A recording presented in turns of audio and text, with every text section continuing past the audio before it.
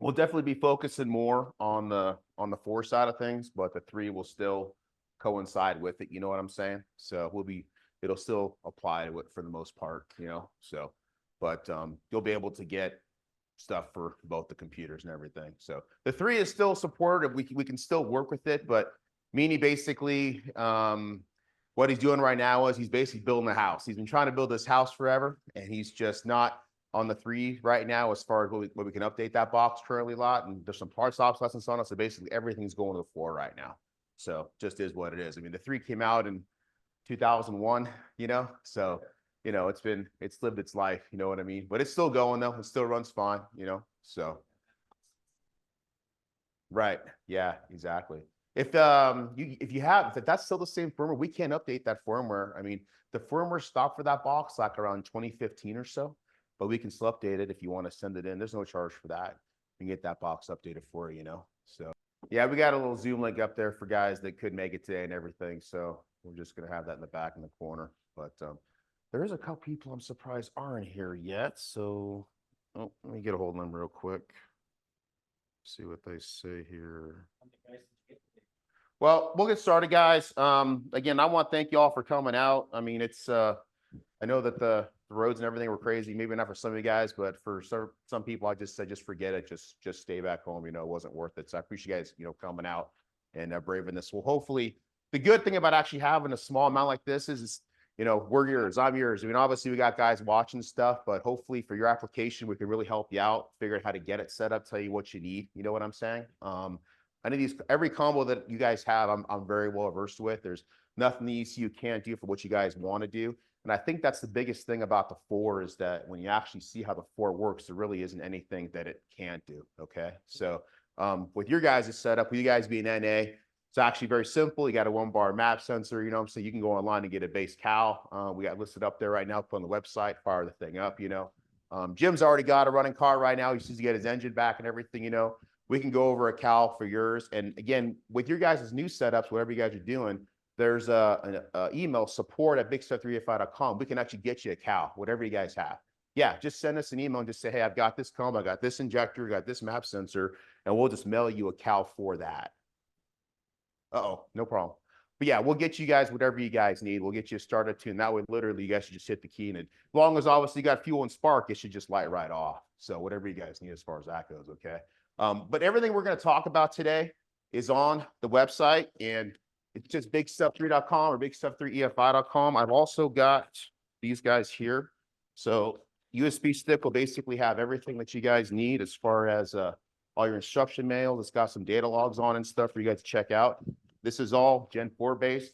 Yeah, whenever anybody buys a system, they always get one of these. So instead of having to go on the website and download stuff, you got that to track. You literally have every piece of documentation that's up here is on that for you. So yeah, so you can go and grab whatever you need off that. So there are some data logs on there, which you guys can pull up with the software, and we'll go over all that stuff a little bit later. So so I'm gonna just make sure that my Zoom stuff is going okay real quick here. What's that? Oh, he's already, did he see already? All right. Hopefully he'll get some more. I'm just gonna make sure I'm just going quick. We can hear you loud and clear, Ben. He's traded together. Can you hear us, Ben? Hey Pete, what's up, guys? Thanks for joining. You guys hear me okay? Yeah, I can hear you fine. Okay. Hey, awesome. Ben. Awesome. Hey guys, what's up? Thanks for joining. Appreciate it. Thank We're you, recording Ben. this also as well, so you guys can be able to check this out later. Okay. All right. So let's just get into this here real quick. So again, like I was saying, everything is on the website, whether you got a 3 or whether you got a 4. Okay. We got a great tech section right here. So if you got a 3, that's going to be your area right there. Okay. If you got a 4, this is going to be your area right there. So we broke it up obviously into 2 different applications based on whatever box you have. Also, we released the firmware for the 4. We're probably releasing the firmware every 2 months right now. And the good thing about the 4 is that it doesn't have, you don't have to send it back to Big Stuff anymore. It's that little SD card right there is how you update your box. All right. So, you know, one of the biggest pain in the butts before, and Jim did it many times. I did it also, setting the box back, and never have to send the box back anymore. It all just goes on the SD card that's on the ECU itself. Okay. Yeah. So never has to come back to us. The only reason why it would ever have to come back to us is if you're going to like an automatic transmission, or if you're going to like an NTK sensor or something, then we got to modify the board. But for the most part, our system is not CAN based. It's really, everything is pretty much all housed in here.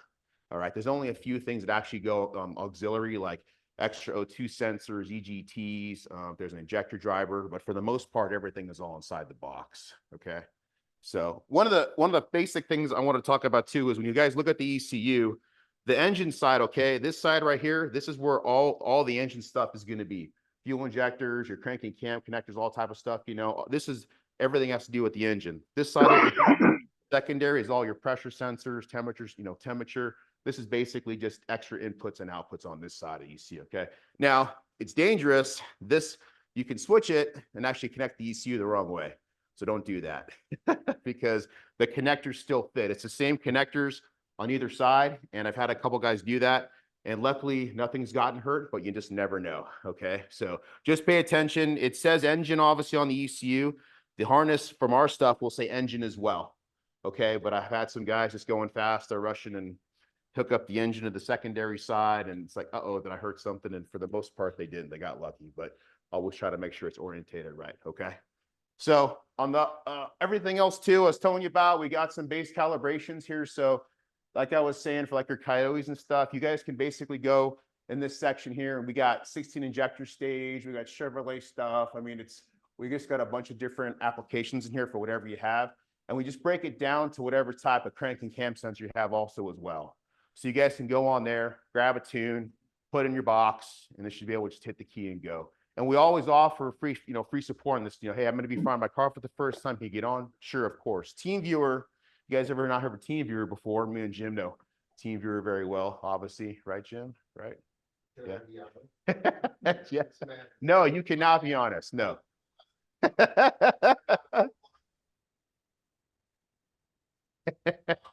How about the map? How about the map sensor dying at the track? How about that one? That was a fun one, right?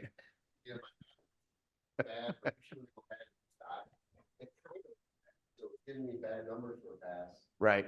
And then it went bad, and then so I didn't have a spare. So we went to the guy who's got the record, small block format class, and he didn't know what map sensor was. So he went over and said, And he has the record in the class, right? Yeah.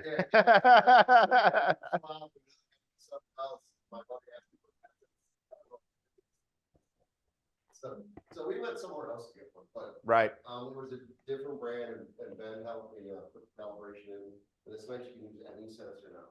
Yeah. Like Yeah. any brand, as long as you have your calibration. Yep. And we were in Maryland, so we were screwed. We didn't get when we were done. Yeah.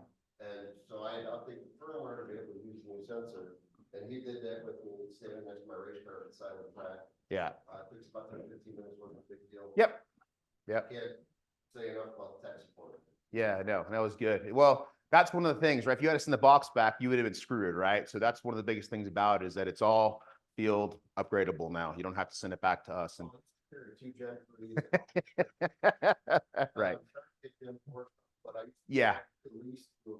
Right, right. It's just nice to be able to have that feature. Obviously, not have to send it back, but and again, we have older guys that still have the 4 that still think they got to send this back in. It's like, no, we never have to see this thing ever again. It's all in your hands. You know what I'm saying? So yeah, it's really powerful to be able to adjust it or to get the firmware on there. And again, if you guys ever need help with that, there's a document on the firmware updating process, which you guys can go through.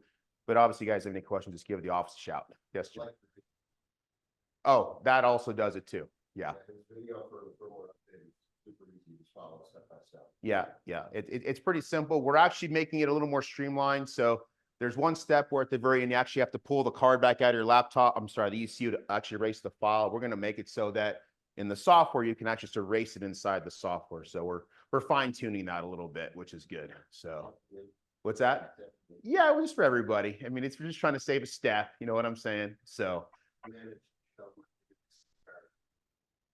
Through the side of the slot and inside the ECU. Yeah. Well, in the early ECU days, when they first came out, there wasn't there wasn't a cover in there. So now everyone that goes out, we put a little cover inside here. So you actually can't drop it inside the ECU now. But like the very first few that went out, you had guys just take it like that, and you'd hear the SD card inside there, you know. So we don't do that anymore because there's a plate there. It's physically impossible for it to go into the ECU anymore, which is cool. So that doesn't happen anymore. So if you get a hold of us before you do it, then there's not an issue. You know what I'm saying? We understand, right? If we got a box and stickers gone, it's like, uh-oh, you know, then may have some issues, you know. That's probably going to be in the next week or so. It's almost done. Yeah, just wait on that. Yes. By the time you're almost done too, we actually have another one coming out. So we got a couple things in the hopper right now. So, and just so you guys know, the firmware, okay, right here, if you click on this here, it basically tells you everything how to do it, and then it'll actually give you the download for the latest firmware and the user guide and everything too. Okay, so again, make it really simple. There's a video online like Jim's talking about, but it's all built into this. You don't got to send it back to us, and all the features pop up when you load it up for the first time. Yes. Firmware update. Yeah. Where do we find out what the update is? Oh, so it's going to be inside here. So in this user guide, it's going to come right in here. So we talk about everything inside here. So like for this update, that was the custom map sensor scaling, enabling the Bosch O2. So everything will be inside this guide. So every time a firmware update happens, we put out a guide like this and tells you everything that's new. Then it also tells you how to go through and set all that stuff up. So you'll see here that, you know, it's going to go through and tell you how to adjust a map sensor like what we did the track that day, because Jim actually got the software, hadn't been released yet. I said, well, we got the software, it's not released yet. If you want to try it, he goes, let's do it. I got a race. So he put it in and everything worked okay, thank God, but it hadn't actually been officially released yet. But that's basically how I set it up. So you'll have some directions, obviously, with the firmware, with what's new and how to obviously set those areas up. So does that answer your question, Jim? Is that cool? Because we used to do firmware updates, and I wasn't sure what the update was. Right. Just like with the software, when you click check for new version, Right. you don't necessarily know what's updated in the software. Right. So on the software and things, a lot of times that's just some bugs or that's just some stuff we're just trying to improve upon. Not necessarily game changers, but the firmware itself in the box will always have that document available, because you're going to have to know how to configure stuff in the box itself as far as the features go. Okay. So like for the map sensor, and this is also, so this feature basically turns on your Bosch O2s. So you can turn on the ignition, and for like UNA guys, you can just simply have the O2 and it actually starts reading like 200 to 1. So that when you crank it, it's already lit, and you can tell if your cranking fuel's way off. I mean, the O2 is already reading right before you even start the engine, which is really nice. So that goes into all that there. But well, yeah, so if you hit the ignition and go, it's going to immediately tell you it's reading while you're cranking. So most times before this firmware, if you hit the key and go, you're waiting for the Bosch O2 to light off and actually read, so you're behind the curve, right? With this feature, you can actually turn it on and the sensor's reading. So as soon as you hit it, it's reading your cranking fuel going out. So if it's really lean, if it's really rich, you can tell right away because the O2's already lit off. I just had rebuilt the fuel pump, and it got tired over time, so I had to keep adding cranking fuel. Yeah. But if I could have looked at that, I could have verified that it's cranking fuel. Correct. Exactly. I just said, oh, sorry. That's it. I mean, that's for the most part, you can just tell if it's happy or not, right? So that's what you got to do. So, but yeah, this document will show everything as far as all the all the firmware updates and everything. It's all on the website. We're trying to put everything up on the website as much as possible. That way you guys can get everything as far as documentation goes to help you guys out when it comes time to do that. Okay.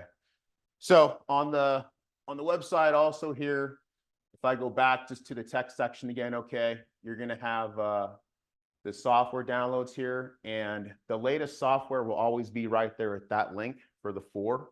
Okay. So if you guys already have the 4 software, and if you're online, like Jim was saying before, you can come over here to this help section up in the upper left-hand corner, and you can just simply do check for update right there. And then it'll also give you an update too. Every time you start the software, and if you're on the internet also, it's going to perform an update check by default. So it'll say, hey, we've got new software available. Okay. So it'll tell you. Now, there's 2 different types of software. Just want to get you guys confused. There's a software that we run for the graphical user interface, but there's also the firmware. Okay. So this update, when it does an update check, if it says, hey, we got a new software version available, that's for your laptop graphical user interface, software interface here, okay? That's not the firmware. The firmware is our stuff that's actually on the ECU itself. Does that make sense? It's two different software, okay? That's how that works. So you got one for the box and you got one for your laptop, okay? So when it says, hey, you got an update, we're updating the look of it, the graphical user interface, the logging section, all that type of stuff, okay? So just make sure you're like, oh, I got the latest software in my box. Well, did you update it with the SD? You know what I'm saying? We get guys that get confused because they think, oh, I just did an update. Well, that's just the update for the laptop side of stuff. You see what I'm saying? Does that make sense? Because it's two different things, okay? So again, on the website, you guys actually have it for the most part on the cards right there, but all the paperwork is there. One of the biggest ones that we have too is if you guys are wiring your car up, we just have these system layouts here. So again, this will show where everything goes. Okay, so again, this is the engine side, right? So that breaks everything out on the engine side there. Okay, secondary side, that breaks out everything on the secondary side. That logo up there in this corner, that's actually your laptop computer. That's what that guy is. People get confused about that sometimes as far as what that is right there. Okay, but secondary side, you can see it's got your secondary O2s, shock inputs, trans pressure, SR2, oil. That's where you can see that's all the IO side. Yes, Jim. Just use this. I bought a second O2 sensor from you. Yes. And time frame deep in the connector because I already have one on the ECU. Right. And it comes with the connector on it. So we took the pins out. Right. Of course, we didn't know where they go back in. So we pull up the wiring diagram. Yep. And you repin the connector going to the ECU based on what we pull up online. So it's nice. We didn't have to call anybody or do anything. I think it's O2 harness or something. Yeah, the secondary O2. So You talked what color and where they go and everything. We used that literally last weekend. yeah, so all the wiring harnesses here, they're all listed right here. It's all broken out. So Yeah, that's where we were looking there, found everything we needed. So, yeah. So here's the tractor and the dyno, all that stuff is right there. I use it to ship all of it. yeah, so this is what Jim's talking about here. Picture right there, just go by the connector, tells you what color and where they go. Yep. So all this stuff is online. Again, we try to make it so you guys got all the data possible. You know what I'm saying? So all that is all broken out there for you per harness and everything. You know, this page is really powerful just because basically everything when it comes to a 4 is all on this one page. You know, there's nothing that's not here for it. And then the user manual is probably close to 300 pages. So what we did was, which nobody's going to read that many pages, obviously, but we broke down everything here so that basically all these are individual manuals that are all stuffed into that one manual right there. Okay, so if you want to just hook up your E85, you can just come down E85, come down here, and then you'll load this up. And basically this is now a separate manual, but you can just go right to the 85 section itself. Okay. Yes, Jim. Yes. Sorry. No, go ahead. I love it. I use all the time is you have a PDF document open. If you hit the search function and you're looking for, you know, injector or something, you can search for everything in that manual that says injector. Right. And it'll get you where you need to go pretty damn quick. Yeah, exactly. Yeah, again, we're trying to make it as foolproof for you guys so that, and also as easy to be able to go and get everything. One of the nice things, I'll just talk about E85 real quick, is one of the nice things about E85 for our box is with other systems, you got to do all these other tables and other stuff. When you get the E85, John actually wrote so much stuff in the background, it's almost done. So you actually have a bunch of E85 tables over here when E85 is activated here, and this over here in this corner. But like you'll see on this vehicle that I have, you'll see here I barely have any type of ethanol correction going on because it's all done for you, which is really nice. So you're not having to start from scratch and build all these tables and guess, you know what I'm saying? And he wrote it so that it's all in Lambda. So you're actually looking at it appropriately, not looking like an AFR or something, you know what I'm saying? It's actually true Lambda because obviously Lambda is the only thing that's going to work if you're running very amounts of ethanol to gas and everything, right? If that's all changing in the background, you know, depending on what level you have. But it's actually really nice. It doesn't have to be touched very much at all. There may be some stuff for cranking fuel and some other stuff, but we'll get over there. Hopefully we have time. But for the 85 flex fuel stuff, it's so simple. It's so easy. Just freaking pop the sensor and enable the option and just go. Works really well. Okay. So for you guys that don't have laptops or don't have the software here, again, if you just go to the BigStuff site, you go to that software section, okay, or the tech info and software downloads, that's where you're going to get the latest version. Okay. So this latest version I have here, okay, this is basically a tune-up. So what I'm going to do is I'm going to connect to Pande's car out here.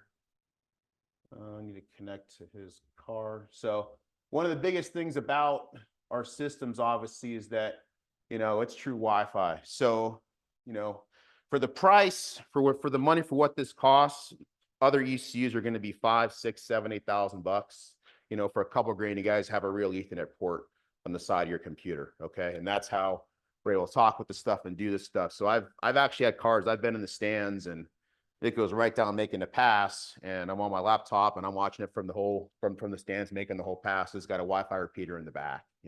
I've been in Southern California. We've got trophy trucks out there buzzing around the desert. I got a 5-foot antenna that's going to a Wi-Fi, and I'm in my rental car just tuning on it, and they're out there in the desert playing around having fun. You know what I'm saying? So it's really cool technology for what you get for the price. So that's also how we're able to do the 8-cylinder closed loop correction. So like what Chris does on his car and everything.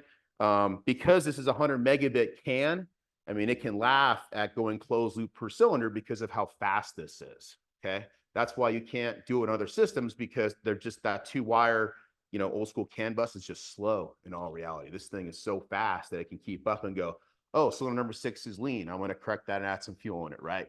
Cylinder number 5 is fat. I'm going to take some fuel out. That's how come we can do it, is because of this. So really, for the price to get this guy on the side of the box is actually pretty freaking cool.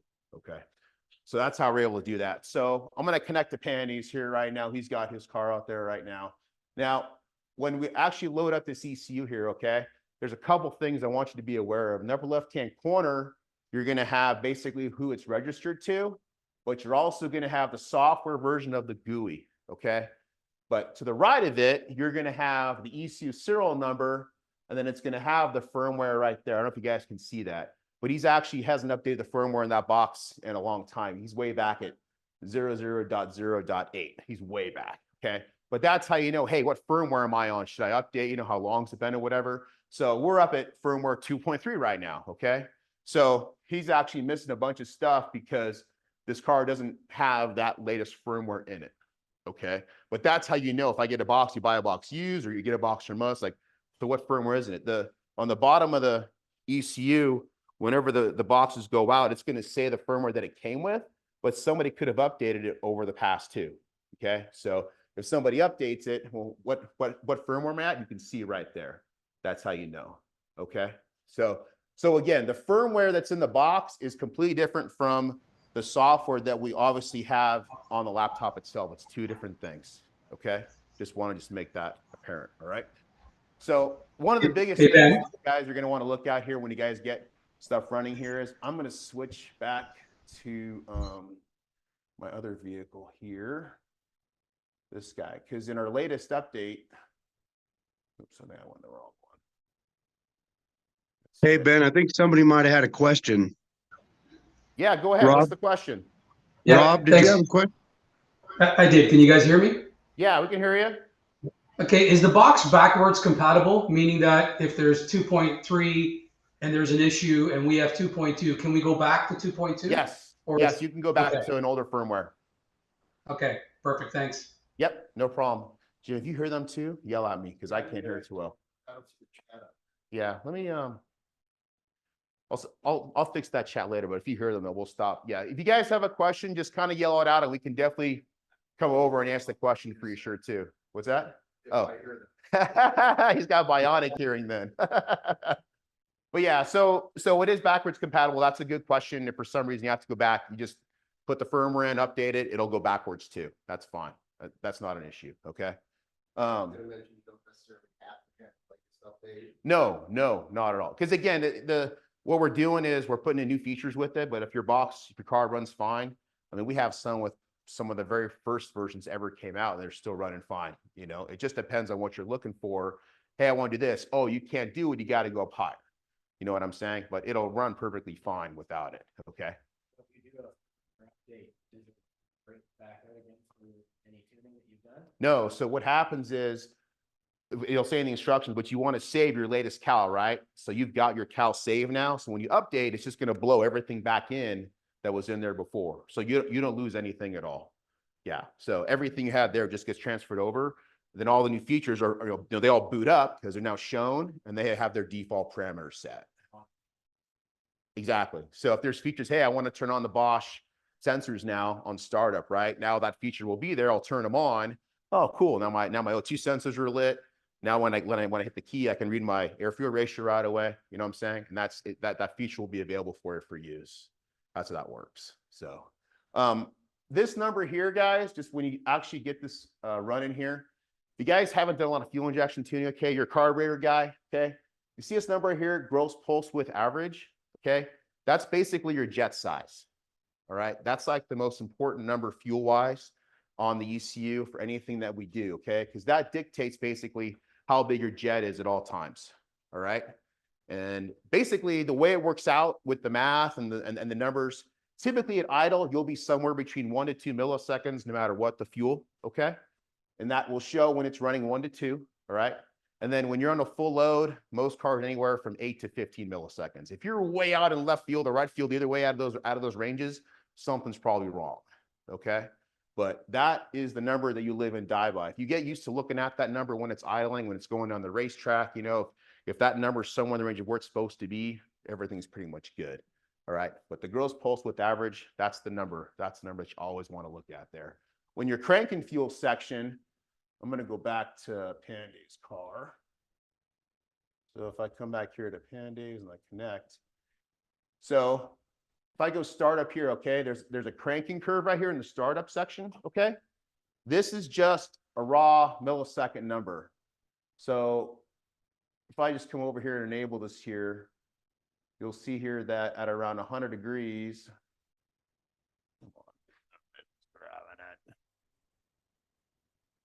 okay, you'll see around 100 degrees, he's got 11 milliseconds, okay? This is an alcohol car. It's gonna want quite a bit of fuel. Some cars though, I have 1 millisecond for cranking. It just depends. But when you're in the cranking mode, that's a raw number. So it's, that's the number that it's using, is that number right there. So that's what Jim was saying, is I just played with it until I got happy, right? And if you're able to get the firmware update and have those Bosch sensors working, you can now see in real time, as soon as it fires up, if it's, stolen because it's really lean, 17, 18, 20 to 1, something like that, or if it's 9, 10 and a half to 1, right? Because it's got too much cranking fuel on the table at that point, okay? It's lean, or if it's rich, you have to crack the throttle open. Yep. But what I was talking, start low and do that little lift this, right, hit up or it'll keep when it starts, then go down and keep going. Yeah, that's typically the happy spot. Yeah, no, that's a good way to do it. That is really it. And then typically for the most part, especially with a race car, big injectors, whether it's cold or it's hot, that number should work. It should be a good all around number. You shouldn't have to play with that number pretty much ever again. Okay. Now, What was that number again? What's that? What was that number you said it should be around? For the pulse width itself, at idle, you're typically between 1 to 2 milliseconds, typically. Yes. On gasoline, yeah. Well, no, alcohol, it's usually around 1 to 2. Huh? I'm at 5 or 6. You're at 5 or 6? We got to work on that then. That's quite a bit. 80% out when I put a better fuel pump. Oh, got it. Okay. When I had a manual fuel pump, Yeah. I was at the top of the scale. Oh, When I okay. put the Kinsler pump on, Okay. I knew it was flooding out. I had to pull it way back down. Oh, interesting. Okay. So yeah, typically 1 to 2 is typically what it'll be at. If you're somewhere much higher than that, then there may be a configuration issue, maybe in your injector offset table, the fuel pressure may be low. You have any questions, obviously we can look at it remotely, help you guys out. We'll figure all that out for you. Okay. But this cranking table is literally just the raw cranking time. Okay. So you'll see here that if his car was going to be running, okay, he'd be running right around 2 milliseconds right here. Okay. So if I was to come over here and pull up this tuning and dyno views and look at the fuel table, okay, if he was running, he'd be right there. And you'll see there that it was around that 2 milliseconds of fuel. Okay. Now, kind of jump around a little bit here. In the software, anywhere you guys see a box here, okay, like anywhere you see a box, if I right click it, you can put anything you want inside that box. Okay. So if you're on this page and you just want to start custom tailoring this look, so I want to put that gross pulse width number now, okay, in that box. Okay. So I'm just going to left click and then boom, now it's right there. Okay. So any box, any gauge, if you simply right click over it, you can load in whatever you want it to be. Okay. It doesn't matter. It's all predefined in here. So it makes configuring the software really simple. Okay. Just right click over a value, boom, just shove whatever you want in there. Okay. But this just gives you an idea though of when he fires it up, he's going to be somewhere around 2 milliseconds, which is pretty average for that combination. He's got a small injector, it's a 60 injector, it's a 298 setup as well, but he'll be around 2, maybe 2.5, maybe somewhere around there. Okay. Jim out there at 5 milliseconds. That again, that's kind of interesting. We should look at that when we get it running again, just to see if maybe we can trim that out a little bit. But that is quite a bit. But if it works though too. You know. Right. And it takes it a second to get primed. Right. The magnet fuel pump I had it was like 100% duty cycle. Right. Right. Interesting. Okay.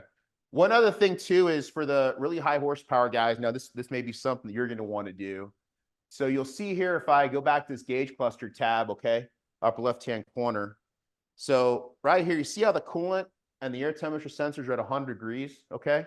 That is called Pro Mod mode. And what that is for is because the VE calculation itself, when you're running in the VE mode, okay, volumetric efficiency takes into account the map sensor, engine RPM, comes up with this volumetric efficiency number, all right?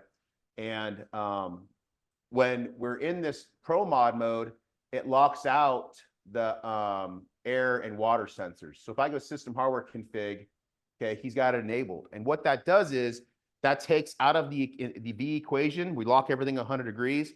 Now those sensors aren't influencing the volumetric efficiency calculation anymore. And that's really important because here's a good example, all right? Let's just say it's 60 degrees at night and you've got the air fuel ratio table set up and you're making a pass. And all of a sudden the closed loop correction is pulling a ton of fuel. Okay, well, the air is really cold, right? So the V calculation, oh, I got really cold air. I'm going to shove a bunch of fuel in automatically, right? Well, the closed loop's like, dang, why do I got so much fuel? I'm going to pull it back out. Now it's the opposite. What if it's 120 degrees outside? You make a rip. The volumetric efficiency calculation says, oh, wow, it's 120 degrees. We don't need that much fuel. Now it's adding a ton of fuel, right? Because the VE calc is basically influencing that gross pulse width number, right? Because the air temperature is hot or cold. So by locking out these numbers, there's no more of that. You're taking out that variation, okay, which is nice. And for all alcohol cars, we pretty much recommend that because you don't have to worry about that. It's not a street car. Get rid of that variable because you have so much fuel going in anyways. You don't need to worry about the air or water. Plus, if you're not intercooled, you're going to be 300, 400, 500 degrees potentially, especially if you're pro charge. You know what I mean? And that will do you no good. Okay. Hey, Ben. So, yeah. I'm not going to want to do that being on gas still though, right? No, I would. You'll stay on yours for sure because you're intercooled and everything. You won't do Pro Mod mode. Nope. Okay. No. Good question. Thanks. So, what's that, Jim? Yeah, you can. It's up to you how you want to tune it, but you don't have to be though. Get by live training. Yeah, you just basically have to. You just got to realize that if that is not enabled, the VE calc is working at all times. So if I come over here and actually turn it off. So I'm going to turn Pro Mod mode off. Okay. There's the values right there. Okay. So those values will now be used to calculate fuel, right? But that means his whole fuel table is going to change now because now the air sensors work in, the water sensors work in, and stuff's going to change, right? That's how that works. Right. Right. Exactly. Yeah. We've had, yeah, there's also, we've had guys where, like in the Gen 3 days, they leave their air temperature sensor unplugged. So the air sensor unplugged is a negative 32 degree Fahrenheit value. Well, the ECU thinks you're at 32 degrees below.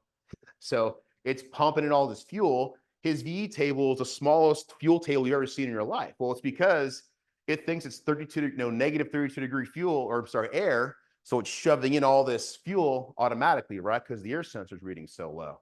Okay, so these sensors are very critical, especially on the volumetric efficiency side. By doing that, you get rid of that variable. That's what they're there for. But you can still read those sensors though. You see how he's got them over here? Head temp left bank, head temp right bank. So those sensors are still red. They're just not part of the equation because again, we're mainly for alcohol guys. So that way you can monitor head temperatures. You know what I'm saying? And then that way you have something to work with. Exactly. It's just not being used as part of the overall calculation itself. So, yes, go ahead. So if I have my oil, my water, Mhm. so if I want to see my oil, I'd like to black out the chroma mode. Right. So if I look at the head temp, that'll be my oil temp. Yeah, And then we absolutely. can actually go and change the label on that, Yes. Well, you can change it on the graphical user interface, but it still comes up in the logger as head temp left bank, head temp right bank. It comes up as those names. Okay, so if I want to see my oil, I just pull one of those traces up, look at it. Correct. Yeah. And it, There's reason. yeah, so that way you can still use this. I mean, there's no reason to waste those sensors, obviously, right? So they're still used, they're just not part of the calculation itself. Oh yeah, no, it's there to use. Yeah, you can still use it for anything that you want. So, but yeah, that's a real powerful feature. And again, it just takes the variable out of having that on the VE side of things. Okay, what's funny is too, not a lot of manufacturers do that. We're still one of the only ones that still lock that stuff out, which is funny. It's just lock it out as part of the VE calc. Okay, so.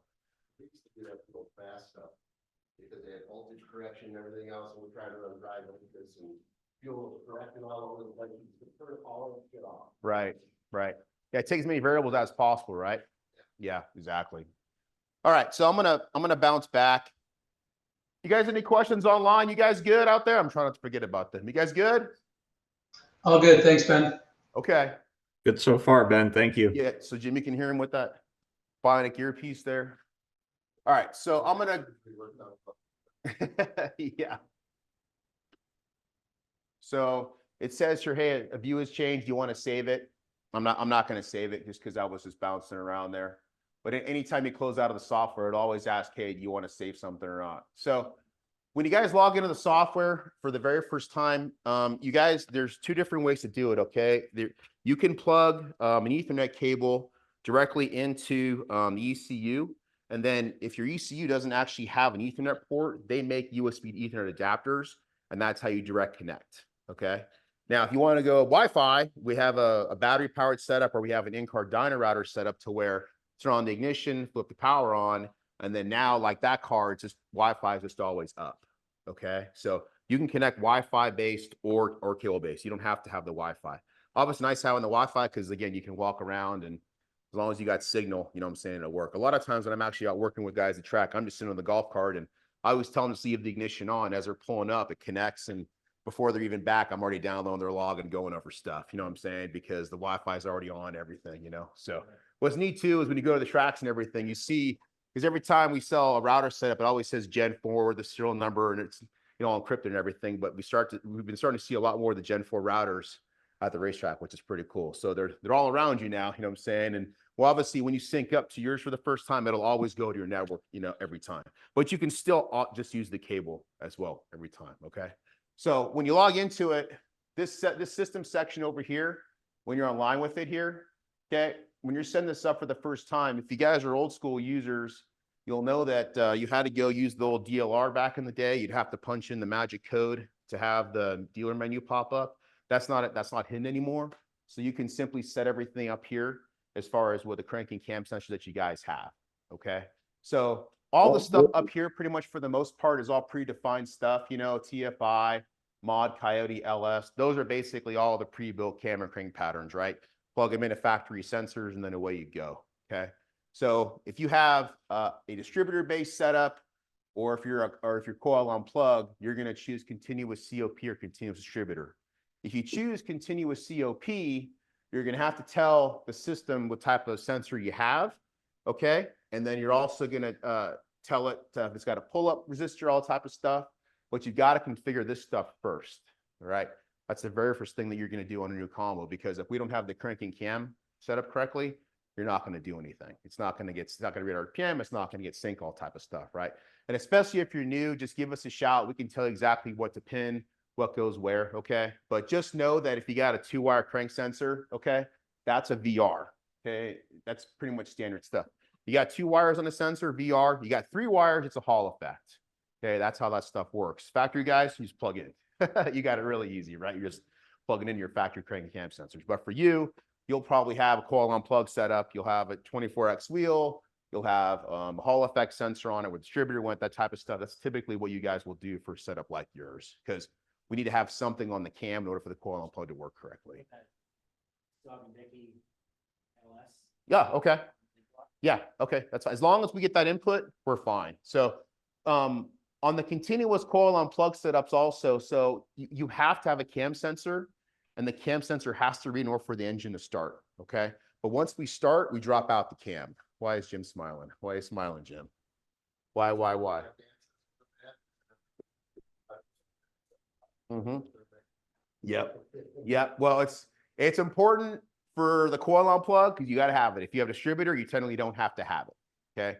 Because in our world, when you have distributor base, it's just for individual cylinder spark. But for coil on plug setups, we got to have it.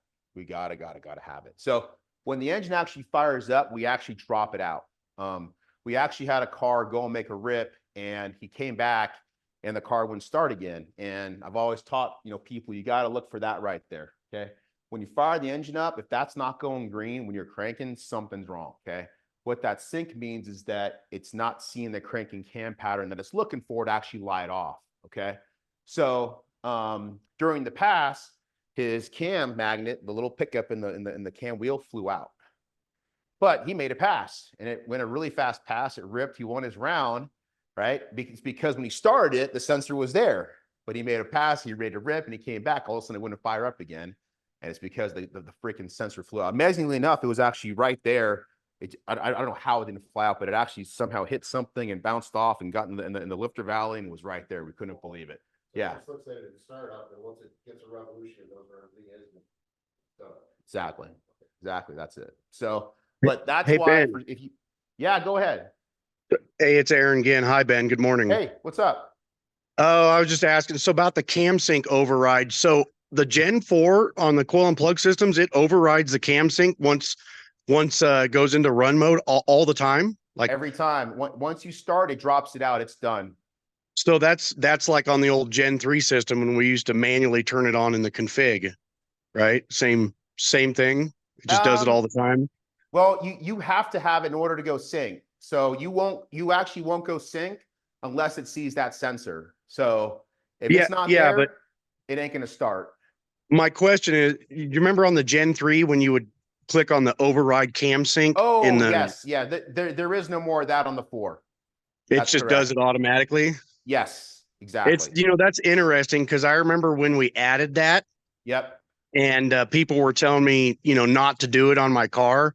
Right. And I had issues, with the factory LS block because you can't adjust the cam sensor.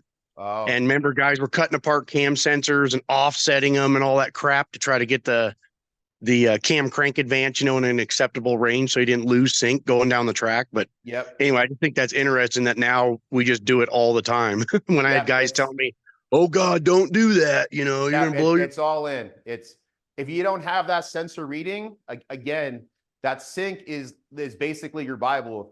If that when you're cranking it, if it's got no start and that's not going green, it's pissed. It doesn't see how you've got this stuff programmed here. It's not seeing something.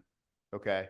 So that's the very first thing that you look at. And as soon as we saw that, we're like, uh-oh. And if you're reading engine RPM, your crank sensor is obviously working. So we knew right away, okay, we're reading engine RPM while cranking, but we're not going sync. There's got to be something wrong with the cam, So maybe the cam sensor itself died. Maybe it lost power, but it actually was the little magnet flew out. So again, what's that? Aluminum, but it was just drilled out in the cam gear, and pressed in with some JB Weld and stuff, and it flew out. It flew out. It couldn't take 8,000 RPM anymore after how many years, so it just flew out. But like I said, how it actually landed lifter valley, we actually saw it and pulled it out, and we're like, holy crap! I couldn't believe it actually stayed around the engine.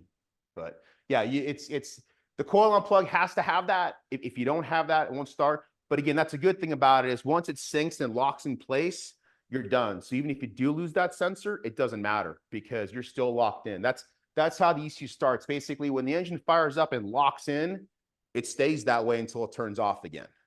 Okay. Yeah. But that sensor is very important. But for the most part, most guys are going coil on plug nowadays. I mean, it's just got so many advantages. You can pretty much support any horsepower with the level now. You can pull timing back as far as you want. That rotor issues, you know what I'm saying? So coil on plug is definitely.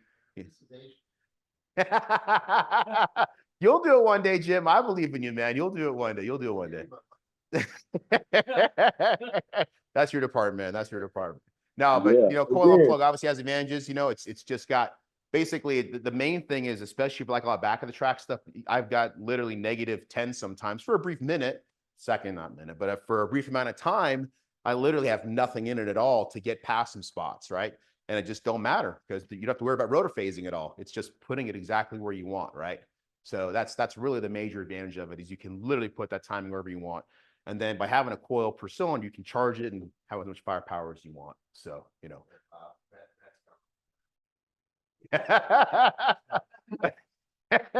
Yeah. You know, I just paid for.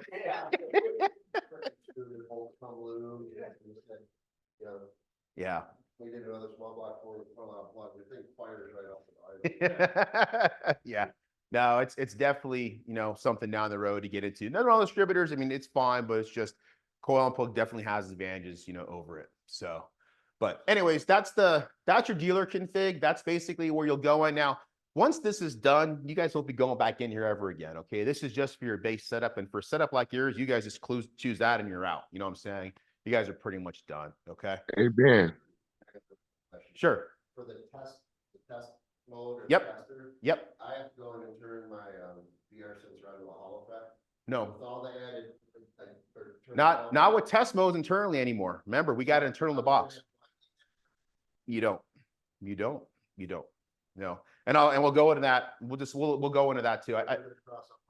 Yep, just take that one off the list. Did somebody have a question online? Yeah, I was just saying how you found my broke tooth with that sync thing.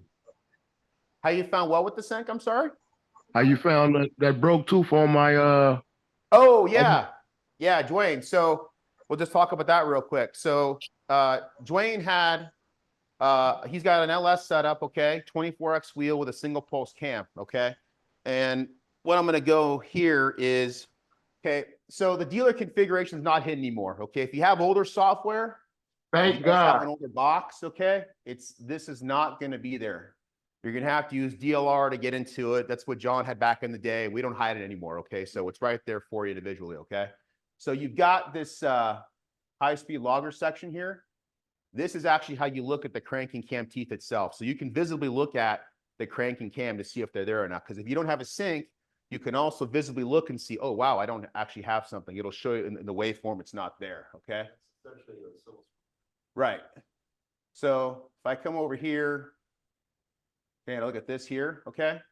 So this is this signal right here, this log is showing the engine's pissed, okay? The reason how you know it's pissed is the high-speed log has these little red lines here, okay? When the ECU goes sync, that red line is just flat, okay? What Dwayne was talking about is, this is the waveform of the crank here, okay? So as the engine's cranking, we've got the teeth going up and down, okay? That's the teeth going past and the sensor picking up and going open, close, basically, right? Well, on his, we were supposed to have 24 there. We only had like 23 or 22. So we could never sync. We could never actually get his actual engine started. And for whatever reason, they just couldn't see these teeth. And that's why. But we were able to see exactly why with the scope. Okay. We had a no start condition. If we didn't have the scope, we wouldn't have been able to know why. But because we got the scope, we can see why. Okay. So depending on your engine setup, okay, you may not actually have a chem sensor. If you're distributor based like Jim, you can just simply have the crank, which is what this is, with no cam. It'll start fine because it's programmed that way, right? So if you have coil on plug though, okay, if I come over here and look at, over here, let me go here.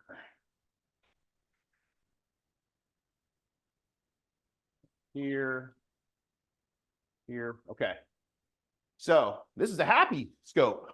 Okay, because we have a program here, a crank signal, we got a cam signal, the ECU is happy.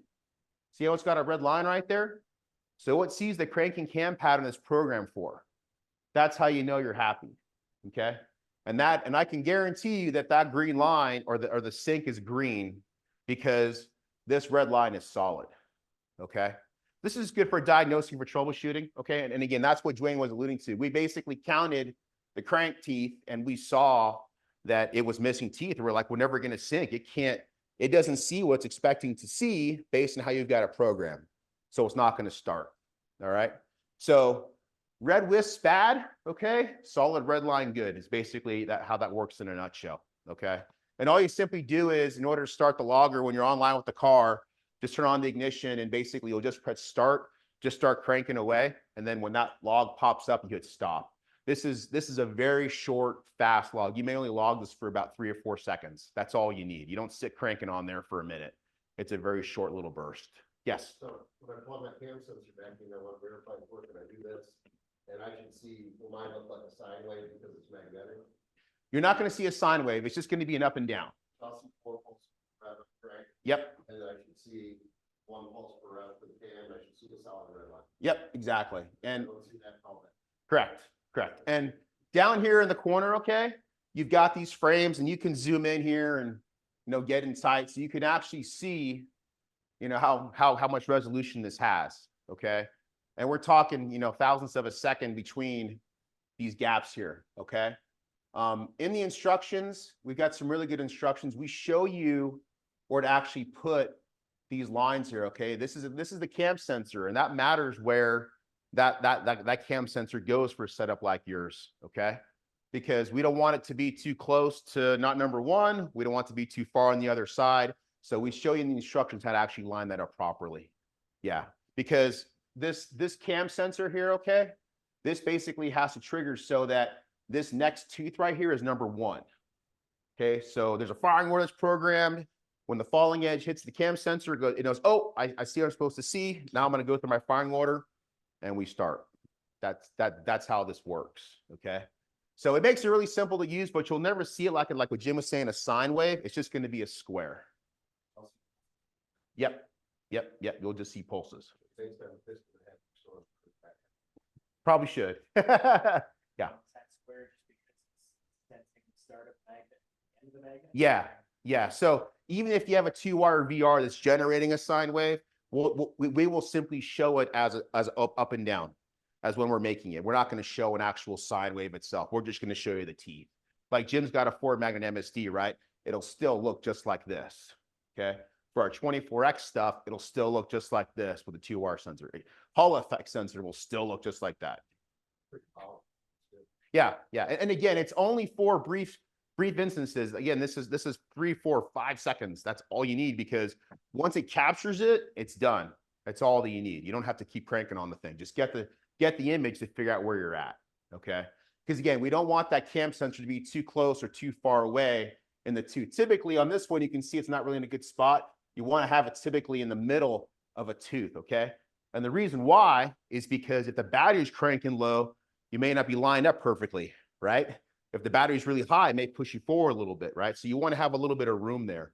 If you're hugging it right here, okay, that's actually not a very good spot. I don't even know where this one even came from, to be honest with you, but that's not a very good spot to be. But we want to be back out here.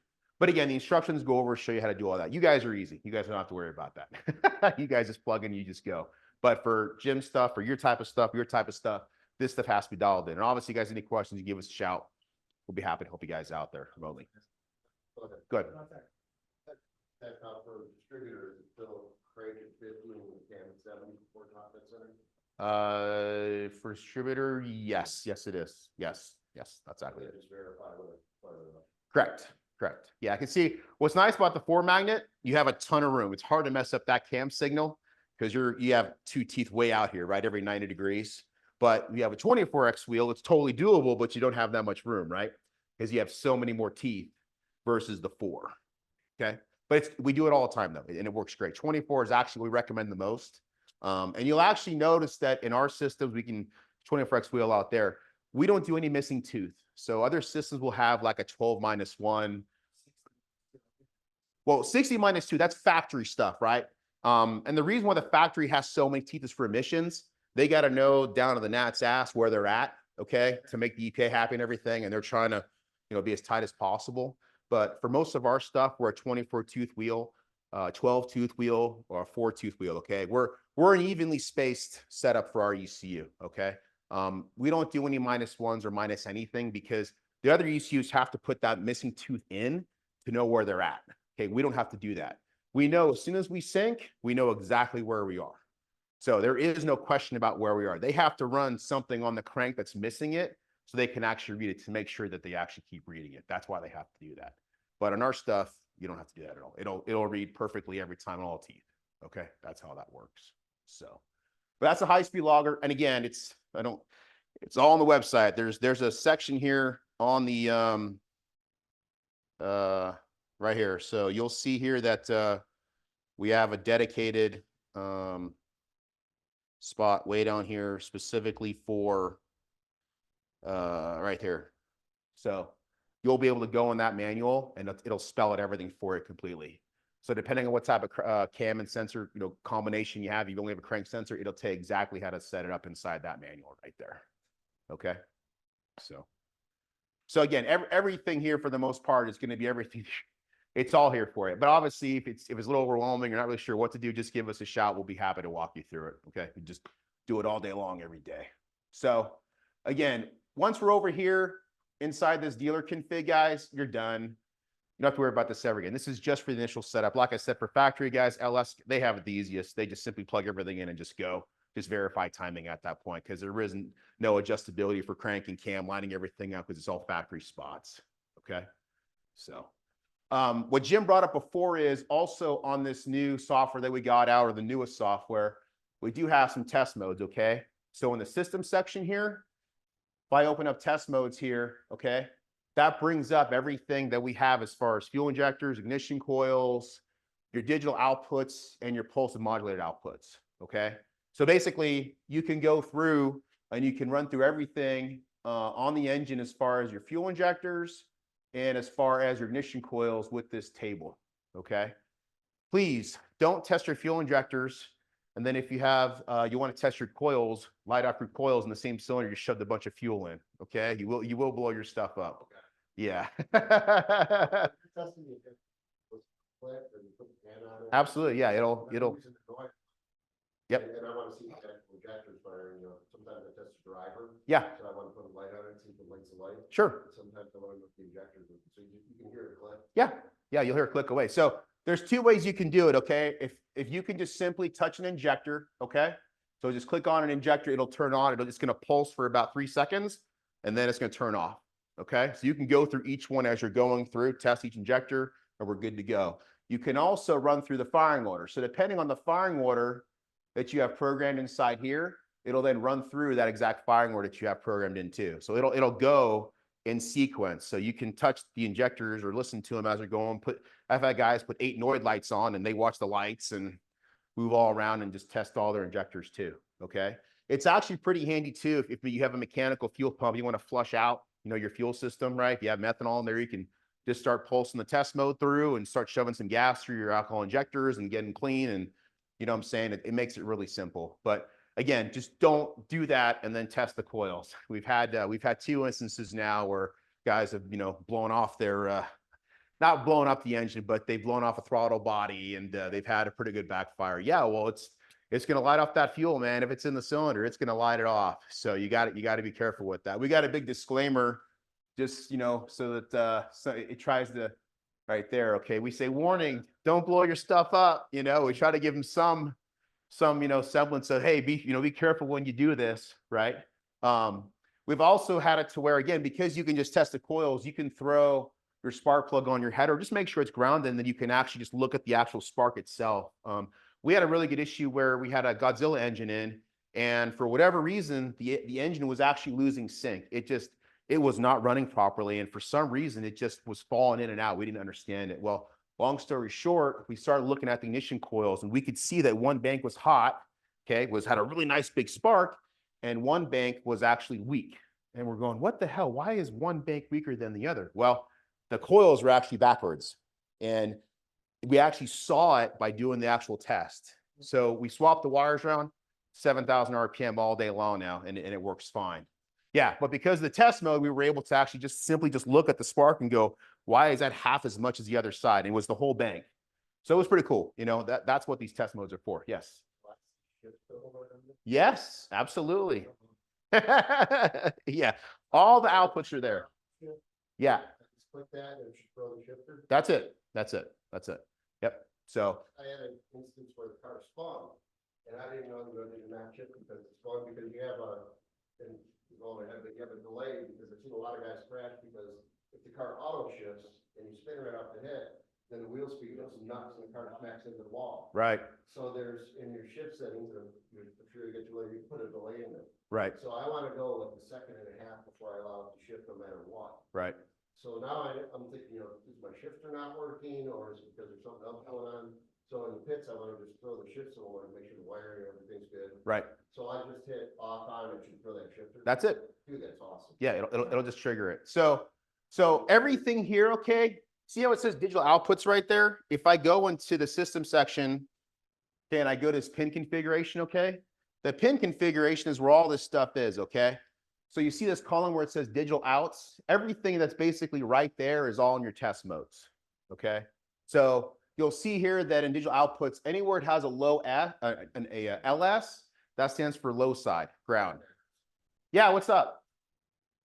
Let me say something. Thought I heard a question.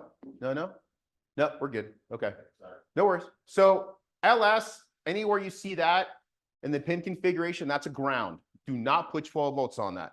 For the love of God, please don't. Okay, that's a ground. Okay, and that's not configurable.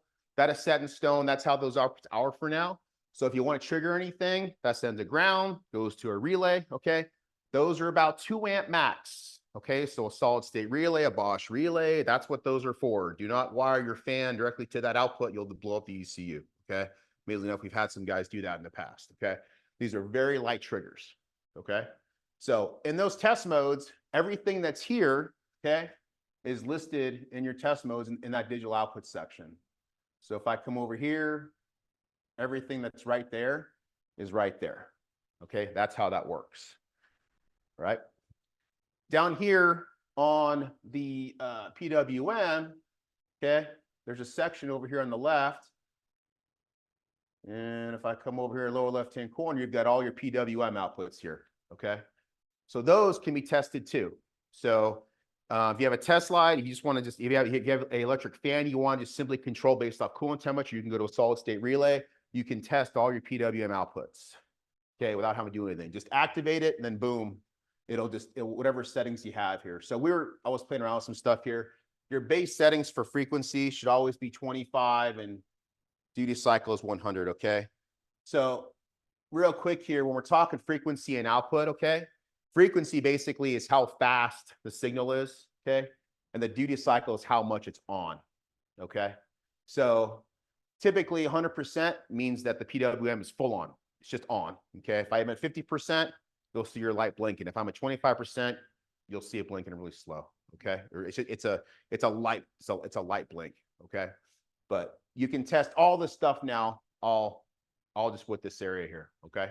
Jim likes that. I'm happy. The last race we were at, standing and Yeah. moving crap is happening with the ignition and Yep. is it not shifting or is it just because it's not seeing the shift signal? Right. So it would have been nice to be able to test it, but somebody had a tester that got it. Yeah, right. Don't you hate when racers don't give your stuff back? Don't you hate that, Jim? Oh, I got it. Right, exactly. Yeah.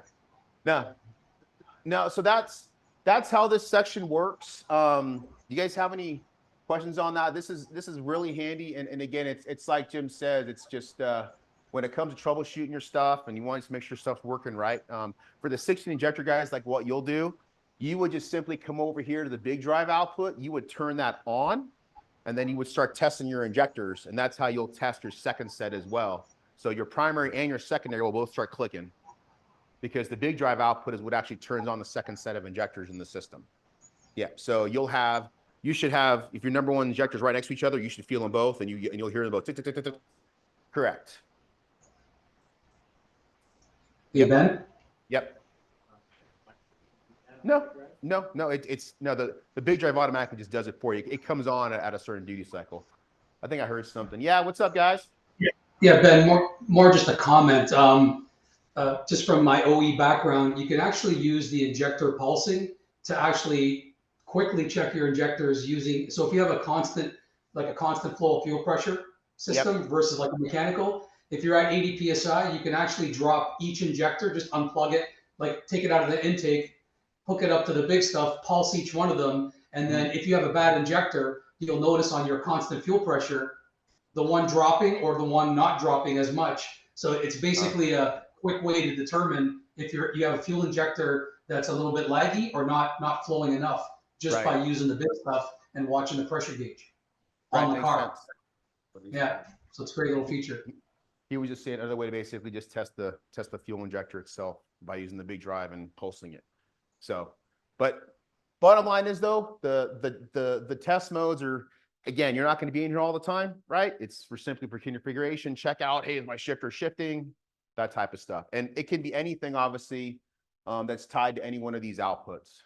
Okay. Big drive, but I don't look set, so. No, because yours is always on. Yeah, your big drive's always enable controlling your set of fuel injectors. I guess put that check driver to get swap pigtails too. And if one injector's not firing, when you swap pigtails and loosen the other injector that was firing in test mode, then you know it's the drive, not the injector. Yeah, you could do that too. But again, we're trying to, that's the thing, right? If you're in the race, it's hard to just test a fuel injector. If your rails are full, right, you know, you're gonna be spraying fuel inside that cylinder. So again, just got to be cognizant of that. You know what I'm saying? Crank it over, get the fuel out of the cylinders before you actually try to light it off, or for some reason, if you're going to be, you know, doing stuff with the coils soon, you just got to be very cognizant of that fuel sitting in that cylinder, because you just have a brain fart or something, you forget about it, and bad stuff can happen, obviously, you know. So practice, they pull the freaking plug to the test. probably, yeah. I mean, that way it's pretty much bulletproof. You know, the fuel gets in there, you crank it over, it blows out, whatever. But there's not going to be an issue. It'll just be bad when you first fire it off. It's just that there's going to, if you try to test the coils with the fuel sitting there, that's where the bad stuff can happen, you know. I set myself up. Yeah, don't do that. Right. Yep. What's up? Doesn't that have some of those direct injection engines start? Yeah. Squirt a little bit in, fire off? Yeah. We're not doing direct injection with that, but yeah, that's what I'm saying. It's fine. It's just that if you just have the fuels, yeah, exactly. That's it. Yeah. So obviously the engine's not returning, but if you light that cylinder off with the gas just sitting in there, it's going to go boom. It's going to go somewhere. So that's where you just got to be careful about that. Okay. So, all right. So basically the system section, the only other part in here, I can't spend all day because I can at least spend all day talking about the system section here, but on the operating configuration section here, okay, this is a very important area over here because again, you typically will be in here for the most part under base configuration when you're setting stuff up. Okay. This crank wheel teeth is very important. So depending on how many teeth you have on the crank, that's where you're going to put in there. So Jim's got 4, this one's got 4. That's where you put that in, okay, for the old MSD. If you got 24X wheel, you'll put 24 in there, okay? That'll just be 24 like that, okay? Again, this all goes back to sync. Whatever is programmed in and all these parameters, that's what it's looking for, okay, in order for it to go sync correctly, all right? You're going to have an inductive delay. This only happens, this only depends on if you have coil on plug or an MSD box. If you're coil on plug, set it to 112 and forget about it. If you have a distributor based, set it to 10. That's it. Other systems, you got to mess with that inductive delay a lot. Just leave it alone, okay? Whenever you set cylinder timing on our stuff, go to about 3,000 RPM, just put the gun on it, make sure it's steady, okay? And that's just going to be, what you're actually going to set this offset angle for. It's these 3 are the important ones right here. Okay, crank reference offset adjustment, the crank wheel teeth, ignition compensation. All right. Ben, just quick question. Which pull down are you on right now? Just so I can make sure that I'm on the right one. Sure. System section and then Yep. operating configuration. Operating. Oh yeah. Okay, perfect. Thank you. You're welcome. So what happens is if you go to 3,000, okay, again, this is race car stuff. If you're going for 3,000, okay, and you're setting your timing for 20, again, I'm kind of bouncing around a little bit because I have to, but in the ignition settings section here, okay, I've got a spark modifier selection, very first one, and there's a test timing enable. You see that at the very top? Okay, so when you're setting up your ECU, this is actually where you set your timing to be locked out no matter what, okay? So I'd rev to 3,000 RPM. I'm looking for 30 degrees. If I don't see 30 degrees in there, I'm going to change this reference offset adjustment to match up, okay? That's how you do that. That's factory guys, no matter what. This is actually how we calibrate timing in the ECU. The ECU in all actuality doesn't even know where the hell you are. it just sees cranking cam patterns and it lights off stuff, right? It just sees stuff and goes. You have to actually tell it, hey, I have this much timing. So that's a very important box to actually adjust, okay? And what'll happen here is, again, if we go to 3,000 and it needs to be at -2 in this case, okay? But at idle, it may be off a couple degrees. We don't care, okay? Let it be off a little bit at idle, but we want to make sure we're dead nuts on at 3,000 or above. Because I've had guys, wait a minute, my timing's a little off. Don't care, just whatever, just make it work down there. We want to make sure that when we start revving out, if there's a little bit of latency in your system, that we're locked down. So whatever that number needs to be, plug it in and forget about it, okay? So 3,000 RPM or higher, 112 or 10 on the ignition compensation, okay? And the number of teeth right there. That's all you got to do. That's it. So again, all in the manual, I'm just stating what's already in there, but I'm just kind of harping on that section because, again, once you get everything set up and going, this won't be touched again, but it's very important as far as the base setup. So you enable test mode, you have like parameters, so you look at your base spark map and see what the number should be. Okay, 3,000. Because that takes all the slack out and everything. Well, again, when you lock out, when you do test timing enable here, it's gonna lock out this number, whatever. It's not gonna even look at the spark map. Whatever number you have programmed in there, it's just gonna go there. Okay, and typically you're between 20 and 30, somewhere around there, right? Yeah. Yeah. So, and for the guys that forget to turn that off, anytime it sees boost, it turns off. We've had some guys leave the test timing enabled, and you probably don't want 30 degrees at 20 pounds of boost on pump gas and stuff, right? So it basically turns off the test timing, and whatever you've got set up there is what it's going to do. Okay, but those 3 boxes right there are very important for that setup of that spark. And this goes back to the cranking cam patterns. I mean, again, this is part of base setup. All right, whether you have a custom setup like yours or factory setup like theirs, it doesn't matter. Those are still going to be configured the same way. Okay, factory setups still get that 112 like you guys have. Okay, your coil on plug, even though it's aftermarket, it's have high power coils, still get the 112. Okay, any time of aftermarket coil on plug, coil near plug, whatever you want to call it, it gets the 112. Okay. 13. Yeah, that's fine. That's fine. Yeah, that won't hurt. You said 210 and Yeah, and all we're doing is, again, we're just saying, hey, add 13 degrees when we start up to get everything synced up. Okay, because the ECU knows I got this many teeth. Okay, I'm locking in here. You put that number at 13, it now knows, okay, I'm going to light my spark off here, and that's how you get everything calibrated. Because again, the ECU doesn't really know anything. It just knows what it's being told. So it's depending on us to actually program everything correctly so that everything is lined up correctly. Because it just knows to light off when it sees, when it sees the actual sensors and everything. Okay. The other important part inside here is going to be the injector flow parameters. Okay. If we're in the volumetric efficiency mode, which most people are, you want to enter your fuel injector size in cc's. Okay. So you have a 100-pound injector, it's 1,000 cc's. Okay. You got 80-pound injector.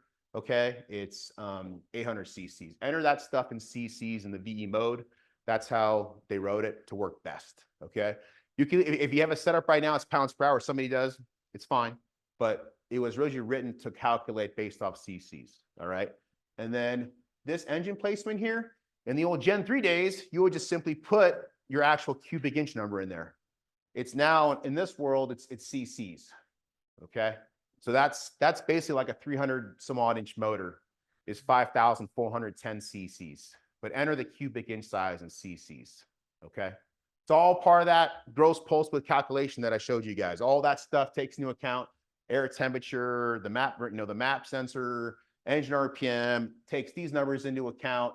Then it spits out that gross pulse width number. That's where all this stuff comes from. Okay.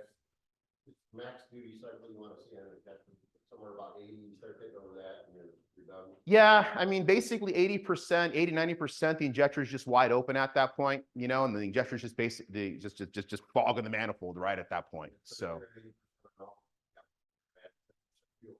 yeah.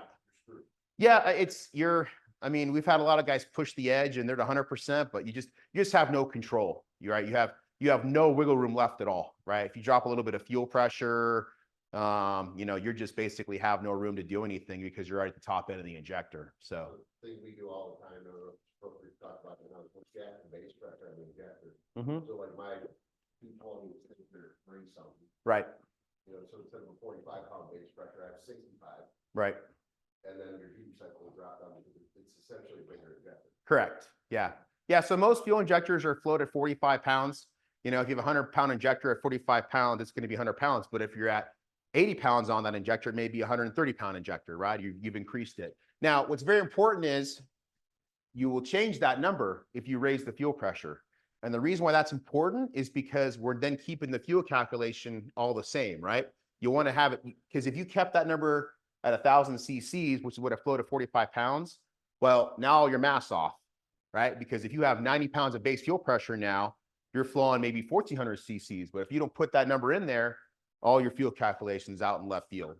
Because the ECU still thinks you have a 1,000 cc or 100-pound-hour injector, but you really don't because you've jacked the fuel pressure way up. So it's a good idea if you're changing fuel pressures to change that number as well, so that all your fuel calculations, your pound per hour, all your stuff stays within its range. Because if you don't change the number, you could have, why is my duty cycle at 50% or 100%? But if that number is not set correctly with what the fuel pressure is for that rate for that injector, right, then you could be out in left field. Does that make sense? Okay. So I see a lot of guys with a, hey, I'm at 85% duty cycle, what do I do? If they have a good enough fuel pump, they can just jack the base and. correct. Calculations on your webpage, right? Yeah. So there's a calculator we have there. You could also just Google, you know, fuel pressure calculator. I forget what it's called. Yeah, you just punch it like where the rated at base, and it tells you what the size is. Exactly. And then it solves the problem immediately. You may not need a bigger injector necessarily. You just Right. need the base pressure. Exactly. Exactly. But you want to just make sure you change that value so that everything is still consistent with what you're actually flowing at that point. Because if you're actually flowing 1,300 cc's, but you only got 1,000 in there, then all your numbers are off, right? It'll still work. It'll still work fine. It's just that your pounds per hour, your duty cycle, all that stuff's just going to be not right. So if you want it to be right, change that number when you change your fuel pressure to match along with it. Okay. Other systems, they'll say, you know, enter the fuel pressure, all sort of stuff. We just want to know what you're flowing at that fuel pressure. That's all we need to know. What rail pressure scares you? That's really just on the injector. I wouldn't be scared of rail pressure. I would just be scared of what the injector is rated for. You're Yeah. like 100 PSI, that's Yeah. Yeah. I mean, we've done it, you know, even with the old Bosch 160s, but probably not, you know, the best. I don't think they're rated for that. You know what I mean? Yeah. It's just getting up there, you know, it's whatever you can stomach, right? But, you know, going back to all the thermal events we saw, guys were jacking the rail pressure way up and then they were blowing O-rings out. right. Exactly. Bad stuff that happened. Bad stuff can definitely happen. That's why you see. Yeah. And Yeah. you see fuel rails that are held down to the top because they're blowing the rails right off. Yeah. Boost air pressure. Well, you got to be really careful too, because depending on the rail and stuff, it's easy to nick those little O-rings, you know, right? You got to be really careful. That's when it's like, give my carburetor back, right? Because you're not dealing with that. But yeah, you got to be really careful, grease them up really good. Some rails are just so snug. You're like, oh, you know, when it's going in, you're kind of massaging it, and some just suck right in, you know, just depends on the rail that you're working with. It comes up a lot of traffic guys out of injector and you can get them by just by jacking the base. Correct. Yep, exactly. So just remember to change that. All this other stuff that's sitting around it, again, nothing crazy pertinent, but if you want your mile an hour to match up here in the vehicle speed, you'll enter in the tire diameter, enter in the gear ratio if you get a drive shaft sensor. That way your mile an hour is within, you know, 100th of a mile an hour. So that's good to set up right there. One thing to also note in the software, so this is actually my test vehicle back home. You see how this is grayed out here? I can't, if I want to mess with the auto shifter, okay, it won't let me. So if you're bouncing around the software and this AC compression is grayed out too, if this is grayed out, that's because there's a feature turned on in the software that has taken up that parameter, okay? So on this vehicle, we've got the transmission configurations enabled here, okay? So if I disable that transmission configuration, okay, it will open up certain values here and let them be able to be used based on these guys here being used for the trans itself. So if you ever do see those guys grayed out, it's because something else is using it. Nothing's wrong. It's just that the software is saying, hey, you can't use that because I'm stealing it for something else. Okay. And again, we can go through that on how to open up that stuff there. But I'm going to disable this real quick.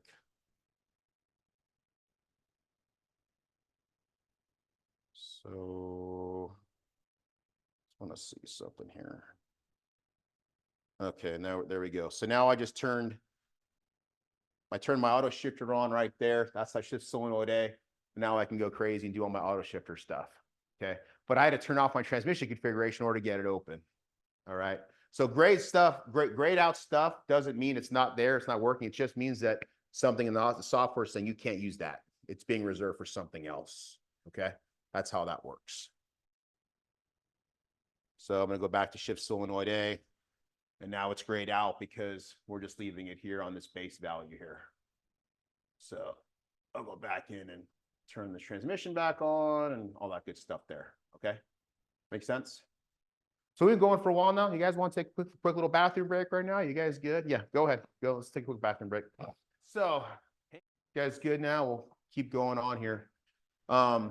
And if you guys obviously have any questions, you guys online too, if you guys have any questions, just shout it out. I don't want to be talking up here the whole time. By all means, I want to get the most out of it for you guys. So whatever you guys need, just ask and we'll go from there. Okay. So I'm going to keep moving on here now. So again, the system section here. Okay.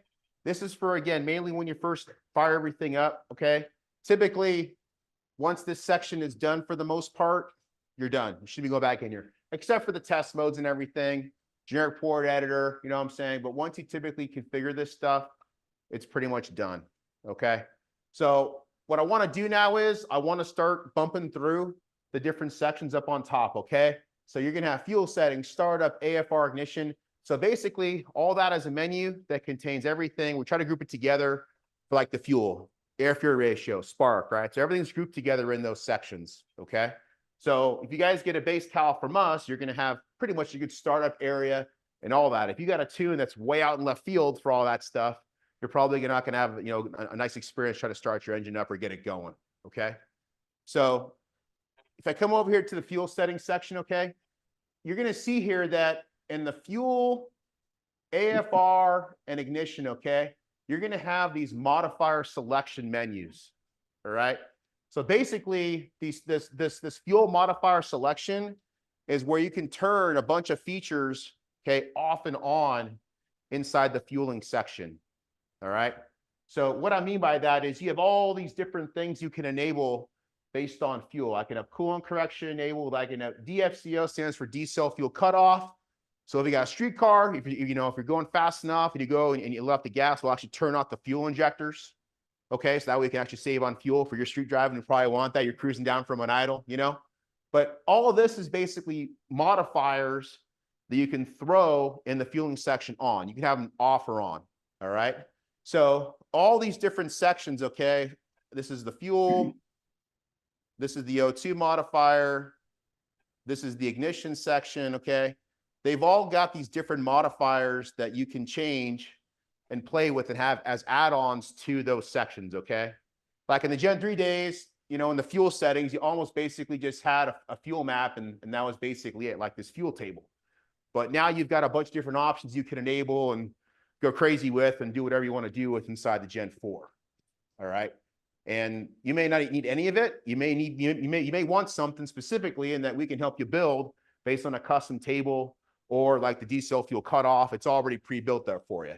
Okay, so the modifier selections for all these different areas are for your application if you want to enable stuff. If you don't want anything enabled, just turn it all off too. It doesn't really matter. Okay, so just remember where it says modifier selection, each one of those areas.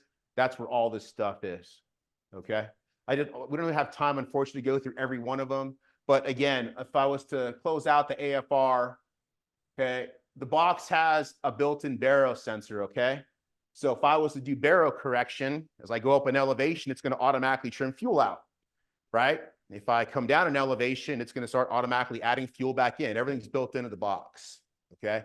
One thing also too, when everything is built into the box has, I don't know if I still have that window up. The box internally, let's see here if I have this. So the box internally has built-in baro, and then it also has a built-in gyro and G meter. Okay.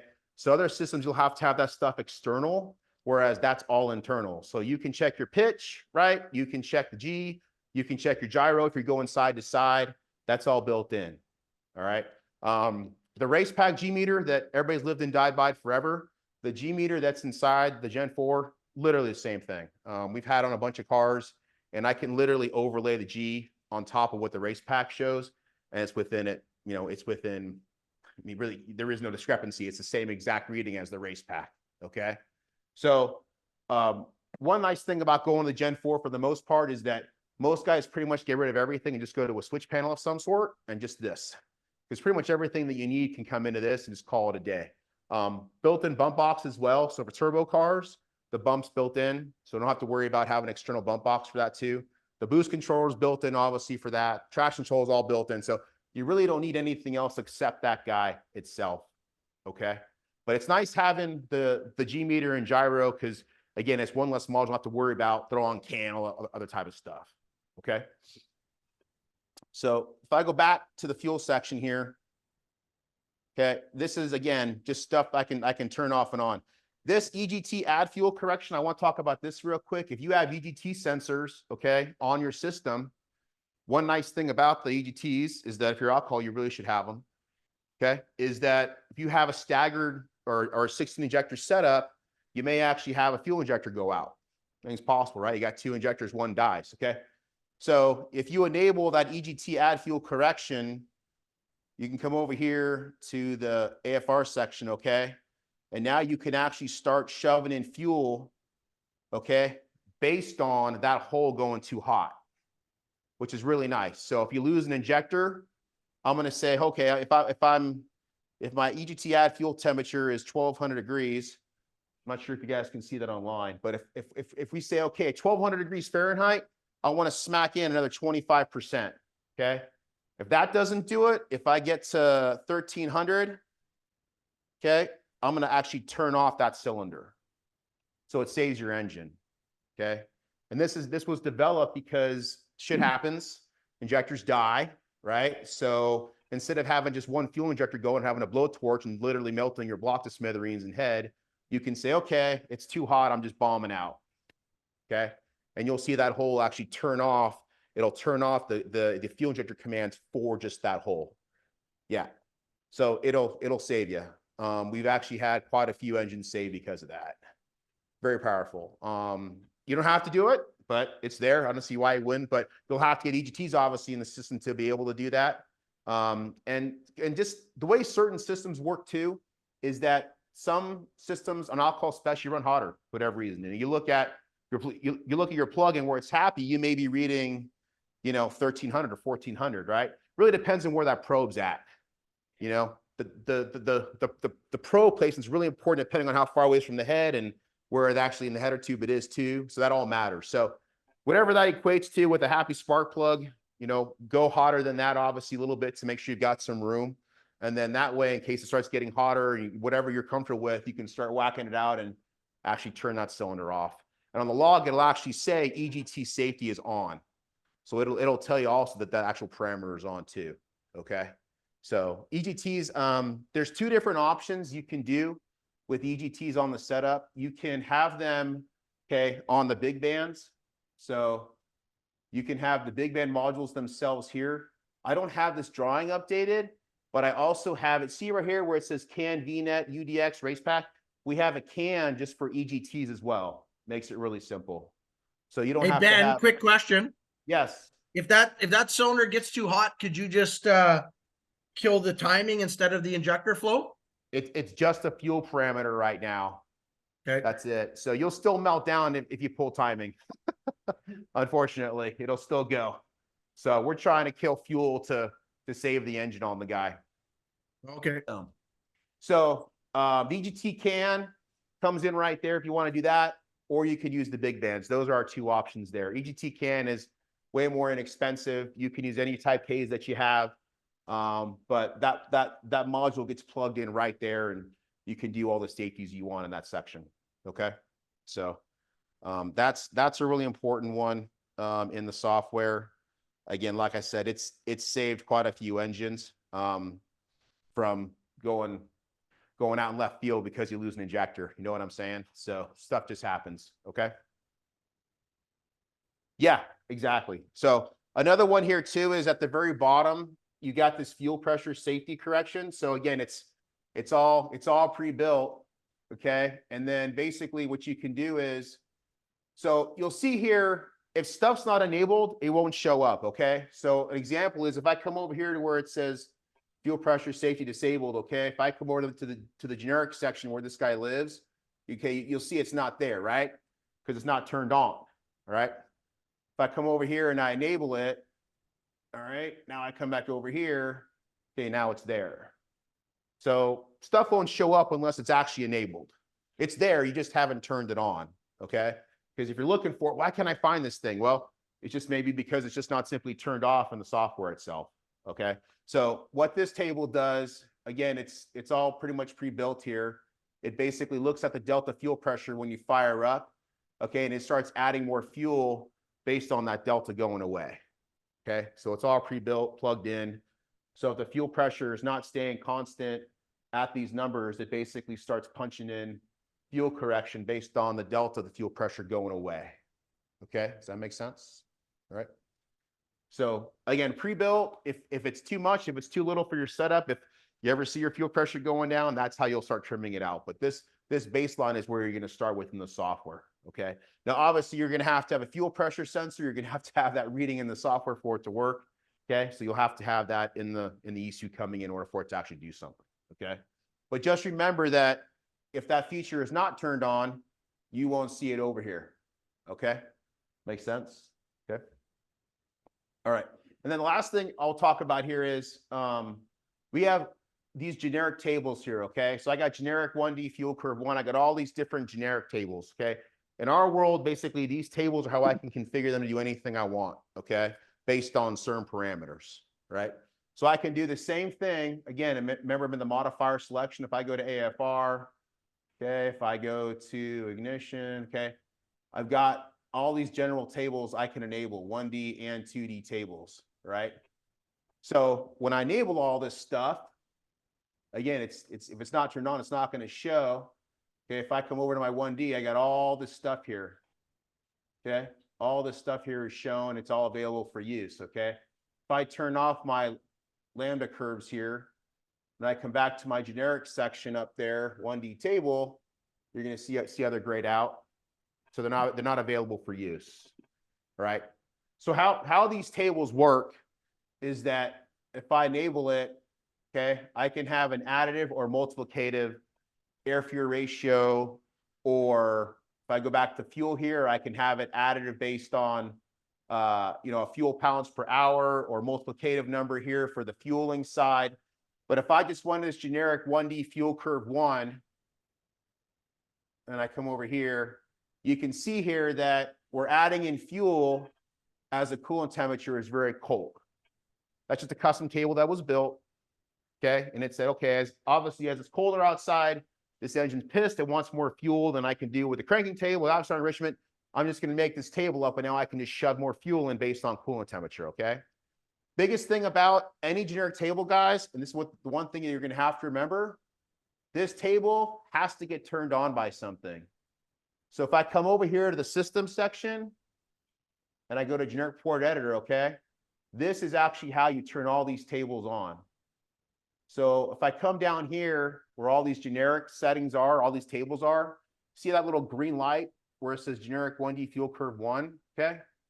When I highlight that, it's going to tell me what is actually activating that table, right? So you've got 4 parameters you can choose from here, okay, to basically choose from as far as the logic conditions to make that table true, okay?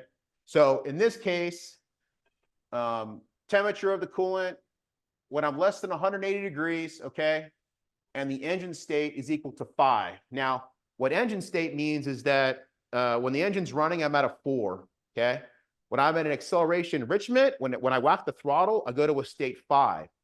So what this is doing, this is saying, okay, when I'm below 180 degrees and the engine's still cold, obviously, and I punch it a little bit, it's going to activate this table. But it's only at that time when I go in acceleration enrichment. See how that works? So if I'm at, let's just say I'm at 100 degrees, okay? And this table is programmed to add in 8 pounds per hour of fuel at 102 degrees. It's only going to add in that fuel when these conditions go true. Does that make sense? That's it. So the generic tables have to be turned on by something. If you just turn on a generic table and do this, it'll never do anything. All right. This is basically our version of advanced tables. And if you were to come in here and look at all these different output channels, you've got a ton of stuff to choose from. I mean, you got a lot of stuff to work with here as far as stuff you could actually play with to activate that table, okay? So just remember that generic port editor, you've got to turn the stuff on, okay? We also have the ability to, if you're up in the upper right corner, you have some active, inactive, and pulse times, okay? So what that means is that you can set it, let me go back here to the temperature of the coolant. One thing is too is, guys, when you're in the generic port editor, let's just say I'm over here, I'm at the very top, but I want to look at that temperature coolant of the filter or the temperature coolant again, okay? If I hit the pull down, I press the letter T, it's going to take me right to the letter T inside that section, okay? So I'm going to look for that temperature coolant filter right there, Fahrenheit, okay? Now, what you can also program in here is delays and a pulse time. So if this, for some reason, anytime this went true, I want to give it a 2-second pulse, that's all it would do. It would just pulse, okay? I could also give it a delay. When it goes true, maybe I want to give it a 2 or 3 second delay, you know? When it goes false, I may want to give it another delay. So you've got delays you can program in, pulses you can program. Again, you can do whatever you want with these tables, okay? What a lot of guys do too is on the generic port editor, like for Jim was talking about for the shift solenoid, maybe he wants to do something with it, not actually use the shifter for it, or maybe he wants to use shift solenoid B output. You can enable all these different conditions. That's just an output to do something, right? So for guys that run lockups or for guys that are just doing some dump stuff or whatever, maybe they just want to simply turn on that output for a certain amount of time. They want to delay it when it actually goes true. They just want to pulse it, but you can apply those same parameters, okay, to any of those outputs as well. All right. So like I said, there really isn't nothing that it can't do in that section. You have to just program it though and say, hey, I want this condition, I want this condition. When these conditions go true, I want to activate it, but I want to give it a 2-second delay to actually come on. I mean, you can program all this stuff right in here. All right. Does that make sense? Yeah. So if you're in the generic port editor section, like for the shift solenoid B that I've got hired, yeah. So you can then highlight this. So instead of it being shift solenoid B, call that dump valve. Yeah, no, it's that little text box up there in the middle. That little text box right there. Yeah, so that's how you just simply just change that. So when you're looking in that section, you can know, oh, that's going to my dump valve, or you can configure any which way you want. Okay. So that's basically our version of advanced tables, if you would. This is basically a table that is only going to be activated based on however the generic port editor section activates it. Okay, so just get in your mind that if you want to set up one of these tables to do anything that you ever want to do, you've got to enable the table inside here. All right, that's how this works. It's really powerful stuff because, again, if you got, if you're just on the trans brake and you're staging the car, if you've got a foot brake switch on, you want to do something with an output. I mean, again, anything can be configured here as far as these outputs go. There's nothing you can't do. Okay. Right. The dump valve has parameters, on and off, and the wheelie control's got a table for ride height. Now it's got a laser valve. Yeah, laser ride height sensor just plugs in, and that way you can you know, change the timing coming out. Exactly, exactly, yeah.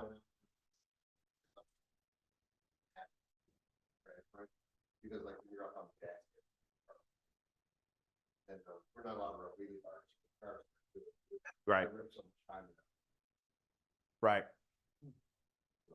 Cheaper though. It's way easier on oil fans. Yeah, definitely. Inside, you're like, should be going up, and it's not. So if I was to also just go back to this one generic fuel table that we pull up here, okay, so we got a fuel additive. Again, it's just when the engine's cold, we're doing some help to the pump shot, right? Because the pump shot just needs a little bit of help when it's warming up. That's all this table does. But if I go back over here to the generic section, okay, and I go to this PWM parameters, this is actually sorry.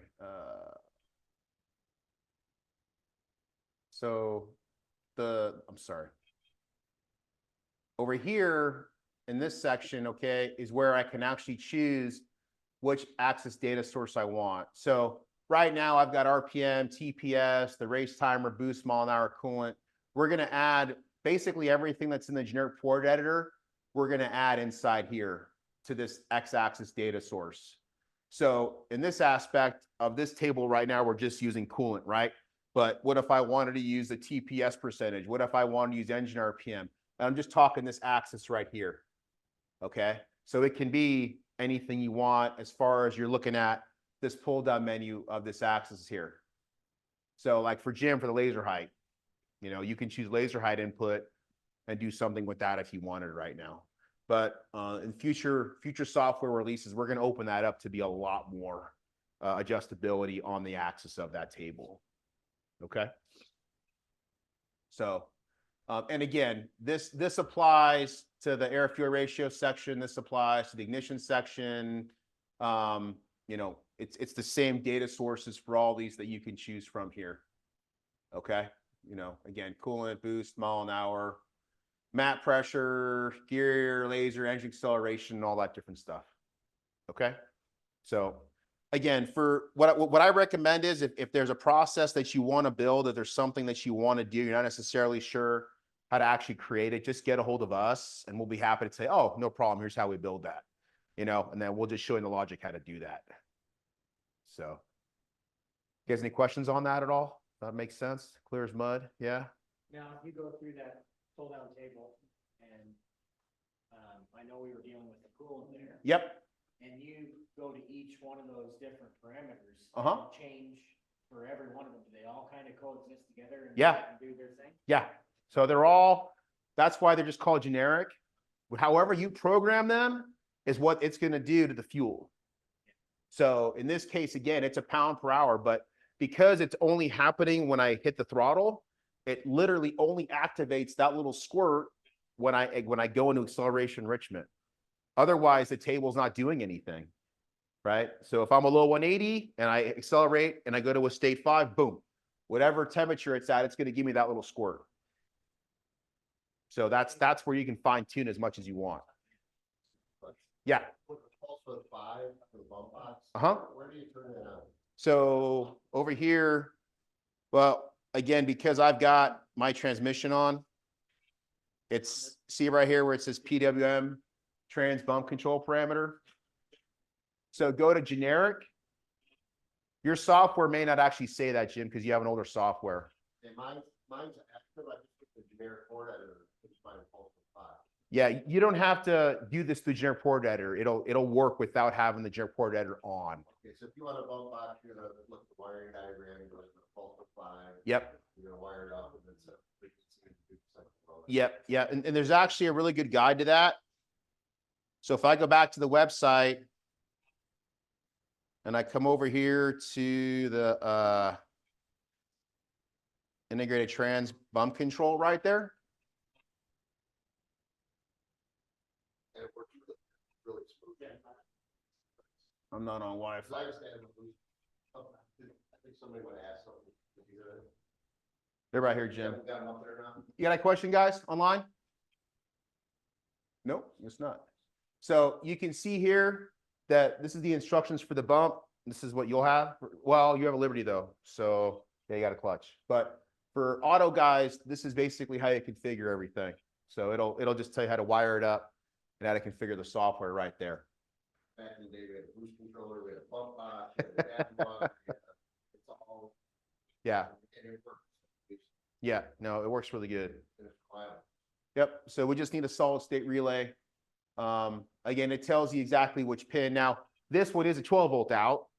It's a little backwards on that, but that's 12-volt out. You ground the solid state. It's very important that the solid state's wired up exactly like this. If you have it wired backwards, it won't work. Just the way the solid state relay works. Okay. Yeah, right. Yeah. Been there. Always a fall guy for that. So, but yeah, in the software, it does say trans bump control parameter is there. Okay. If guys are listening online, the frequency should be about 25 hertz and the duty cycle should be 20%. It says that in the documentation as well, right there. Base settings in the software should be 25 hertz and 20%. Okay. That's where you're going to start with.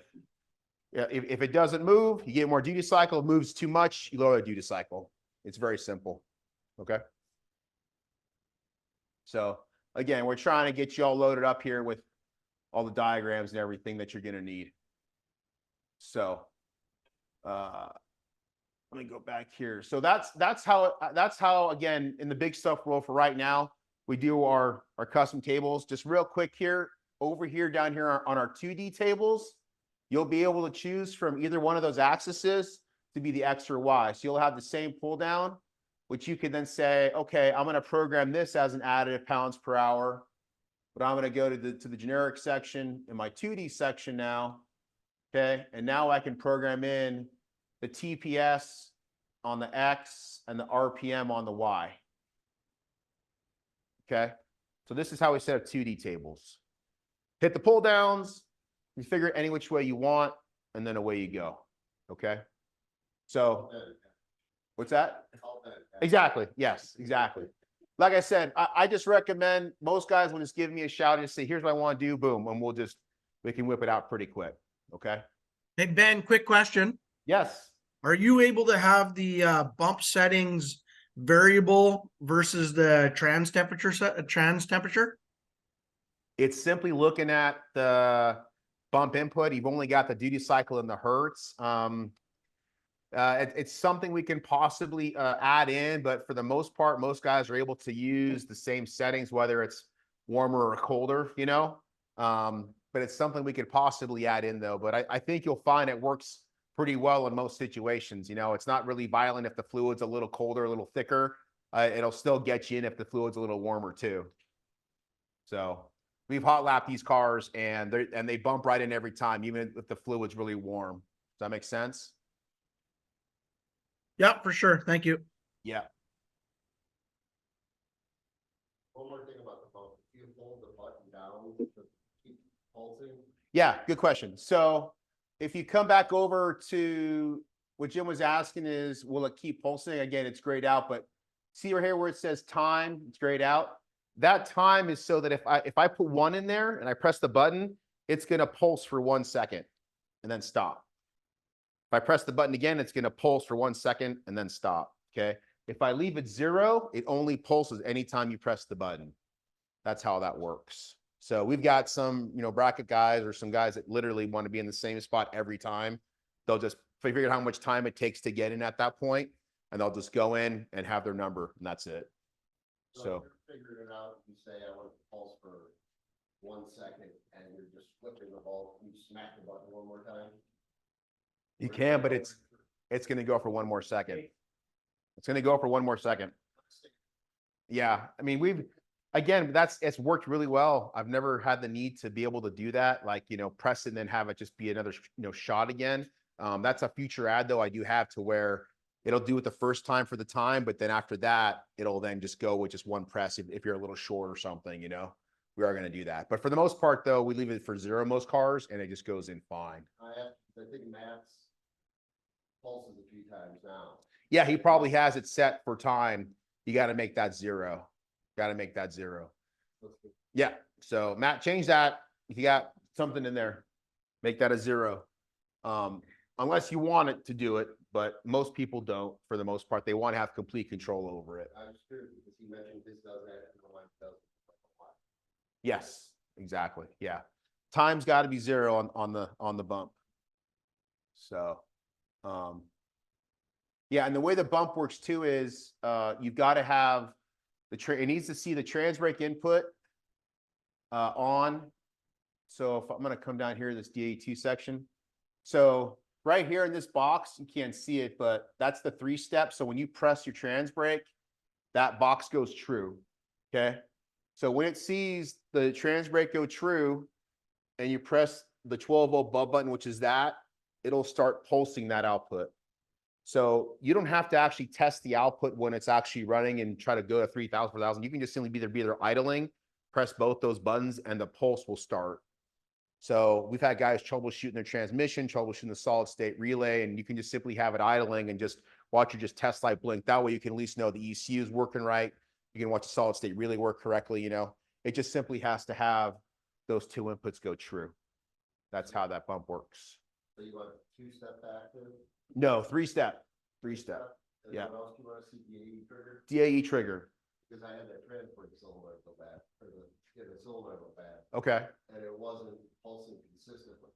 Oh, really? Not one time. Right. Right. But as soon as I replaced it, the problem went away. But, Ah. if you're trying to. Oh, that's right. Yeah, it was bouncing. It was going really far, right? What happened is I hit the bump box, the cover just picked off. Right. Right. And it was the transport solenoid. Yeah. Yeah, the guys had a good time teaching me. Yeah. I'm sure. I'm sure. The old man folks came up. I'm sure. I'm sure. So we could have pulled that screen up and looked at that, and at least see that everything was functioning correctly. The problem was. Correct. Is when it was all hopped up under load, under boost, Yeah. intermittently the transfer solenoid would just blink out. Right. Yeah. Yeah. Yeah. That's the thing. I mean, with the big stuff in the output, however you have it set up on, this value, it's going to literally just do that every time. It's just foolproof. It just does it. So this way, at least when it's idling, you can at least just check the test light and just watch it blink. And then, it's working right, I think it's worth mentioning is at idle, it's not gonna move. No. But when you get some pressure and some RPM, it's gonna move a lot more. The numbers he gave you, I'm at 18, I think I'm you said 20. Yeah. Yeah. Yeah. That's Frequency. 25 hertz of frequency and 20 for start for the duty cycle. And if it doesn't move, you give it some more duty cycle. If it moves too much, you lower it down. So yours must move too much. You went to 18. That's all that it is. If, Right. Exactly. and it went from smack into being very smooth. Right. That's all it takes. It's But yeah, with no RPM, no power, it doesn't move at all. no, this is just simply just for just testing it. That way you can press the trans brake and press the bump and you'll see your test light just go. You also don't want to do it on the jack. Crap on your Probably don't want to do that. Yeah. No, I just, because Yeah. Crown on doing it at the track, you gotta go like way in the back. Right. Or if you wanna do it. Right. Yep. 100%. Take a tape measure with you too and measure the amount that's travel for a bump. I'm a caveman, I go up to the tree. No, I change the duty cycle on the next pass. Yeah. You'll pretty much learn just when he creeps in, just how far, how many times you press that button to go. Like, Pete was saying, sometimes when the trains are a little hotter, it won't go as far because the fluid's a little hot, right? It's colder, it may go a little bit more, but for the most part, we've seen that base number, whatever they find is the good number, work in most situations. We were way back, it's when we first set it up, that was with Rob and Norman. Right. And we just pulled the car up, I bumped it was a little too violent, so we right away changed the duty cycle, spooled it up again, and bumped it, and looked good, and we're done. Yeah. That's all it really takes. So, But But- the numbers he's giving are really cool. yeah, I mean, that's what we found to be the best. So, Like, thanks. yeah, no worries. So, speaking of which, when you guys are in the software here, one thing here that I want to show you here is, so below these buttons here, you've got some different tabs. So this gauge cluster tab is really powerful because it defaults here to the main dashboard, but you've got all these base tables down here. Okay. So the gauge cluster basically groups a bunch of sections together. So if I'm down here in the DAE SR2 section, this is where you'll know, hey, is my trans brake working right? 3 steps. So in our world, the 3 steps starts our race timer. All right. So in the old days of Gen 3, you had a relay that switched and all this other stuff to actually start the timer is all pretty much mechanical. Now it's all software based. All right. So when you are on the trans brake, the 3-step is it for us. So you wire up the 3-step all the time. Okay. The 2-step is like an additional rev limiter if you want. You got a burnout rev limiter. If you have some reason to where you just want to have another limiter on for some reason, that's the 2. Like the MSD though, what's the 2-step, right? That's their race timer. That's how they've done it forever. So we're backwards from them. So like Jim has the MSD box, the 2-step in their world is what he wires the trans brake stuff on there. For us, it's the 3 to start everything on our end. Okay. So you got to remember that. And that's when stuff's working. Hey, you know, my boost controller didn't work. My traction control didn't start. What the heck's going on? That's the very first thing you check is to see if that thing's going green. Because when you press the trans brake button, that will go on. It's going to, instead of saying off, it's going to say on. All right. Same thing with the bump. If the bump doesn't work, right, you press the bump button, that DAE trig should go on. All right. So those are just basically just built-in gauges down here. And, you know, it's all grouped together. Base system IO, fuel spark corrections. If you got streetcar stuff, this one's really nice because it shows after start correction, coolant correction. It's all grouped together on just one layout. Okay. Same thing for like our 802 guys. So for our guys that are running 802s plus the primary and second bank, okay, all that's grouped together. Okay, that's how that works. All right. So one other thing to also talk about here is if you'll notice here, okay, I'm in a Chevy. In the big stuff world, we have a primary and a secondary side of the engine. All right.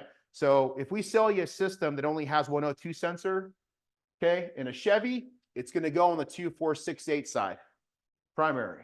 Okay. If I go to a Ford, okay, the Ford is down here. Okay. The primary is on the 1, 2, 3, 4 side. Okay. So that's how you know, because guys, well, how do I know what's primary, secondary? You can look right in the software and it'll tell you. All right. So primary on the Ford, passenger side, 2468, and the Chevy, passenger side also. So you're always gonna have your primary sensor on the passenger side of the car. Okay, always. Okay, and why that's important is because if you get dual O2s, okay, and you're running dual O2s and you're in closed loop, okay, right here, if you're in dual here and you got 2 O2 sensors, okay, we want to be controlling on the right banks. Okay, unfortunately, over the years, guys just mess up and they get the sensor swapped and you got the corrections going the opposite way because the O2 sensors are looking at the wrong banks. Can't get you tune up. Well, hold on, wait a minute. It looks like what's going on over there, it's doing to the wrong sensor, and they'll ask that question. So yeah, so under the this one here, Jim. So go to AFR, O2 and EGT parameters. Okay, that'll pull it up.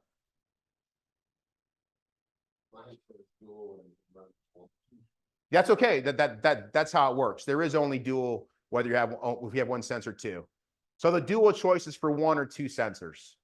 That's how that works. Okay. The IC rim guys, this IC rim stuff, this is for guys with big bands that are running the 802 sensors using our big bands. That's what the IC rim stands for. When I plug the other sensor in, it's going to work. Yeah, it'll just read. It'll just read. So, but if you ever forget which side is primary, secondary, it'll tell you exactly here in the software which one it goes to. I'm assuming left bank is driver, right bank is passenger. Correct. Yes. Left and right. Yeah. So again, the passenger bank on both sides for the Chevy or the Ford, it's the passenger side. That's the primary is always the passenger, no matter the engine combination.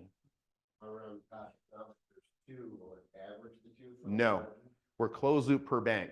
Per bank. Correct. So it's very important, very, very, very important that when you go to system hardware config that you have the correct engine type chosen. Because if you don't, again, it'll throw stuff off, right? So make sure you got the correct engine type chosen. Make sure you got the O2 in the right bank, and your closed loop correction will work great. But we are closed loop per bank. Again, other systems do other stuff. If we're on 1, 2, 3, 4, that sensor is going to correct 1, 2, 3, 4 altogether. Okay. If you're on the Chevy 2468, it's going to do the 2468 side. Right. So just remember that primary is always passenger and secondary is always the driver, all right? And again, what's that? Yes. Yeah, 1 second, guys. Yeah, let's get it. Yeah, that's fine. Probably 4 or 5? Probably 5. Just have enough. Just mixtures and for whatever. Yeah, thank you. All right, so, yes. Say, get dual twos, and the left bank wants to run an 11-1, the right bank wants to run a 10-8-4. Can you set it up to run that way? That way? So good question. So, if you had, I come over here, my target O2 table. Okay, there's the AFR target. You can't have specific sides do that. Okay, it's going to only target this. Okay, but you can take fuel out of certain cylinders if you want by an individual cylinder fuel to get it to where it needs to be if a certain plug is cold or too hot or something as well. So the individual cylinder fuel, you can give it what it needs, but you can't change that air fuel ratio for just that bank.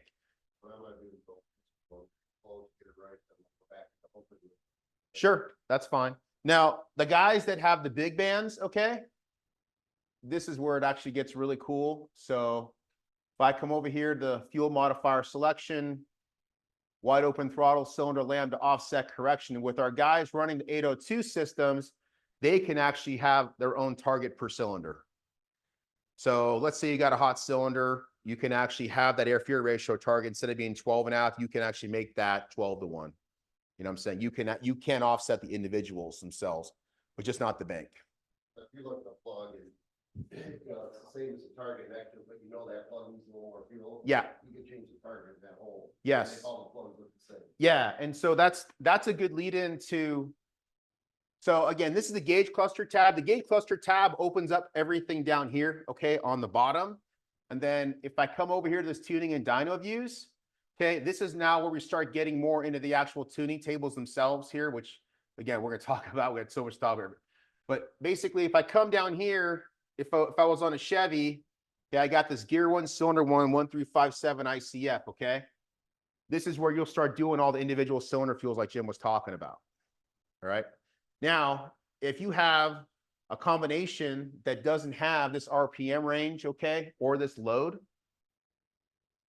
I come over here to that, see these arrows here that are going up or down, left or right like that, okay? I can just simply click that, and then I can reset up this table, okay? So And quick question. Yes. Let's say, can you add fuel going down the track? As in, you have a target AFR of 11.8 at the start, but want 11.6 4 seconds out at the same boost in RPM? Yep. Yes, you can do can. that? So, yeah, so that's the advanced tables. So, real quick here. What's that? Well, what he wants is the ability. So if I was to come over here, this generic lambda curve here, okay, and do SR2 timer, okay, and I close that. If I went back to the generic 1D lambda curve, I can now put an offset going down the racetrack. You guys see that? I can lower, I can raise my target AFR offset based on the time. That's what Pete was saying, is he's going down track. He wants to target something leaner, fatter, whatever it's going to be. So you can shove more in or take more out. You can change that target as you're going down track. It's an adder. Remember, it's an adder, right, to it. Hey, Bill. Thanks for coming, man. Thanks. I know, right over there by Jim. You'll find a spot. Get you in. So again, it's a modifier to the base AFR table, right? So whatever is listed inside the AFR table, it'll just take that number and be a modifier to that, whatever you have. Does that make sense? Does that answer your question, Pete? Yeah, it does for sure. Okay. Thanks. Yeah, we got quite a few guys doing that. You know, you can have it to where an AFR target is changed depending on which gear you're in. You know, the ECU calculates which gear you're in. You may want to have a little bit leaner load, maybe in gears when you're in high gear, maybe make it a little fatter. right? So you can change and move all that stuff around. That's what those tables are for, is to be able to push, push that stuff wherever you want. Okay. So I'm going to go back here to this table. Now, what I want to show you here is, okay, anywhere you see that symbol there, okay, if I go to my fuel table, okay, see how it's right there? Okay, toggle rebin XY. If I go to my spark table, see how it's right there? Okay, anywhere you see that arrow, you can change that table to be whatever you want. Okay, and how that works is, let's just say I want to blow up the spark advance table. Okay, right now it's set up for about 30 pounds of boost. All right, and about 11 inches vacuum. So right down here, okay, I'm from 0 to 11 inches vacuum, and up there, I'm at 30 PSI, right? Let's say I put a bigger map sensor in, okay? I'll make that 50, okay? So now I just made that top number 50. I come down to highlight. If I right click on that, there's an interpolate selected cell values, okay? Boom. All right. So now it just changed all those numbers to match up to my new range. So it depends if you want it to, it can, okay? Because you see down here where it says apply new XY with the Z unchanged, or apply new XY values and interpolate Z. So the Z is the actual table itself. I don't like doing that. Personally, I like leaving it unchanged. So it'll leave everything that you had in there the same. Let's say I'm making 40 pounds of boost down to 60. Yep. I should add some fuel. Yeah. So again, you'll take those numbers and where you're at with 30 or your highest number, you either take some timing out or add some fuel in, right? It doesn't take much, but you will definitely, depending on how much higher you go, either take some timing out or add some more fuel in, depending on how you're actually redoing the map. Yep. Exactly. That's the best way to do it. Yeah. You want to know how much? Just give us a call. We're happy to help you. But this is just how to configure that table. So now, right, exactly. Okay. So now if I do apply new XY with the Z unchanged, it gives me that. And now I can close this. Okay. And now my table is now going from 50 to 0. Okay. So that's any one of these tables. So if I close this out and I go back to this individual cylinder fuel, okay, let's just say, this is for streetcar crap, but let's just say for race car stuff, I want to make this bigger. I want to make this 50 pounds of boost and from 10 pounds of boost. So I'm going to take that. I'm going to interpolate this. All right. And then I'm going to start at 5,000 and I'm going to go to 10,000. I'm going to interpolate this. Okay.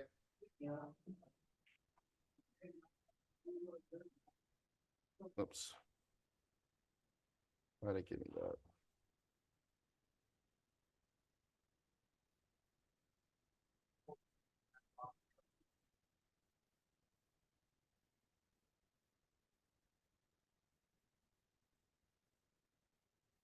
I know.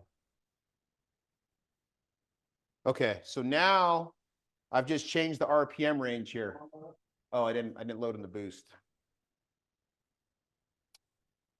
So let's make this 10. Make this 50. Does not like that. Oh, it's because I don't have the map sensor set up. That's why. It knows I only have a 1 bar map sensor. That's the problem. But this is how you rescale that table. Now, one thing to be aware of, this column is always on. See how I've got it set to start at 5,000 RPM? If you have a value in there, it's going to go. Because you're below 5,000, but it still starts. Okay? So if you don't want something to start until 5,700 or something here, you've got to put this column at 0 so it doesn't actually start. Okay? Does that make sense? So if mine's at 4,500, below 4,500, Yeah. Yeah, because if you don't want to start until a certain number, you've got to have this set for 0, because if you have something in there, it's going to do it below that. That's fine. Yeah, you just have to know that's how these work, okay?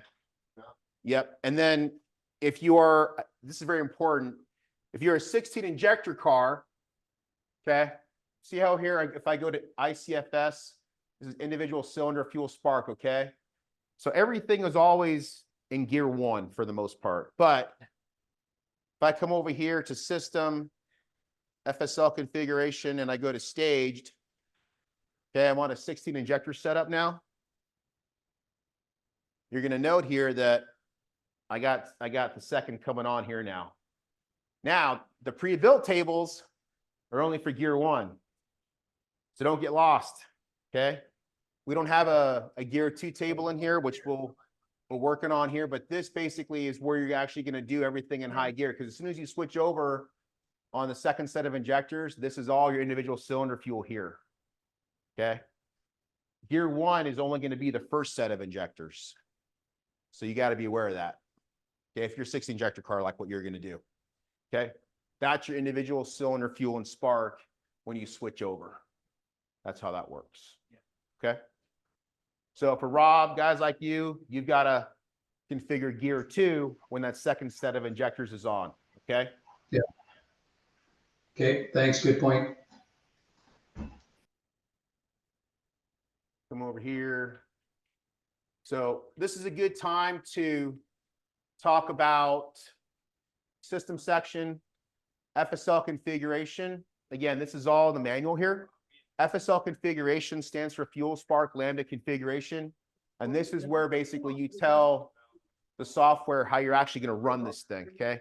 99% of users or 90% of users are going to be on just BCP, okay? And what that means is you can have up to 4 fuel maps, have up to 9 different SR2 maps, and you can just choose whichever map you want right here. I'm still on the stumper. Okay. So, but watch over here. If I come over here to fuel settings, okay, see how I'm on fuel table 1 right here. Like a sandwich, like Subway or something? Whatever you guys want. So if we come over here and I press 2, okay, now I'm on fuel table 2. Now watch. So now I'm on this fuel table 2. So you've got up to 4 different tables you can choose from, and that changes everything, okay? So if I come over here to fuel, it's table 2. I come over to AFR, right? It's my AFR table 2. Brian, what do you want %? And it's my spark table 2. You want to split a BMT, Italian Hey BMT? guys, can you mute yourself, please? Whoever's talking. If that's where you're going. What number is that? 13? I have no clue. Hey, It's Brian, an you wanna mute Italian BMT on white.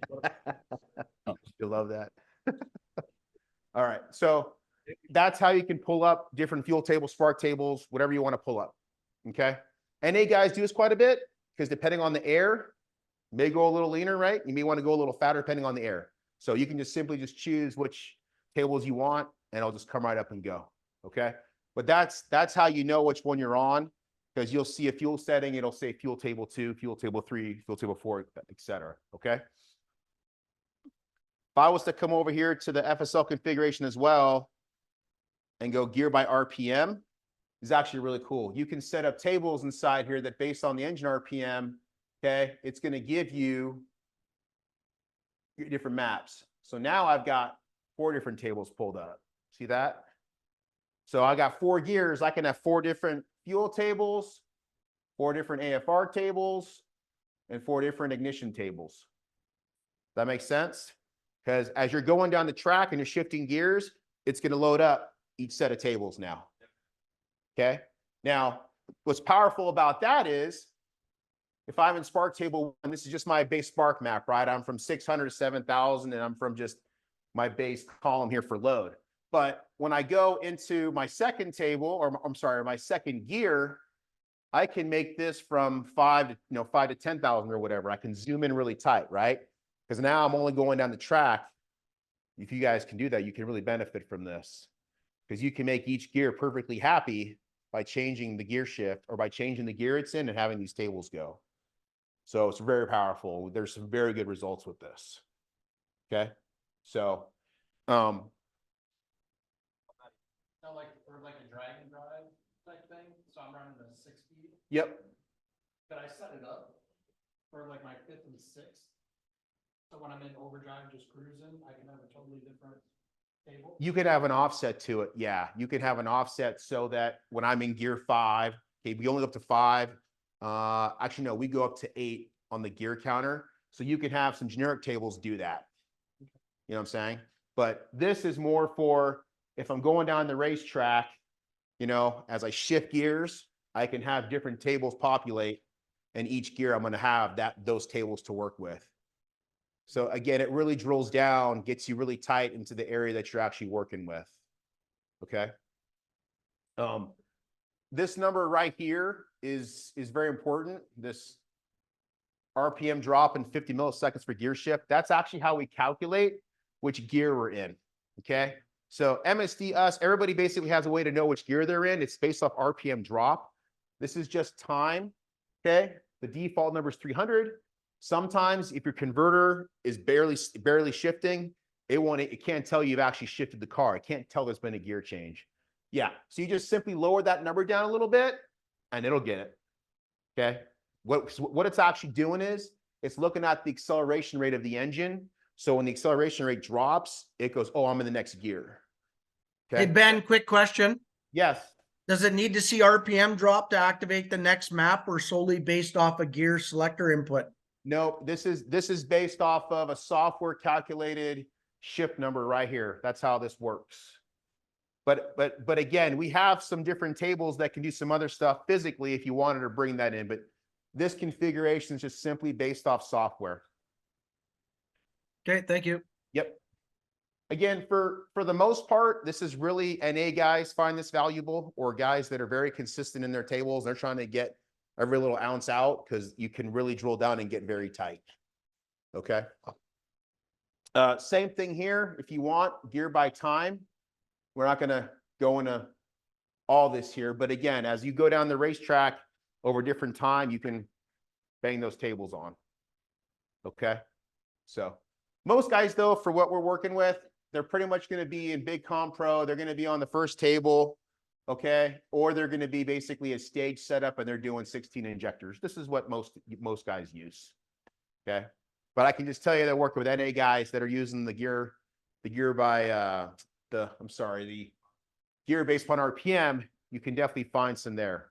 Because again, with the leverage of the gear, you're able to lean it out a little bit and get after it because the gear is helping you, you know, with the mechanical advantage there. Okay. So again, this is all stuff that once you get your cal set up, you're not really going back in here again. Okay. For the most part, you're just leaving it there. All right. So anywhere you see that little arrow right there, that's when you know you can toggle those tables. All right. That's how that works. Okay. So if I come over here now, I'm going to go back to FSL config. I'm going to go back to BCP. I'm going to go here. Okay. So now I've just got my fuel table 1. All right. All right. So we got table. Anywhere you guys see a table like this, they all work the same. And what I mean by that is, as far as adjusting everything inside of here, okay, they all work the same because they're all going to have the same icons up there in the upper right hand corner if you right click over them. Okay. It's all the same stuff. Spark table, fuel table, air fuel ratio. If you highlight something, you can either right click on it. Okay. You can have a little menu that pops up here. Decrement, increase. You can do it all right there if you want, just by hand, or you can use these guys up here. Okay. So let's just say in this section, I wanted to go down.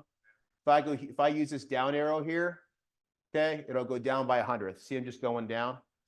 Okay. If I want to go back up, I just go back up. So you can just do it all while it's running. If I simply want to minus a whole number from there, I'm going to take 10 out. I just go 10. Boom, I just took 10 out, right? It's very basic stuff.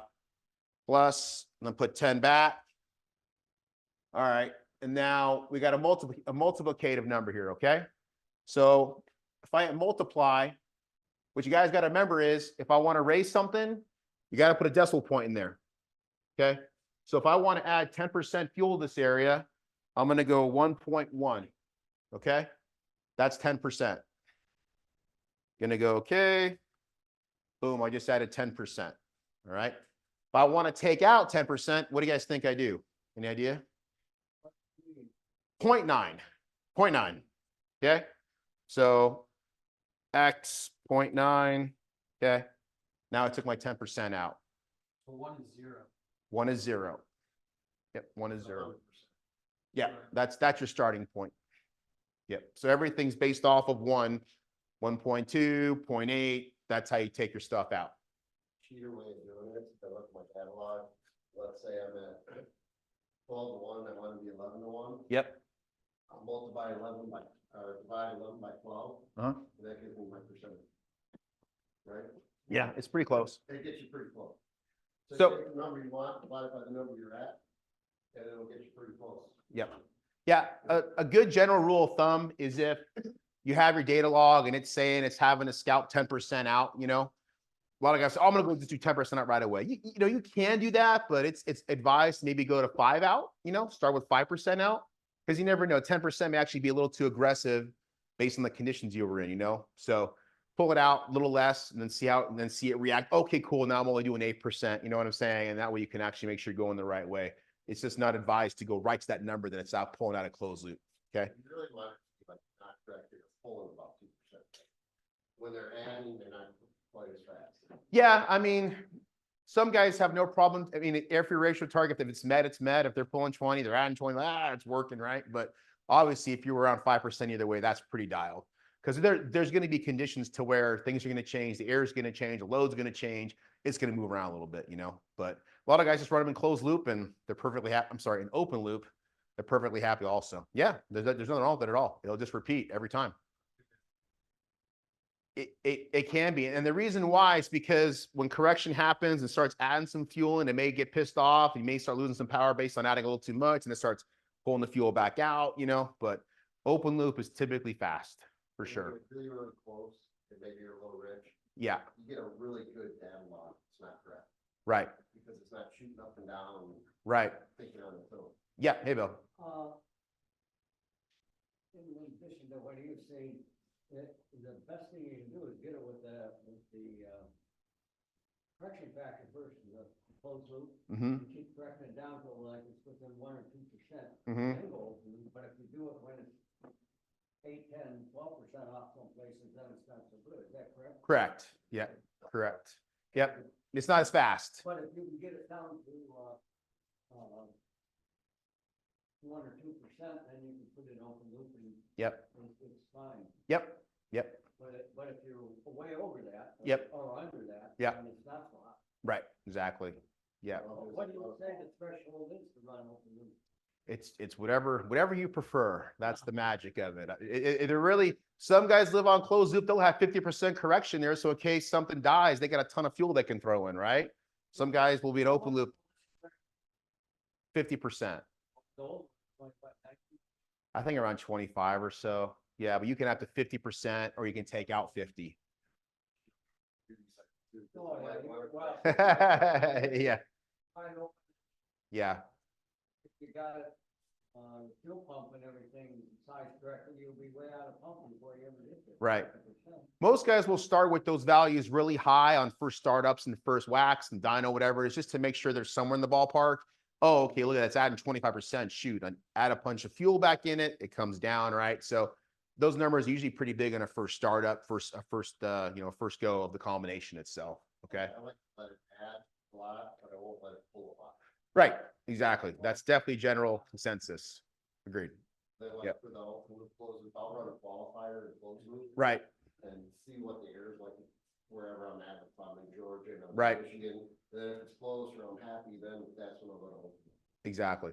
Yep. No, that's definitely the way to do it for sure. Yes, it gives you a little safety and you know it's gonna correct, it'll save you if you miss something. Right. See, because you can have closed loop off, but have that fuel pressure compensation also work in the background too. So that way, if the fuel pump's going away, you're not in closed loop, but you're seeing the fuel pressure go away. It'll start shoving fuel in because the fuel pressure is going out. You know what I'm saying? So you can still have that in play as well and be an open loop, you know, but it just really depends on the tuner, how he wants to do it. Part of my. It's fast. Right. That's what's me being stubborn. Yeah. The new ECU corrects so fast.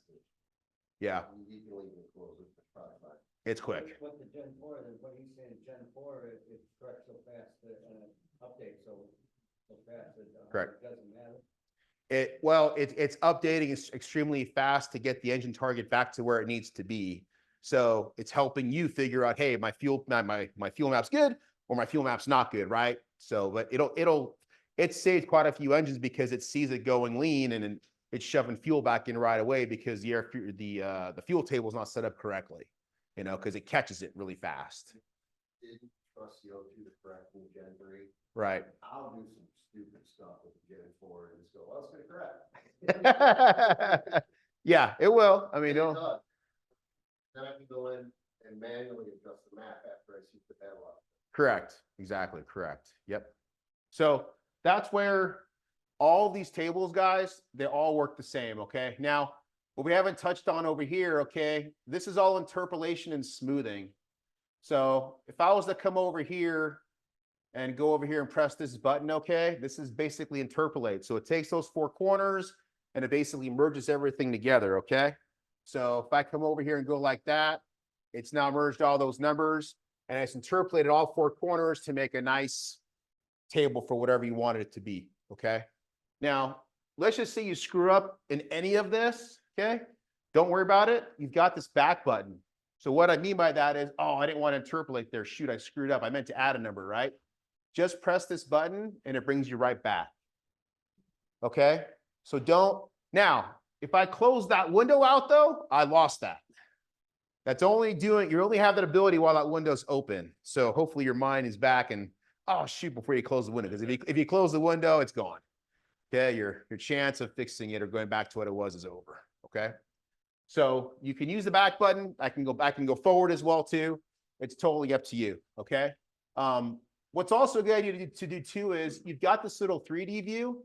It's a good idea to come in here and also look at it 3D wise, because if I come over here and let's just say for some reason I made this a 0. Okay. It's kind of hard to see. Now it's got a heat map thing. It's showing you that number is really green. It's really low. But if I look at this in 3D, okay.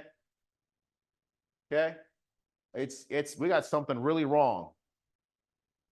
So it's nice to go and check your 3D view every once in a while, because if you got some huge valleys or something's going on out there in that section of the map, something could possibly hurt the engine, right? So it's advisable to check 3D every once in a while just to make sure, and you can grab it, rotate it, you can do whatever it is you want to do. With the engine running, you can look at the ellipse in real time. It's bouncing around doing this thing in 3D view, okay? And again, this applies to any table in the software. So if I go back to 3D or back to 2D view and I press the back button now, okay, it'll fill that number back in, okay? So what's also really powerful is on the interpolate here, horizontal or interpolate vertical or smooth, okay? The interpolate horizontal and vertical is exactly like it sounds. If I take that same row, okay, if I come over here now, if I interpolate horizontal, I'm going to start at one corner and go to the right. So if I hit the interpolate horizontal, boom. Okay, I just went now between that first row is 96.3 and row is 99.5 for the first line. I just interpolated in between. Okay, I just went horizontal with that. All right. Let's look at it. So it's probably going to be pretty flat. So now see how it's all yellow right there? It just shows you what you just changed too. That's what all the yellow dots are. So, hey, you just changed all this. Okay. So if I come back here to out of 3D and I go back, okay, if I go back to 3D view, okay, so it's now showing that I've only changed these now. Okay, so those little yellow dots just show you basically what you've done. Now, if I go and I interpret vertical, I'm going to go 96 to 66, 96 to 69, right? See, I'm going to go in these vertical columns here. So if I do that, okay, now I've just interpolated this way, right? So again, if I check my 3D view, it just shows me with all the dots. That's the section that I've already done. I just hit all those dots, okay? Now, the smoothing feature basically says, okay, I'm going to put a 0 back in here.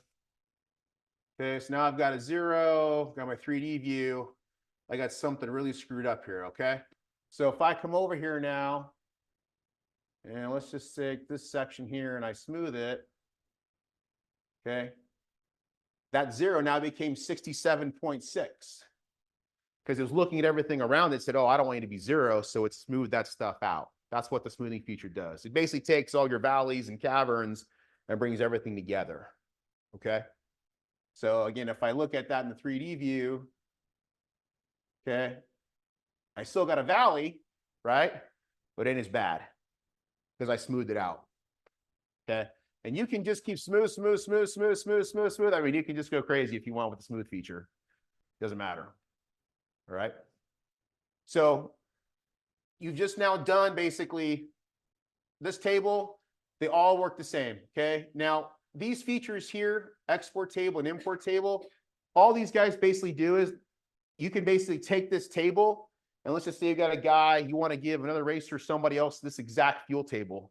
I can take this table, I can export it out, and I can actually import that into his tune-up.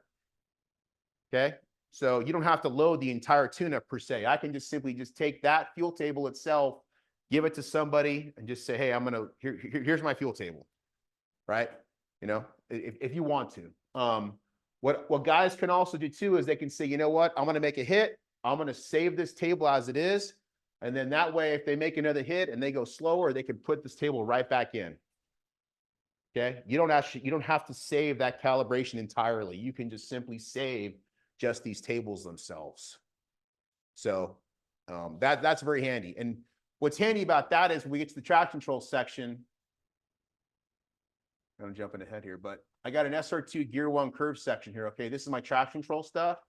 You can save these, like let's just say this is myelin or something here. So if I go myelin, cancel that.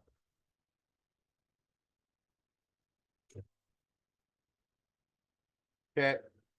When you save it, it tells you the name of this window. All right.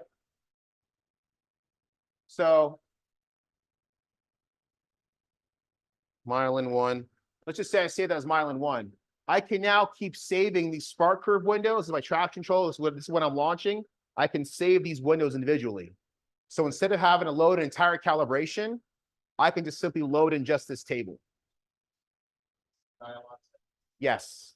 Yep. So save dialog settings, because see on this table, see how there's no import button? This is a curve. This curve doesn't give you that import export like a table does, okay?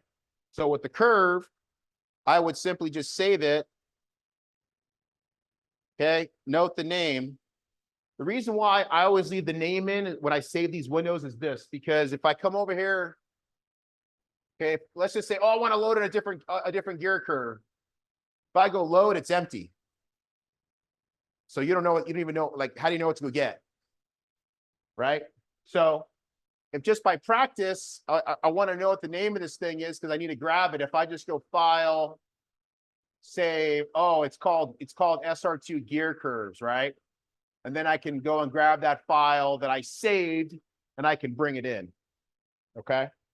Definitely what a lot of racers use. This is really nice because, again, if you don't want to save the entire calibration to load just this one table in, you can just save just this table. Yes. Yep.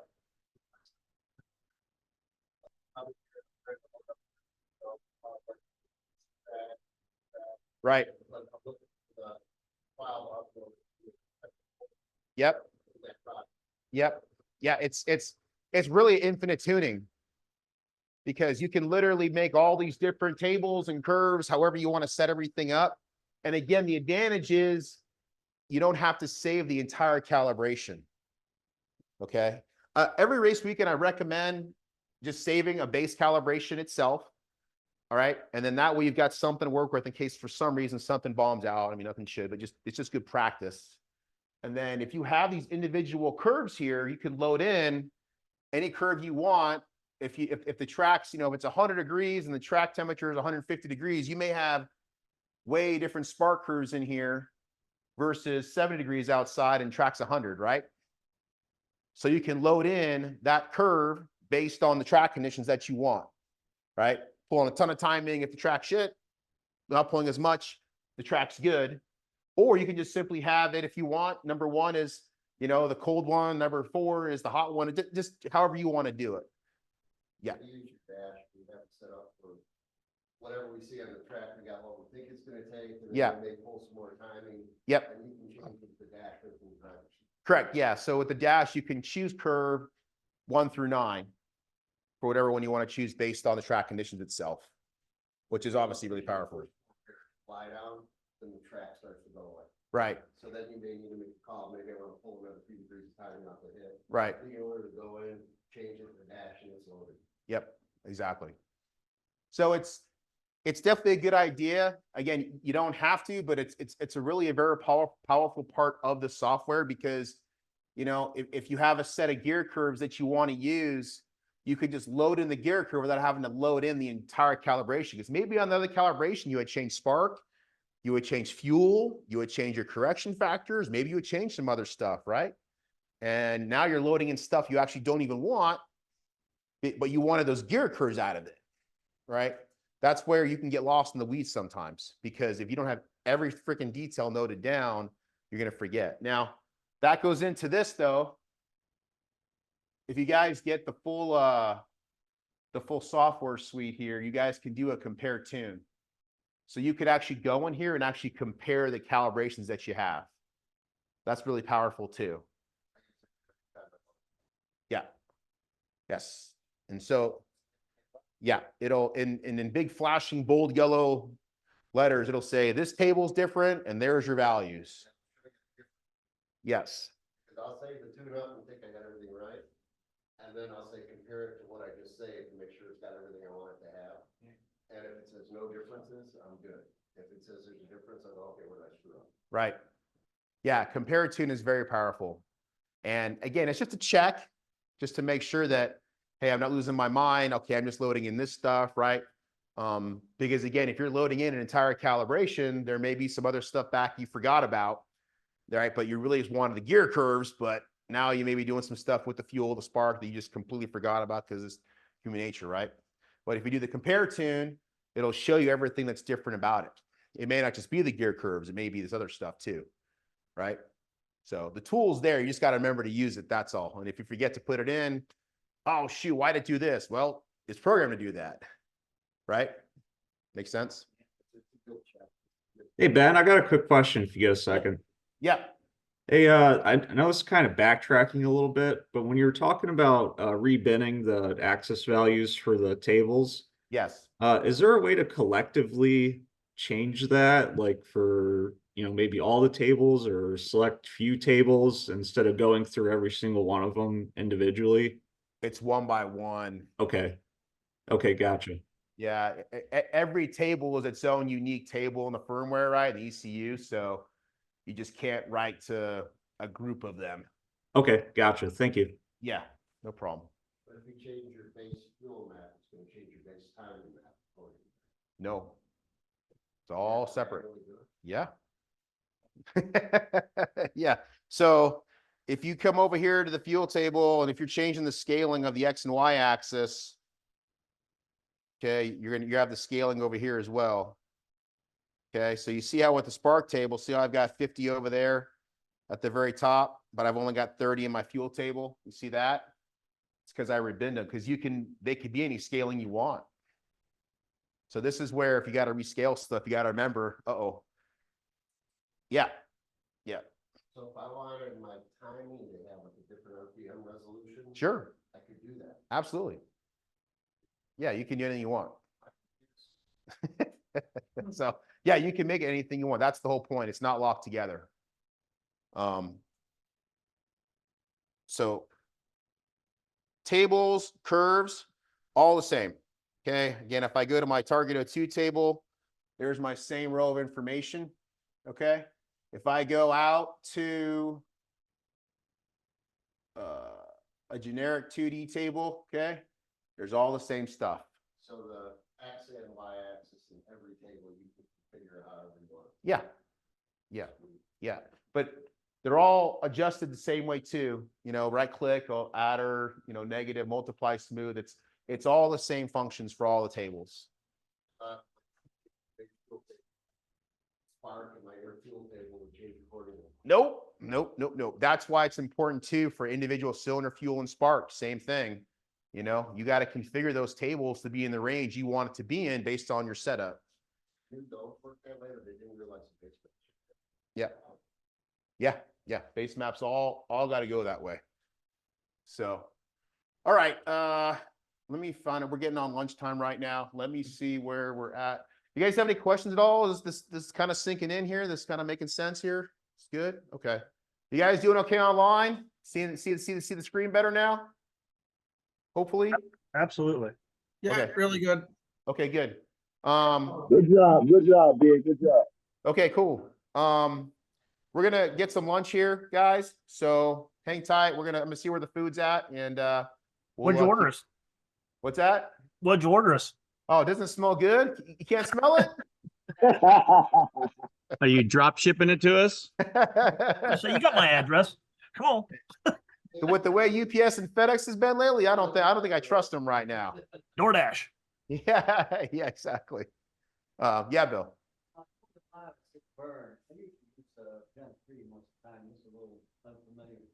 Right. What's that? Is that when you make a change, like I got the base fuel map up, I make a change down here, say in the park drive. Yep. And then burn, does that mean it puts it in there? Yeah, good question. It stayed in there unless you saved it. That's a great question. So on the burn button, basically what the burn does, okay, whenever you're making a change to the ECU and you're online, these changes are going in the ECU, okay? It's not that they're not, okay? But you'll see that burn button goes red. And basically all the burn button does is it syncs your laptop up with the ECU, okay? So what I mean by that is let's just say you've made some changes, you're putting stuff down, turn off the ignition, and you walk away without hitting the burn, okay? Next time you fire the ignition up, the calibration is gonna go, hey, what's going on here? The calibration, my laptop's showing this, my ECU is showing this. What's going on here? Which one do you want? Okay. So basically what the burn does, it just simply syncs up your laptop with the ECU itself. That's all it does. Syncs up the laptop changes you put in with the ECM. That's correct. Yeah. Stay in the ECM then? Absolutely. So Save where you have to wait and watch the little light. yeah, kind of, sort of. Yeah, but we don't do that anymore though. Thank God. Yeah. Yeah, there's no more waiting 20 seconds when you turn the ignition off. There's no more of that. So yeah, it just, as soon as you send it in, now the cal and the ECU has matched up with the cal and the laptop, and you're good to go. You can turn off the ignition and you're fine. That's how that works. It's just basically a check. And whenever you hit, let's just say I was in all these different tables doing all this stuff. Whenever you hit burn, anything that hasn't been sent down or it has been, combined, it does everything. So like if you may change the fuel, air fuel, spark table, whatever, you don't have to go to every table. When that burn button is hit, it syncs everything up.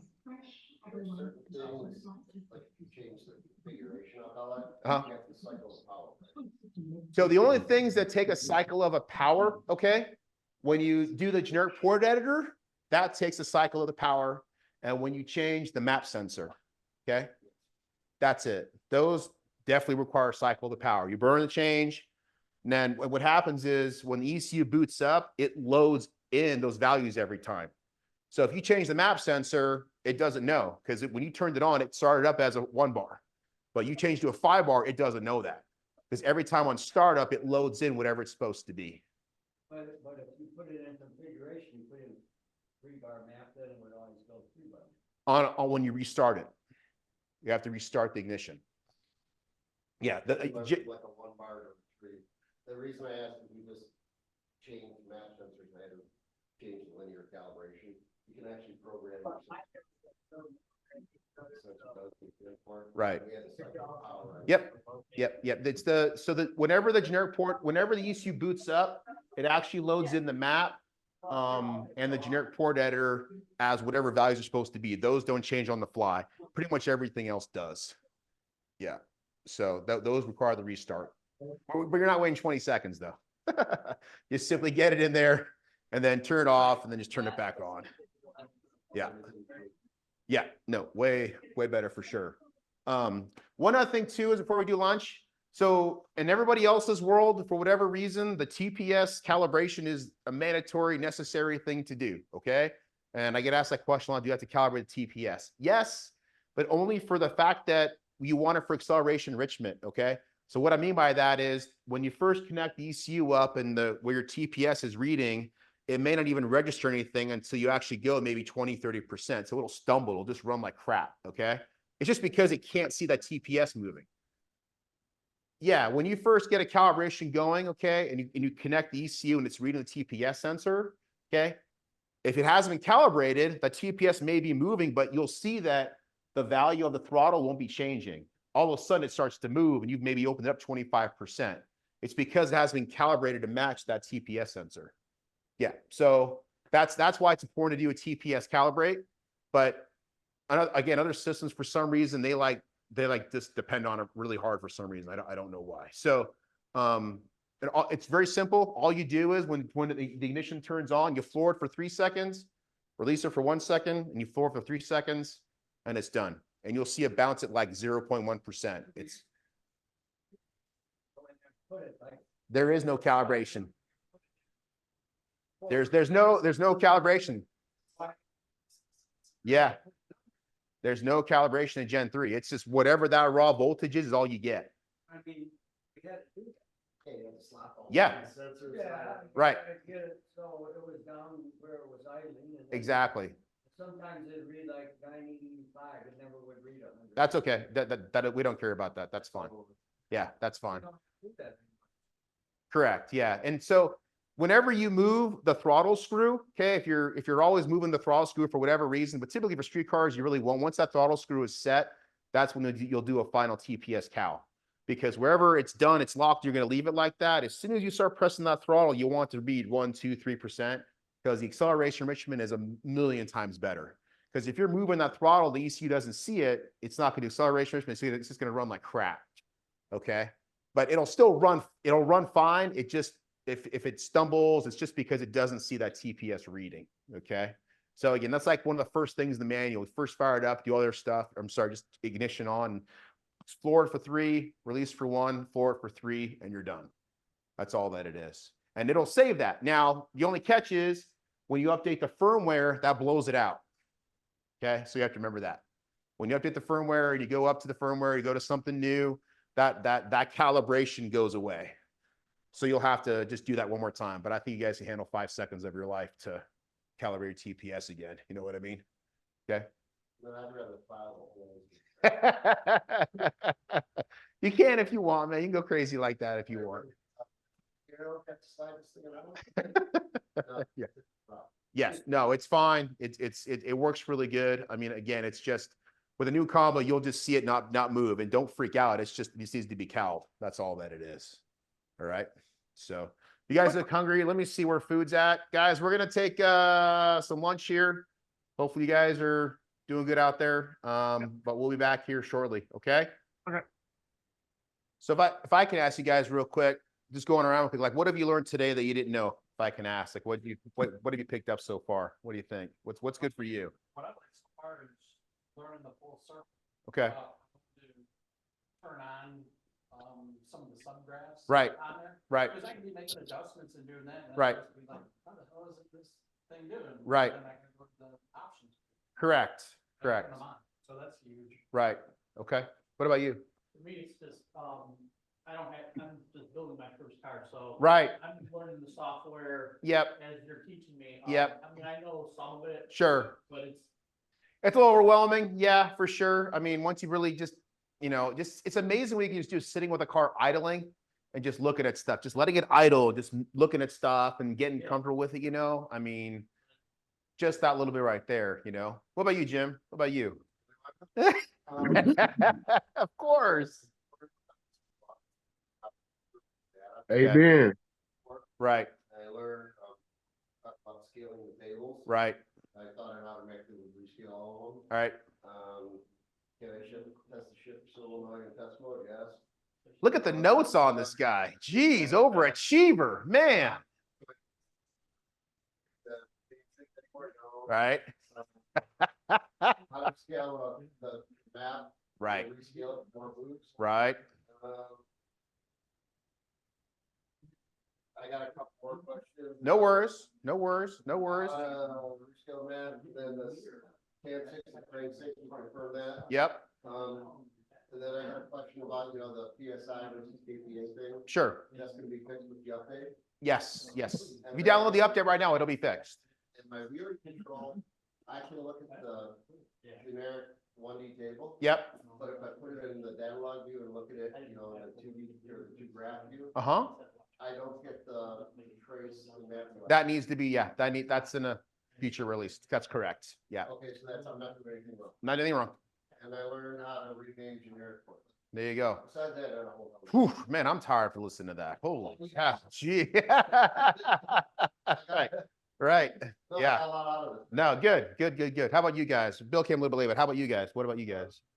Well, I knew that the big stuff. Sure, sure. Just overall then? Yeah, okay, okay, cool. You? Right. That's Matt Reese's buddy. Oh, okay, there you go. Okay, very cool. Okay, awesome, awesome. Oh, there you go. Okay, all right, awesome, very cool. What about you? I think like the X and Y axis graphs are pretty interesting. Right, right. Just be able to configure that. Exactly, exactly. What about you, bud? Just finite ability to Yeah, get eyes in on everything and right. see everything a bit more. Yeah, yeah. I mean, it's obviously really powerful, and the whole thing is it's powerful, but just I know it's not hard. It's hard not to, but you just don't want to be overwhelmed by it. It's really, yeah. There's a lot there that you're never going to use, right? Right. Yeah. We're just trying to put it in, and honestly, guys, we actually have. I probably got a list of still up to about, I don't know, 60 recs I'm putting in of stuff we still have to add in. So we're knocking out. We're trying to get updates every 2 months or so as far as software goes right now. So we're going to be putting in a delay box feature so that, for guys that want to run a delay box, we'll be able to control that, all that kind of stuff. Yeah, we're gonna do all that. Pro tree, if I'm really getting after it, Yeah. I can go red. Yeah, I'm sure. Yeah. Well, yeah, we're going to be putting that stuff kind of stuff in there. We have a lot that we're going to be coming in. We're going to have the fuel injector phasing. So right now, you really can't choose percentage wise based on fuel injectors. You're going to be able to do that here shortly. So we got a lot of stuff coming down the pipe. And again, it'll all be online. The paper will break everything out, So, hey, Dwayne, you there? I'm here. Did you say something, bud? I say I learned that whatever I learned, I'm gonna call being first. You can. So. It does way more than you're gonna get to. Get it to do what you need it to do. Fuel, air, and spark. Get your fuel right, get your timing right. Right. Get it running, learn how to get a dad log, learn how to look at the dad log, and Right. then you're just gonna pick up other stuff as you need it. Right. You're gonna wanna set up your bump box. You're gonna learn that because you're gonna have to set it up. There's other things you're gonna have to do, but Right. if you try and let's say I need to learn everything all at once, I'm gonna check out. Yeah, it's just too much. It's just a lot. So, one step at a time, absorb it, walk away, come back again. If you had some little Caesars, hit it again, you know what I'm saying? So nothing like some time for that, so. I'm gonna kiss ass for this. I've never called this guy, not having called me right back. And I called him, and, If I can, I will, but there's been some and times I can't. friends, it's not like it's one person. He calls everybody back. He will stop, drop everything and help you, especially if you're in need. Yeah. And, I don't know how many times you've been on TeamViewer, and it's just, the tech support is phenomenal. So if you get stuck, don't get frustrated, call him. Yeah. There's something wrong with me. I love problems. I don't know why. So it's just weird that way. I mean, if there's a problem, I'll just try to figure it out. You know what I mean? Yeah, but but I've just been able to see a lot of combos and a lot of things. And really for the most part now at this point, it's like, there's only so many things it can be when things happen. You know what I'm saying? Which is good. I mean, it's really tough to when a mechanical problem, electrical problem is doing something in the box because, hey, we're doing everything we can here. You know what I'm saying? If there's noise on a circuit or something, there's only so much you can do. But we really don't have any. I'll tell you that right now. We don't have, if it's wired up right, we don't really have any noise influence at all. No. John put a lot of effort into getting the thing. That's correct. That's correct. That's correct. Yep. Yep. He put a lot of. Yep. He did a lot of stuff nobody knows about. Yep. I mean, I don't even know about it. I wish I knew. Yeah. I would understand. Yeah. No, he did. He did a lot of stuff, which is really good stuff, which we'll probably never know. But that's one of the things is RFI. Like we really are very resilient towards it. We really don't, you know, you can have a magneto right next to the damn box, it won't care. Yeah, You know. I put a couple of, the self-tuning Ollie Mhm, and the mhm. fast systems on Yep. customer vehicles. Yep. And the computer has to basically be on the bench. Yeah. Be on the car. Yeah, so we've done, like with the sniper stuff, we've actually done a couple of Gen 3 and 4s, and they've taken the 3 and 4 and interfaced with the sniper itself and got rid of all that. And the big stuff controls it. Yeah, it's just injectors and the air temperature sensor and the TPS sensor. Works fine. No RFI after that, you know, so, but anywho, let's get started again, guys. Hopefully you guys are full, but appreciate you guys hanging in there. Probably just another hour or two at the most, if you guys can hang. We're going to basically cover now from the SR2 over to the right. We're not really going to cover the nitrous. We're not really going to cover the transmission stuff, but we're going to cover traction control, boost control, and start line stuff, okay? But by now, you guys really should know gauge cluster tab, right? This is all your stuff on the bottom, okay? Actually, I'm going to go back online with Pande's car. So again, as you can see here, what's really powerful with having the Wi-Fi, you know, it's neat because it really is Wi-Fi. You can bounce back and forth around different networks and everything because it's just simply just a Wi-Fi connection, right? Somebody's running an LDR or George that car, so can you pull all the time, you know? Right? Right? Sorry, Jim. Not my department, buddy. You know, So, not paying enough for that service. no, not yet. All right. So again, with the gauge cluster tab, you guys know that down here on the bottom, this is where all the stuff is that again, really helps out. Like for the boost CO2 here, this tab is very important. We're going to start getting in the boost controllers in a minute, but on this tab, when you press the 3-step button, this wastegate pressure up here, you go to that, it goes to your first target. It's going to hold your pressure.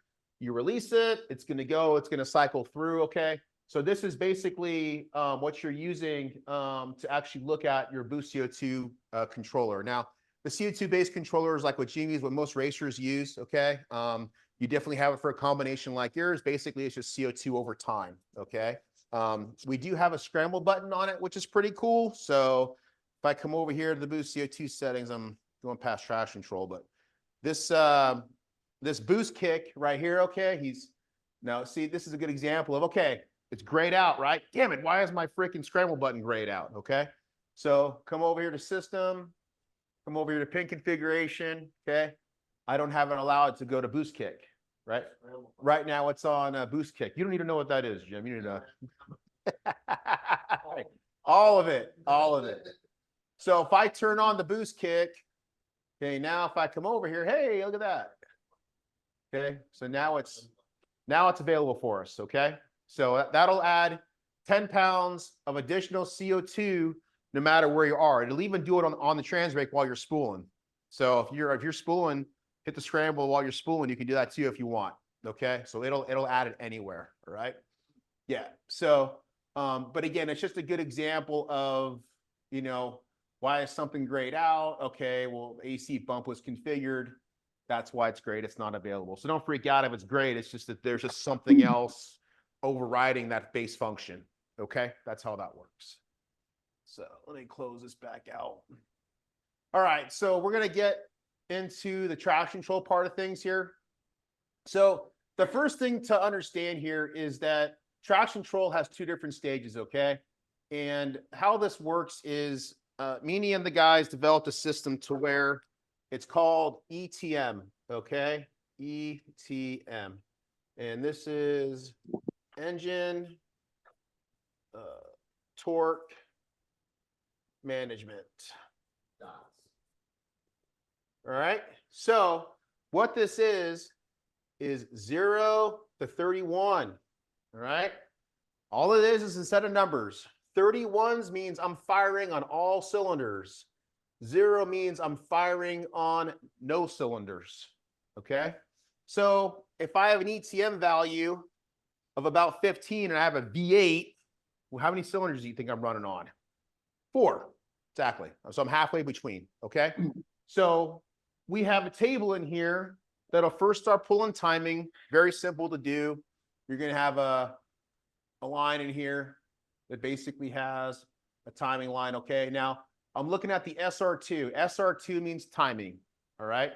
So what this does is we've got some built plots right here. I'm starting at 600ths of a second, and I'm going out to 5.5 seconds here, okay? So I've got some plots, I've got some curves, and this is not what he uses, but this is just some baseline stuff here. So these curves up here are going out, and basically, if the dry shaft sensor starts going over these numbers, okay, SR2 is timing, okay? This is not ETM, this is timing. So we're gonna go to an SR2 timing map, which is this right here, SR2 dry shaft error table, all right? Now, based on whether I'm going over or under, I'm gonna add in timing. Now, in our world, this is where we're cutting this backwards. If we're going over that line, okay, it's a negative number. I don't know why, it's just how it is, okay? So if I'm 100 RPM over my curve, you're gonna see the ellipse is gonna be right there. If I'm 700 RPM over my curve, it's gonna be down here. Okay, and that's how it's gonna pull power, okay? So for example, if I have this curve set up to where if I start to tickle the timing, or if I start to tickle that curve, I'm gonna say I'm gonna pull 5, okay? But if I start to go really far, I'm gonna equal -20, okay? So now, and I'm gonna take this line and I'm gonna interpolate up or down, okay? I'm gonna interpolate vertically, okay? So watch what happens when I go from the 5 to the 20. All right, so you see that? Okay, so now if we start going over the curve, we're gonna start pulling timing, okay, based on how much I'm over, all right? Now, vice versa, this is gonna be a very big exaggeration, but if I was under my curve, I could shove 20 in. So if I came here to 0, okay?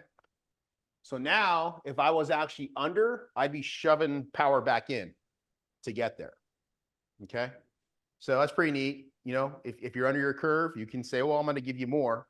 It's really powerful because if you have a curve that you really know works really well, but you know that if you're under it, you should be getting there, it'll shove some more power back in, okay? So it works extremely well. You just have to remember that if you're going over, it's this negative number here like this, okay? And then if I looked at it at a 3D view, you could obviously see here that, you know, there's my 0, and right here I'm pulling out a bunch, and up there I'm adding a bunch. You know what I'm saying? Again, that's an exaggeration for the adding, but you can 100% add in as much as you want on the other side. Now, a lot of big tire cars will need some, you know, help. So that's where you can help it out there too, as well, okay? So this is the SR2, okay? So if you see SR2, that's timing, okay? So I'm gonna hit Control A, I'm gonna hit 0, and I'll just zero that back out for them, okay? So that's all zeros now. All right, so now if I come over to SR2 and I go to the ETM desired dry shaft curves, okay? This is basically a plot that's gonna do an ignition cut, all right? So if you see ETM, that means we're gonna be hitting spark cut, okay? To bring it down. Now, if I come up here to SR2, and if I come over here to this number 1, okay? See right there where I just chose number 1? If I come down here, okay, you're gonna see here that both of these curves are basically set for the exact same thing. Now, there's nothing wrong with that, but this means it's gonna be pulling timing and it's gonna be doing spark cut at the same time, all right? But you can do it either way. So if you have it set up so that if I add 2, I'm gonna make this exaggerated, but for the ETM, again, ETM is what? Ignition cut, right? So 500 here. So you see how the red line here is timing, okay? And the green line is ETM. So it would start to attack it with timing first. If it still got up too high, then it would start pulling out the actual cut. It would start knocking cylinders out. Okay, does that make sense? Okay. Now you can configure this as well to be on the dry shaft or the engine. Okay, you can do it either or. Future release, one of the recs, you're going to be able to do both. So right now, it's just currently one or the other. Okay. So is there an advantage to use, let's say, the timing on the drive shaft and the ETM on the engine? No, what that means is that it's really your preference. It's whatever you want to do. Because right now, you're either choosing a dry shaft or an engine RPM curve. Okay. Go back to the old 7531 MSD days where it was all engine RPM days. Right. Right. Yeah, that's that exactly. But that's why you have the ability to choose here. Some places you can't run a dry shaft sensor. You only got engine RPM to work with, right? So you build an engine RPM plot because you can't use a dry shaft sensor, right? So, you know, it depends on how you want to skin the cat. Okay. Yeah, it's a good indication of it. Also, if you're spinning, all that type of stuff, right? So this is like using your grid timing before? Yes, exactly. Exactly it. So this is where you're going to go in and start populating your dry shaft curves and start building tables to work from over here in this section. So now again, you can only choose dry shaft or engine, feature release both, okay? But in this section as well, for these tables, you've got, this is where you choose which table you're gonna be at, 1, 2, or 3. Okay, on our dash, you can also choose which plot you're gonna be on, okay? And then you've got a minimum RPM and a minimum TPS. So all this stuff only goes active above 75% throttle and 1500 RPM. Okay, you gotta be above that in order for these tables to be working, okay? So if I was to, back to dry shaft. For some reason, if I wanted the ignition cut to come on first, I could subtract 700 from that, okay? Now my ETM is the lower line. So now I'm actually doing spark cut first. Totally up to you. Whatever you think, whatever kills the most power to get you where you have to be, okay? You know, it just depends. I actually have guys that do a spark cut first versus doing timing. You know, timing may not be enough, you know, to actually get out of your way, especially if you're doing back of the track stuff, because there's nothing out there at all. So the only way to get down is going to be start riding some spark cut. And I'll tell you right now, the rev limiter in the 4, also in the 3, you can ride that bitch the whole way down. It doesn't hurt you at all. We've been on some teams and we've had drivers hit the rev limiter and they're literally, the guys are freaking out, running around going, oh my God. And you know, if they touch the rev limiter on their systems, they would blow the engine up. I don't know why. Yeah. Now, I don't know what those systems are. I'm just saying that that's what I've heard. I don't work with those other ones, but that's, yeah. Hey, So Ben. you can ride our limiter and be fine. Yeah. Just quick question. If you're running, say, and I'm talking about launching the car, so if you're in your boost curve, can there be a modifier saying if you're exceeding drive shaft and you're pulling timing, can you do like a boost retard, like a modifier to the boost curve and or the nitrous if you're in progressive? You're saying so that if you're riding the rev limiter, or if you're riding the SR2, well, yeah, the SR2, you're above, out. Yeah, you're above the line. You're targeting 4. It pulled 4, and you're still above the line. Can you modify the boost curve based off like incrementally in the run? Like basically the ECU sees, hey, I'm over and I'm still over and I've given full command. Yeah. What I've been told to do. Let me pull boost now because I'm on a turbo car, or I'm still progressive, or I got my second kit on. Yeah. Let me pull 10% nitrous. You know, within 0.8 to 1.2 as a modifier. Yep. We could do some stuff off of engine RPM right now, but not necessarily like we're looking at some sort of multiplier for how much we're over those tables over time. You know what I'm saying? But okay, possibly something we can build in the future if we are going over, but pretty much if you're having to pull CO2 and then catch back up, you know, your run's almost over at that point, right? Because it's just so laggy with CO2 anyways, right? Nitrous may be another deal, right? But if you're trying to catch with CO2. I can see nitrous being a benefit. Yeah, you know, that possibly could for sure. So again, these tables you can pre-build, you can do whatever you want. You just have to remember that ETM, okay, is your ignition cut. Now I'm going to put this back. I'm going to hit the back button. I'm going to go back again. Okay, so now I just went back and I'm back where it was before. Okay, I just hit my back button. Okay, remember I never closed this window, right? So I was able to do that again. Okay. So now if I want to ride the ETM, okay, there's a dry shaft air table. Okay, come down here to SR2 ETM dry shaft air table. Now, if I got a table full of 31s, what does that mean? All power, baby. We're not doing nothing. Okay, that's what that means. Now, you have this curve here, okay, that goes from 0 to negative 1400. Why is there no positive? An idea? Because you know, right? Because we can't add the ignition, right? SR2 is its timing. We can add timing right if we're below it, right? With the ETM, we can only pull. Okay, so that's why you'll see here that there's a negative number here. So if you start going over, you're going to get over, and that's where you'll actually start pulling that actual ignition cut. Okay. Now, this table is not meant to have any zeros in it. Okay, guys. So typically, the lowest that you'll go here is somewhere like around 17 or so, and then you'll interpolate this and do something like that. Okay, but most times you'll actually have to get after it harder. Now, this is a base table. Again, this is not his tune-up. This is something that we just supply as a base. So negative 1400 means we'd have to be 1400 RPM over this plot to actually get to basically almost half the cylinders. That's insane. That's not going to work. Yeah, it's going to be spinning the tire, right? Way too hard. So again, we're going to go back to toggling our X and Y axis, right? We're going to rebuild this, right? Right? That's right. Not Jim. Not Jim. Okay.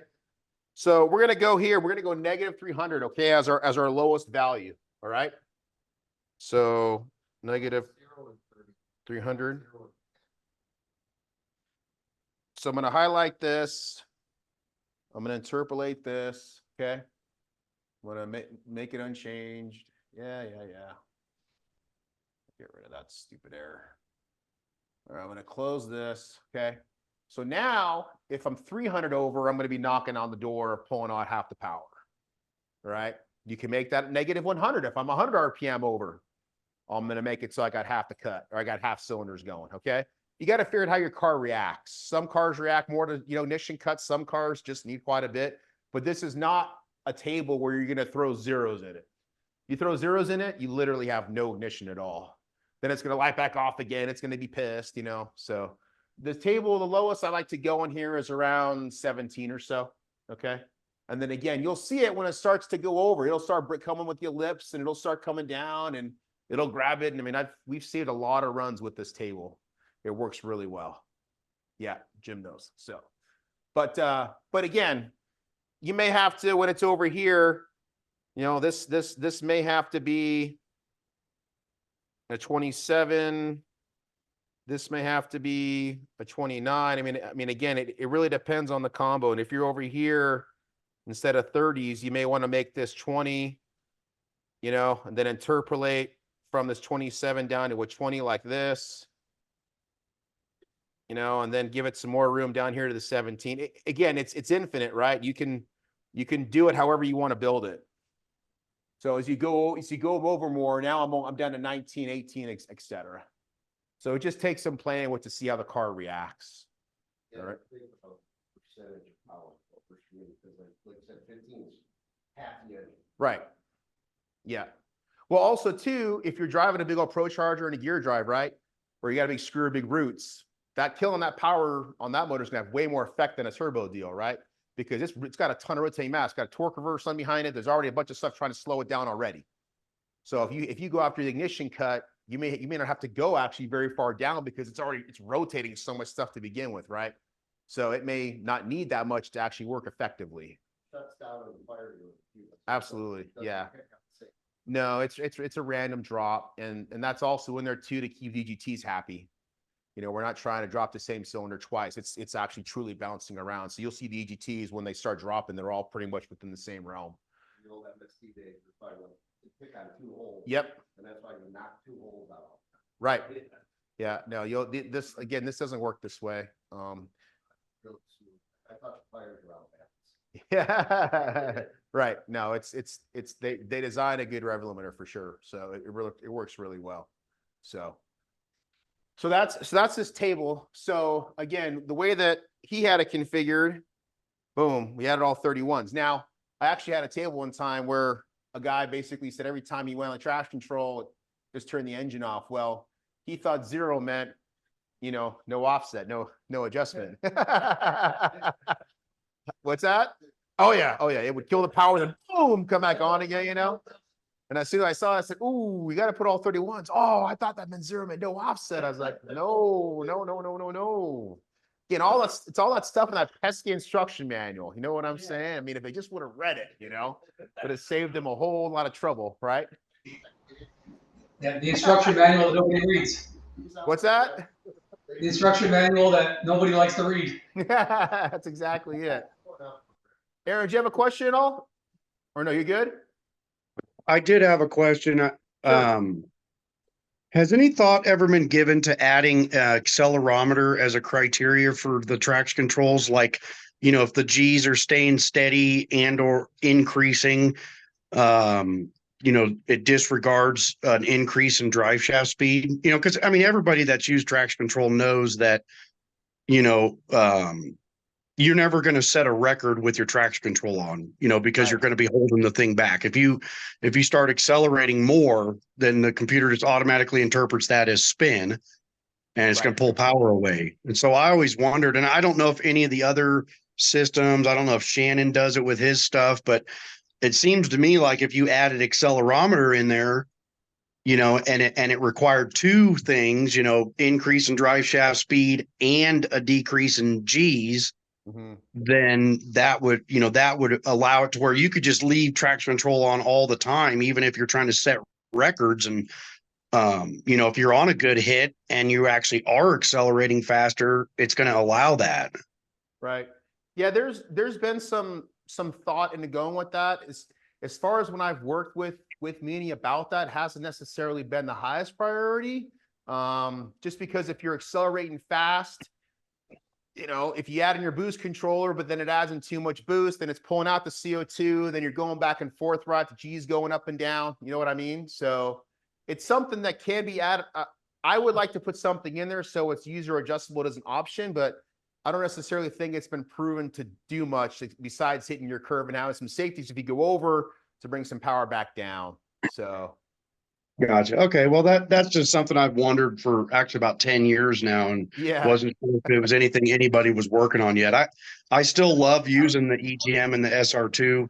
Yep. And, I've won a lot of money with it. I just, I've also had runs where I go back and look at all the data and, it'll be pulling it down to like 27 or 23 or something. And it's like, I don't think it was really spinning like shit. If it would have kept the power up, then I probably would have, set a new personal best or a new record or whatever, Right. so. Right. Yeah.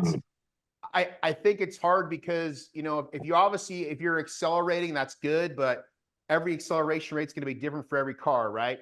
So you'd have to be able to tell the ECU, okay, I need to accelerate this much over time. If I'm not, right, then I must not be going fast enough, right? So it's just one of those things to where if your tune-up's good, hopefully you're able to get down and just get off the traction control. If it's not, you're out of the traction control anyways. You know what I mean? So. Yeah, I know that there would be, it would be pretty sophisticated to try to have to program that. Like you said, at what point is a decrease in rate of acceleration, actual spin? Yeah, no, I totally get that. I was just curious if that's something anybody's thought of. So that's all good. Dwayne, what's up? You saying something? No. Okay. No worries. Hey, Ben, Yeah. having that thing add power when you're adding your timing is your way around going faster with traction control. Right. Yeah. So just the guys that are out there listening, if you want to go faster with traction control, adding the power is the key to doing it. And if you're off in just one spot of your run, it'll find it. Yeah. So what Chip's talking about is this right here. He's talking about this table, the SR2 error table. So again, if you're going under your curve, right, it's gonna put in timing. If it's going over your curve, it's gonna pull. So like he's saying is that if on your tune-up, if you've missed, it'll tell you, hey, put some more power in here. because it's bringing your power back to where it should be to ride that curve. That's what he's saying. And a lot of guys too will just simply ride that curve going the whole way down. They may be pulling 1 or 2 out almost the entire eighth, or maybe at 2 seconds, they just get rid of it, right? But once they're out there, they're good. So that's but you'll never go faster than the Well, curve that you have programmed in, right? I mean, no, I mean, what Chip's saying is that it tells you where it wants more power by adding the power in at that time in the curve. If you're below it and it's adding in power based on this timing table. So if you were to come over here, and again, I'm just going to exaggerate, but if I could put in 20 degrees here, and if I'm going to put 5 degrees here, if you start riding the curve and you're below it, and it starts adding in timing to get you where you need to be, you know that you need more power in that section because it's getting you up. Sure, for like future runs and future data, but on that particular run, it's never going to be able to go faster than the curve that you have turned on. Correct. Yeah, exactly. It's going to ride it. Exactly. But Yeah, it just helps you to get to where you need to be for that curve. For your Sure. application. I get it. I get it. That was my question. Yep. So. Yeah, maybe just a comment on my end on that. I know Sebastian at NLR, he does boost by G, and Yep. all his GATs and all this stuff. He experimented. We talked about that like quite a while ago, and experimented with a lot of G stuff. So it never really came to fruition. But I see what he's saying, that if the water grades and the density change drastically and you're under your curve, you're limited, even if you're saying add 4 degrees above your, if you're below the curve. But if the track can take more, right, having that G, having a pre-plotted G is just another table to say, oh, I've given everything I got and I'm still not at the G. That also sounds like a pretty good idea. The only thing that would be a problem is a wheelie, because when you hit a wheelie, the G goes up substantially. Right. And that potentially could be a problem as a modifier table, right? Right. Yeah, because if you're accelerating hard. Yeah. Yeah, because when you wheelie, if you're pulling 3.2, like on a screw blower car in Florida, and all of a sudden 3.2, 3.4, then you wheelie, it goes 3.8, 4 Gs. That's where you got to be very careful. Yep. Because when you wheelie, Rob, it goes did up you higher. say GATs? I said GATs. GATs, no money for GATs. Gotta have gas. Gotta have it. Yep. It takes at least half a second for CO2 to get to the gate and the turbo. Yeah, that's why it's a tough turbo deal. Yeah. Yeah, tougher turbo deal. For a blower car, way different though, for sure. So that's all good stuff though. Okay, so again, does this make sense, guys? We're below curve, shove power in. If we're over it, it pulls it out. I mean, like I said, it's really a good lesson for your combination, because if you can get some drive shaft plots, you can literally what's that? Somebody say something? I'm sorry. Okay. You can literally have the timing telling you, hey, you're missing out. You need to get more power in here, right? Then you start inching that table up some more. And what a lot of times this works out too is, so we've just talked about the dry shaft and the engine RPM curves. The other big key right now is going to be this table here, okay? So I went backwards intentionally because this is the one now that you're going to use the most, okay? So this is SR2 gear curves, okay? So basically, you've got spark curves in here. This is actually up. This is only going to show me 3 curves here. Surprise and shock. I couldn't Hey, really Frank, can you form mute, words. please? Sorry.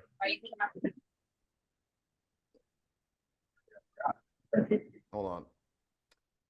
I'll mute him. Okay. So on the gear curves here, again, when you plot a gear retard curve and it goes, if you're under your curve and it's putting in power, you're going to know you're pulling out too much, right? Because if you put a curve in there and you're pulling out X amount of power over time, but the SR2 is actually putting in timing, then you're going to know that you're too aggressive on this. Makes sense, right? Because it's saying, hey, why are you pulling so much power? It obviously wants more. So as we have a lot of guys that'll just have way a lot of power out here.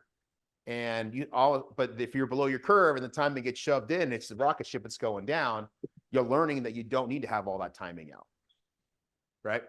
For example, I can think of, let's say you want to leave with 11 pounds and you only got 10. Right. Throw a little power in it, timing, right? Right. At least get it closer to where it should have been. Right. Yeah. And again, when you're in first gear, it's not high load. You can get more timing in there. You're not going to hurt it. You know, it's race gas. I mean, it's if you're in high load and you've got an extra 3 degrees, you could probably hurt something. Right. But if you're in low gear, you know what I'm saying? You got some mechanical advantage there. You can put some time in there. You're not going to hurt it. You know what I'm saying? And it tells you, it helps you. Cause like as Jim said, what if you didn't leave with enough boost? It will still get you to your curve because adding your timing in right there, and then hopefully gets you caught up. And now you're ramped up there and the boost is caught up and then away you go. Right. So this table is very important. So how does all this start? Okay. All this traction control, beautiful stuff here that we got, you have to do a couple things. So if I come over here to system and I go to rev limiters, okay, you have to hit that number. Okay. So remember in our world, the 3-step is our race time where everything starts on that. Okay. You have to be banging on the chip and doing your thing. And whether you're blower, turbo, NA, whatever it is, okay, you have to meet this criteria of getting to that number. Okay. Same thing with the TPS. Do you have a question? No. Okay. So if we don't get there and you release the button, it may not go because you haven't met the criteria for it. Okay. So you've got to meet the 3-step RPM. You got to go above this TPS. You've also, again, in SR2, you've got to go above this 1500 and this 75. This is just what this cal is set for. But all this stuff has to be met. Okay. And the 3-step has to be released. Then at that point, your race timer starts. It starts looking at all your tables. Everything starts going. All right. So again, that's how we do it in our world. It doesn't matter what combination it is, what you have. You've got to meet that criteria of getting to that RPM. 3-step. Yes. 3-step is launch RPM. And that's a 12-volt in. One other thing too is that whenever you're wiring in the 3-step, it's typically off a trans brake, right? If you've got your trans brake solenoid here, okay, and that's ground right there, and then you've got 12 volts coming in, okay, the 3-step input to the ECU, okay, is never the same as that. Okay, is that signal going to your trans brake solenoid? Never, never, never, never, never. That needs to be another relay, okay, that is off to the side, okay, that's pulling a set of contacts here. Okay, that's what needs to go back to the ECU is a relay. If you share the same wire as a trans brake, you can blow the computer up because when the solenoid releases, it releases a bunch of flyback voltage and you can hurt it. Okay, so you always want to make sure that the 3-step input, that 12-volt signal in the ECU, is not shared with the trans brake solenoid. Okay, you don't want that. You want to have a little relay or something off to the side that is actually that indication. Okay, it's really, if you share with the solenoid, it's on borrowed time. Not good. All right. So you can still use the 2-step. Again, Pande has an old software. We also have what's called a half-step. Yeah, Bill. Is that the same for 2-step also? You're gonna have a relay in it? No. Well, if you're controlling a solenoid, yeah. I mean, it's On the 2-step button. You don't use it anymore pretty much. yeah. I mean, the 2-step is for like a burnout rev limiter or it. Right. Yeah. No, it's, you know, if you're sharing like the brake pedal or something, or yeah, that's fine. You just can't have a load. It's not meant for a load at all. It's just meant for a contact signal to come in and be used as a reference. Like 2-step on the brakes, 3-step functionality. Was it? Yeah, you caught that. Possibly, maybe, possibly. Why's your 2-step on? Oh yeah. Yeah, for some reason your 3 and your 2 were being triggered at once. And that's actually, it's not in his firmware, but we have what's called a half-step. So if you actually have, if I go back to the SR2 tab down here, okay, you can actually see your 3-step and your 2-step inputs go true. We also have, we call it a half-step. So if you want to have another rev limiter, you have both those inputs triggered, you can have another rev limiter as well. So there's a total of 3 rev limiters that you can play with. There's a 3-step, there's a 2-step. You press both those, you'll have another rev limiter you can play with, okay? And then there's the max engine rev limiter as well. So there's a total of 4 in there, okay? So a lot of times with the half step, you may have a guy that wants to floor the car, but he doesn't want to go all the way to the 3-step RPM. So he can just sit there at a much lower RPM, wide open throttle. You know what I'm saying? And he's got both on. Then he releases the 2, it goes right to the 3, and then away he goes. So just depends on how it's configured. Okay. But MSD, I forget what MSD called it. There was a 2, a 3. Oh, the burnout. I think they just called it a burnout rev limiter or something in the grid. Something like that. Burnout or I forget what they called it. Yeah. But you could have, they had something to where again, it was the spool. That was what it was, a spool rev limiter. If you had both them activated, yeah, but that's what it was. You're right. Nobody used it, but that's what they had for both those there. So, but anyways, you got to have this criteria met. I mean, again, I've had guys call me, my stuff ain't working. I said, okay. And we'll look at the log, and it just hasn't met the criteria yet. So in order for the stuff to start, we gotta meet it. And you can adjust the criteria to whatever you want it to be, obviously. It's your cow, but For all the start line timing and over and all, it's gotta be 3-step active with nothing else active, right? yeah, I just used the 3-step, correct. Yeah. So for Bill's case, that's not only but for anybody with like a turbo or even a blower car, right? You wanna just have a 3-step active. No, if the 3 and the 2 are on, it just cares about the 3. If it sees the 3 on, the start line timing stuff works. Take that offline. Well, yeah, because remember with the 3 and the 2, that brings another rev limiter in place. It won't bring it to your actual 3-step. And it wouldn't over. Correct, because that needs to only have a 3 on that. Okay. So it's application specific. yeah. But on this, one other thing here, which you can also do is the rev limiter error table is fully adjustable. Okay, so this table basically lets you dictate how hard the rev limiter hits. Okay, so if the rev limiter is hitting crazy hard, you can raise these numbers up for whatever reason on the application. If it's not hitting hard enough, you can lower it down. Obviously, there's zeros up there. This thing's going to hit pretty hard now. It's never going to not fire the ignition because remember, it's interpolating, okay? So basically for 0 over here, he's got it to where we're throwing in 20s, and for 125 over, it's 0. But again, it's going to interpolate between. That's not going to be fully 0. It's going to interpolate. But you can literally play with this table as much as you want. Hey, Ben, can you just show us how you got there again, please? Sure. So SR2 rev limit error table. Thank you. Yeah. What Is that the same scale, 0 to 31? Yes, that's it. Because you can adjust as much as you want. Okay.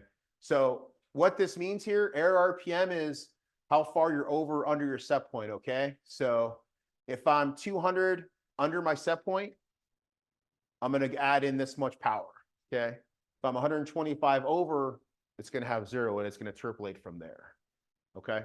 But this table is fully configurable. Now, what this is here is, this is engine acceleration. Okay. So what they designed was a value to actually look at the acceleration rate of the engine. Okay. So if the engine's climbing really fast, you're going to see a value of 8,000. If it's decelerating really fast, you're going to see a value of negative 8,000. That's just the number that they use. I don't know how they came up with it. But basically, as the engine's bouncing around and doing its thing, it's monitoring the acceleration versus the error, and that's how it calculates what ETM number to throw in there. That's how that works. But it's fully exposed for you guys to play with. You can hit it as hard or soft as you want. Like for mine, it wouldn't come up on the rev limit. Yeah. So then we made the numbers a little bigger. Then it had enough power to get up on the rev limit. Right. So mine are like 20, 28. Exactly. It needed more power. Yeah. Yes. I need more power to get up on the chip type converter. Yep. Yeah. And then like with my MSD, I was always allowed for like a 200 RPM window on the chip to activate any timer or anything. Yeah. He's got everything 50. Yeah. So it needed some adjustment for his combination to make sure it stayed on the chip.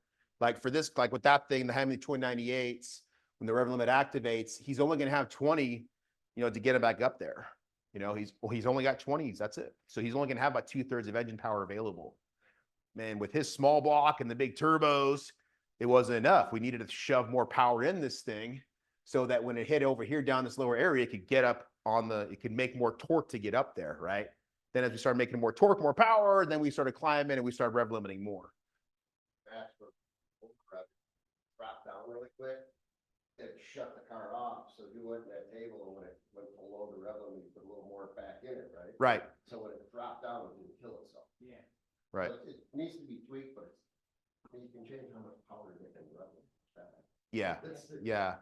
And again, and that's the whole point, is every combination is going to be a little different, and we just give that adjustability in there to actually work with it. I mean, I don't know, like with MSD, you get a chip and you get whatever they shut off, they shut off. Right. Right. Exactly. Here, there's obviously more adjustability. So.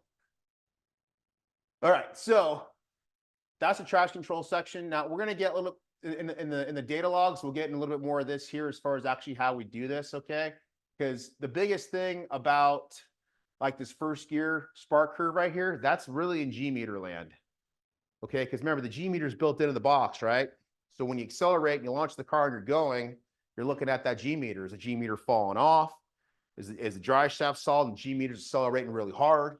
That's where you start looking at that to decide how much retard to give in. Okay. And, depending on what you're doing with wheel speed, maybe you don't want to pull as much timing. Maybe you need some more, actually, get some in there, right? This table can be done whatever you want to get you where you need to be. Okay. I know it sounds weird on the first gear lead, but that's why there's positive numbers in there. You may have to shove it. You may have to smack in the ass to get off the line, right? So that's why you can have positive or negative numbers in there. Okay. But that table is really important. And that's why, again, we were talking about before, if you have, again, you can do it during testing or whatever it is. If you just have the ability to have it put timing in, you'll know that you've got this curve too aggressive. It'll tell you. It's putting you on your curve that you should be. Okay. So that's traction control, guys. That's this section here. All this stuff here, guys, all these are just different menus. So you see here it says curves 1, curves 2, curves 3. Okay. What it does is, if I choose this curves 3, if somebody has chosen, okay, SR2 map number 3, all this is basically showing, okay, here's your gear curve 3, right? Here's the values. And then here's your SR2 ETM 3. So all this table is just showing you, if I've got number 3 chosen, here's my gear curve, and here's my drive shaft and spark cut plot. That's all this window is. It's just grouping them all together. Okay. It's all the same stuff. And again, same thing. If I go back to the SR2 desired drive shaft curves, all that is my timing curves, right? That's just timing curves. If I go to my ETM, okay, that's just spark cut curve. So all we're doing is grouping stuff differently in different windows. It's all the same stuff. We're just grouping it together differently. Okay. No, the gear curves you have 9. So anything over gear curve 3 uses SO2 and ETM. Correct. Yeah. This again, he just has his box all the way back at 8. We didn't do that, but Obviously, if you're pulling that much power out gear curves, you probably want to track control the rest of the gear. yeah. So let me just show you on well, his box is sold. It doesn't have it. So if I go into this one, see right here how it says 9. Okay, this is actually how many curves you get now. So you get to 9 different curves now. Pande's box only had the 3.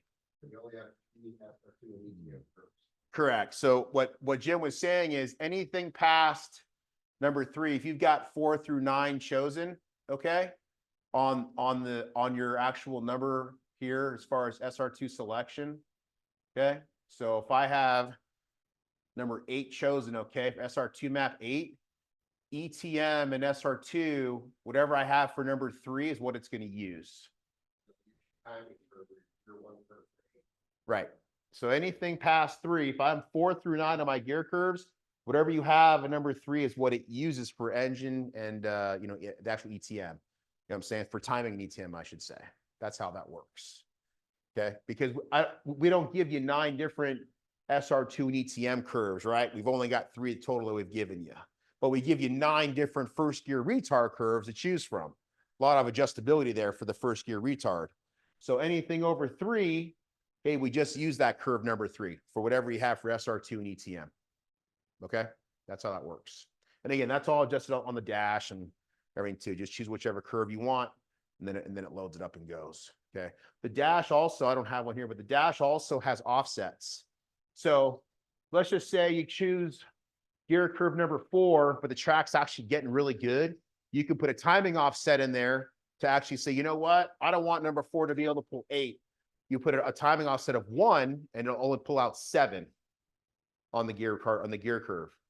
So that way you can simply adjust just that gear curve itself, not the SR2, just the gear curve itself to give you some more power.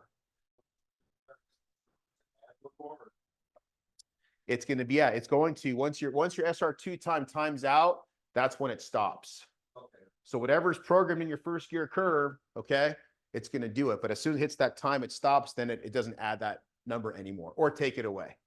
That's how it works. So what Jim keeps talking about too is on this version, okay, we have a boost rev limit RPM offset table. Okay. So what this means is for a turbo car is that if you're trying to make boost, okay, and you can't make it, a lot of times you have to actually go over whatever the 3-step is set for. So if I come back to my rev limiters, okay, this thing is set for 2,600 RPM. So if at 2,600 RPM, okay, I'm trying to make this again, this just says 5, but let's just say this was 15 pounds of boost. Okay, I was trying to make 15 pounds of CO2, which make about 15 pounds of boost. If I wasn't at, in this case right here, it says 10, okay? If I'm not at 10 pounds of boost, I'm going to allow the RPM to offset a certain number. So let's just say when the 3-step goes true and I start, if I'm only at 0 pounds of boost, I'm going to give it 1,000 RPM more. So if I'm at 2,600 as my 3-step, this can now go to 3,600. You know, if your converter's loose enough, right? It'll just take off and go. Then as you start making boost and everything starts getting happy, boom, it comes back down. And at 10 pounds, there's no offset. I'm back to my 2,600. That's what Jim was talking about. And play with that a little. How fast can I crash that thing down? Like, can I be at 95 pounds and it drop 2,000 RPM? Absolutely. Yeah, just clip it. Let's do a little small block, smack it, won't do it. Yeah, you could just absolutely just fall it off a cliff. It'll be fine. Yeah, it'll be fine. Yeah, but this is just the base table to start with, okay? But again, does that make sense? What's that, guys? Sorry, can you just show us how you got there again? Sure. So boost CO2, you actually have to turn it on here in the boost modifier selection, okay? See right there where it says boost rev limit RPM offset, okay? You got to enable that. Where? And then that's going to expose this. And then there's your table. Okay, thanks. You get Nico? There you go. Yes, but we need to get that. That's actually a bug we're coming out. That needs to be fixed still. So dash can still be used in conjunction with that. So I can change my leave RPM on the dash. Yeah. Yes. Yeah. That needs to happen. That's the next offset. That's the next software release. That needs to be fixed. But that's what this table does. So what Jim was saying is that let's just say from 0 to what do you want to hit, Jim? 10? Yeah, let's 10, but I want to give it 2,000 RPM. Okay. So basically we're going to give it 2,000 RPM, but then as soon as he gets to 10, we drop it to 0. This is what he's saying he wants to do. So that's it. I mean, it's going to have a ton of freaking RPM, and then as soon as it makes its target, that's when it's going to come right down. It's like the lights below a certain number, it does nothing. Right. And then all of a sudden, someone could get it. Right. So again, just every combo is different. You got to play with it. Okay. So that's what this table will do. And the thing we ran into is when like a max would shoot down, the car shut off, so you went into the rev limit offset table and put a little more power into it. Yeah. So like, if it starts shutting itself off below the target, just start putting a couple numbers in it. Yep, exactly. Got to Yeah, get it can you back just up. open another one? Hey, Ben, quick question. Yes, sir. Because I just have the base Gen 4 downloaded on this computer. Is that why maybe what I'm seeing is a little bit like I went and did what you said there, enabled it, but I can't, I went to boost modifier selection, boost rev limit, RPM offset enabled, but where do I get to that graph that you're on? So you go to boost CO2 and then you Yeah. highlight that boost rev limit. Do you see that boost RPM offset table? Boost rev limit RPM offset. Yeah, Yeah. that's it. Okay, because the one that I have just looks different than it's one that you've like your base one here. So it looks different than what you guys have, obviously. Okay. Yeah, I mean, it can be configured either way. Basically, on the left-hand side of the boost is, if you had 0, that's going to be your start of how much you're going to allow it to go over. Then on the bottom line, once you make a certain amount of boost, you're going to have it back. So, you can interpolate this. You can do this table any way that you want. But it works really well. And it's just built into the software. Just enable the feature and then just start playing with your table. Yeah, same with Nico's. It's not showing it for some reason. Huh, really? Nico. It may just be like a base software version or something. You haven't connected to the ECU yet. Maybe that doesn't have it. Or Nico's firmware doesn't have that option. So you guys got to update the box probably. Okay, yeah, more likely. Okay. All right. For 1999, the update? No. That's you just go do it. It's on the website. Go do it. Okay. All right. So one other thing I'll touch about here is again, Pande's card didn't have it, but in this newer version that we have here, we've got a roll race error curve. Okay. Now this is extremely powerful.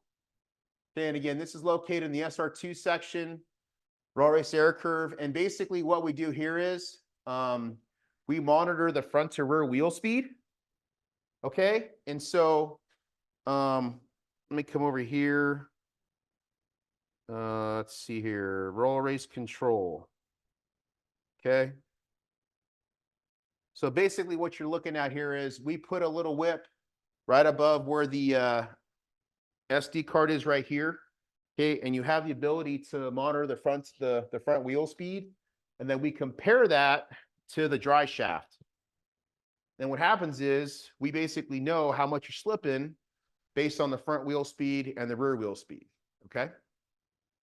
And then what you can do is you can plot a spark retard based on how much error you have there. Okay. So way out here at 256, that's a huge amount of spin. I'm going to pull 20. Okay. And then I'm just going to interpolate from there. All right. So now if I got 140 RPM of air, okay, again, this is air between the front to rear. Okay, I'm going to be pulling out about 9 degrees of timing. Now, this is in addition to everything that is already going on in the box. So if you're riding a dry shaft curve, right, if you're doing first gear retard, all that kind of stuff, this is on top of that. Okay, I've used this a lot with a lot of success. This works really well because sometimes you just miss. Sometimes the back of the track is just absolute trash and there's nothing there and you're doing everything you can. So you have to remember the SR2 curves are pre-programmed plots, right? That's a curve you're building. Well, what if you miss? Okay, this is active at all times. Well, not all times. So you can make it so that when I'm on the strip, I'm going to give it a certain amount of time before it actually starts. All right, because maybe you want a little bit of wheel spin off the hit, right? Maybe you're doing something to where you actually want some wheel spin. Well, in this case, in 1 second, it'll wait. Then it starts looking at this table. Okay, makes sense? What if the other way, if somebody's got a weight bias of 65% and they lift the front tires, it'll move the other way? That's why we put that in there. Because if they're wheeling, right, well, you're going to have no front wheel spin. The rears are going to be going, right? That's why we put that there. So do your wheelie. When it comes back down, typically, right, if it's 3 seconds out or something, whatever it is, then it'll start looking at that table. That's why the time delay is in there. That front tire should instantly come back a little bit. Exactly. Yep. That's what it's for. Well, yeah, I mean, it's, you know, it's because if you use it on the street, that's why we've got a street strip here. So if it's on the street, it's always on. Yeah. And used there many times. It's been tested show out us there how to quite a operate? bit. Trust me. Tested a lot. Yeah. Well, yeah, exactly. But no, this works really well. We've done some good damage with this table. And again, what's nice about this is it's feedback of what's going on currently. So it's actively looking at the front to rear wheel speed. It's almost, I don't want to say the C word, but it's just, you're looking at the front to rear. It's actively monitoring it, and it's going, oh, you're spinning, pull, right? I'm not spinning, I'm gone, you know? So it works really well. We've been on some very questionable surfaces, and because of this, we've just gotten down every time. Because remember, it compounds on top of everything else, right? So your boost comes in, you have a certain number of boosts. If you're on the dry shaft curve, it's doing certain stuff there. This is going on top of your boost curve. I'm sorry, SR2 curve, right? You got to have ignition cut going on. You got this going on too. I mean, it just all adds up together, and it's tough to, you know, not be able to knock it down with this going in place. Ben, you know what I call that? When you're stacking a bunch of timings coming out? What's I that? call that the sum of all retards. That's it. It is. Yeah. Just show us quickly, because we can see the numbers and the lines, but the icons on the top, we can't make out the wording. Can you just show us how you got to that table again? Oh, sure. Sorry, I keep asking the same thing, but. Yeah, so it's just SR2 and it's roll race error curve. So that's the table. Okay, thanks. Yeah, we don't have it on this firmware, on this software. Yeah, it's just probably the firmware that you have. That's all that it is. Yeah. So Yeah, again, thanks. This is on my car. what's that? That's the sensor that we put on my car, right? For the system. Yes, the front wheel speed sensor, exactly. Yep. Awesome. Yeah, it works really well. It's very good. Big deal at our track go racing. And the guy that made it says he decided dominates. All right, so boost controller now, okay? So whether you're the CO2 based one, okay, this is basically our track based one. This is what Jim uses. Again, we got some base parameters here, okay? TPS, this is actually our newest version coming out. You're gonna have a TPS minimum now to maintain CO2. You can do it, the CO2 based off time, mile an hour, RPM, or gear. The most common one is time for a drag racing application. And if I come over here to my CO2 boost, okay, I've got a window here for desired wastegate time curves, okay? So basically this curve right here is what you're gonna plot out over time. You can make it as long as you want. So I'm just gonna make this a little bit bigger, okay? So we can configure this any which way. So let's just say I'm at 10 seconds. I'm going to change this to 5 seconds. I'm going to interpolate this. I've just got a really fast 1/8 mile car. Now, one thing also is these tables can look pretty crappy if you don't have them configured, because again, it's a universal setup for your own project. So if you go up here to File, and you go auto scale y-axis maximum, and sorry, these 3 dots, auto scale y and auto scale x. If I close this window down and I come back into it again, okay, now I'm starting to see some more resolution, okay, versus that stuff that was stuck there at the very bottom, right? So you'll see here, it automatically interpolated and said, okay, 15 pounds is for curve 1, and then it goes down to 5, okay? So let's just make this 10. And let's just say by 1 second, I'm going to have 50 pounds in. Okay, so now it automatically rescales, and it just makes the window a lot easier for viewing, okay? So this CO2 boost over time is going to have everything in basically by a second, okay? So on the trans brake, we're going to go for a 10-pound target, and over 1 second, it's going to ramp in, and we'll be at 50 pounds of CO2 by 1 second. That's how this works, okay? But for drag racing applications, this is how 90% of them do it. if you got a street set up or you have different other ways you want to control it, again, you do have it by mile an hour, RPM gear. You can have the CO2 target whatever you want it to be. Okay. But most guys will just do that wasted over time. This boost kick that we talked about earlier, okay, that's your scramble. So remember, if it's grayed out, what does that mean? Something's overriding it, right? So if I go to system, pin config, right there, I don't have the boost kick on, okay? So boost kick goes on, and then there we go. So it's now exposed, okay? The wastegate pressure on the foot brake, that's actually if you want to have a certain CO2 that differs from the launch. So on the 3-step, it's going to target the 10. But if you had a certain pressure you wanted to, let's say you want to go to 20 pounds on the foot brake, you know, you're dragging or something, you could have it be 20 pounds on the foot brake instead. Okay, that's what that means. But the boost kick right here, that's your scramble. So if I could have 15 pounds, you can do whatever you want. So if I got 15 in there, scrambles pressed, I'm now going to have 65 CO2 total. So it's just a matter to whatever you have. Yeah, Dwayne. How did you get to that boost kick again? So you're going to go to boost CO2, Right. boost parameters,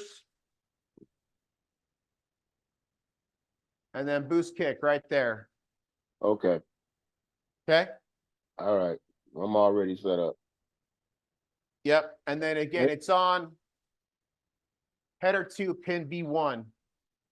So one thing also too, guys, the pin configuration, this tells you exactly what pin each one of these is on, right? So that's pretty handy. So if you want to know, okay, where's my scramble wired into? Header 2, pin B1, okay? So that's actually a 12-volt in. I wonder why they didn't put high side next to that. But that is a 12-volt input on that. Okay? But it's nice. Again, I think we talked about it before with the boost kick. That could be on the trans brake as well, too, if you wanted it to. So we've had plenty of guys do that. Okay? So again, we have a whole CO2 integrated boost controller right here. Okay, this is how you wire it up. We've got a really nice solenoid block setup that we have. Okay, it comes out. You got a 0 to 100 PSI sensor, goes to the top of the gate. We got, like I said, we got a really nice solenoid block that ties into it. That's the boost connector. But pretty much we sell the kit, just comes in, just plug it in, and you're pretty much ready to go. You know, we leave it up to you guys to hook up the pneumatic side of things. Okay. Won't get into it much, but we do have a street-based boost controller. That's right here. And it's simple as can be. We simply just have basically a MAC valve that controls the bottom of the gate. And it works awesome. You wouldn't believe how well it works, but it works great. So all we're doing is basically just measuring the manifold pressure going to the bottom of the gate to maintain whatever boost you want. So if we're trying to make 10 pounds of boost, let's just say you have a 10-pound spring in there, okay? I'm sorry, let's say we're trying to make 20 pounds boost, but you have a 10-pound spring. We will limit the amount of boost going to the bottom of that gate so you can't actually lift off with the 10. We'll basically vent it. That's all it does. It makes it so that that 10-pound spring can actually make 20 pounds because we're not allowing the 10 pounds of boost to get to the gate to crack it open. We're actually bleeding the air off. Yeah, it works great. Yeah, it works awesome. And it's the simplest hookup ever. It's pin B on the boost connector and a MAC valve. It's a piece of cake. Just interrupt the bottom source going to the wastegate of the turbo. It works awesome. Yeah, that's really simple. That comes standard with every box. So that does it based on manifold pressure sensor? Yeah. So if you come over here, again, you can do it based off time, RPM, mile an hour. So if I'm on the boost GN, most guys will typically go like mile an hour RPM. So if I come over here to mile an hour curve, I'll just simply say, hey, I want to target 10 pounds at 0 mile an hour, but as I speed up, I want to target more type stuff, you know? But this is where it really helps out to have the traction control. Because if you're targeting a certain amount of boost, right, at a certain mile an hour, what if you're spinning, right? Pull the power back out with the roll race, and then just away you go, right? So it works really well. And you've also got the overboost and everything else. There are boost cut safeties in here. So if you're running a boost combo, okay, you can turn on a safety and you can say, okay, what's it going to be set for? Whether it's the boost CO2 or the GN, you can have it set for 10 pounds in this case. 2-pound hysteresis means that I'm going to turn on a 10. I'm going to subtract 2, which means I'm going to turn back off at 8 pounds.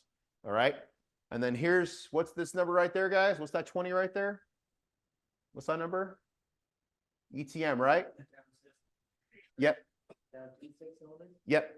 So basically it's going to go brrr, and you're going to feel it. And it's just going to basically rev limit the engine so it can't go over the 10 pounds of boost.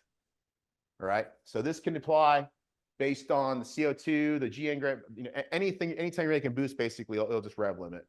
Okay.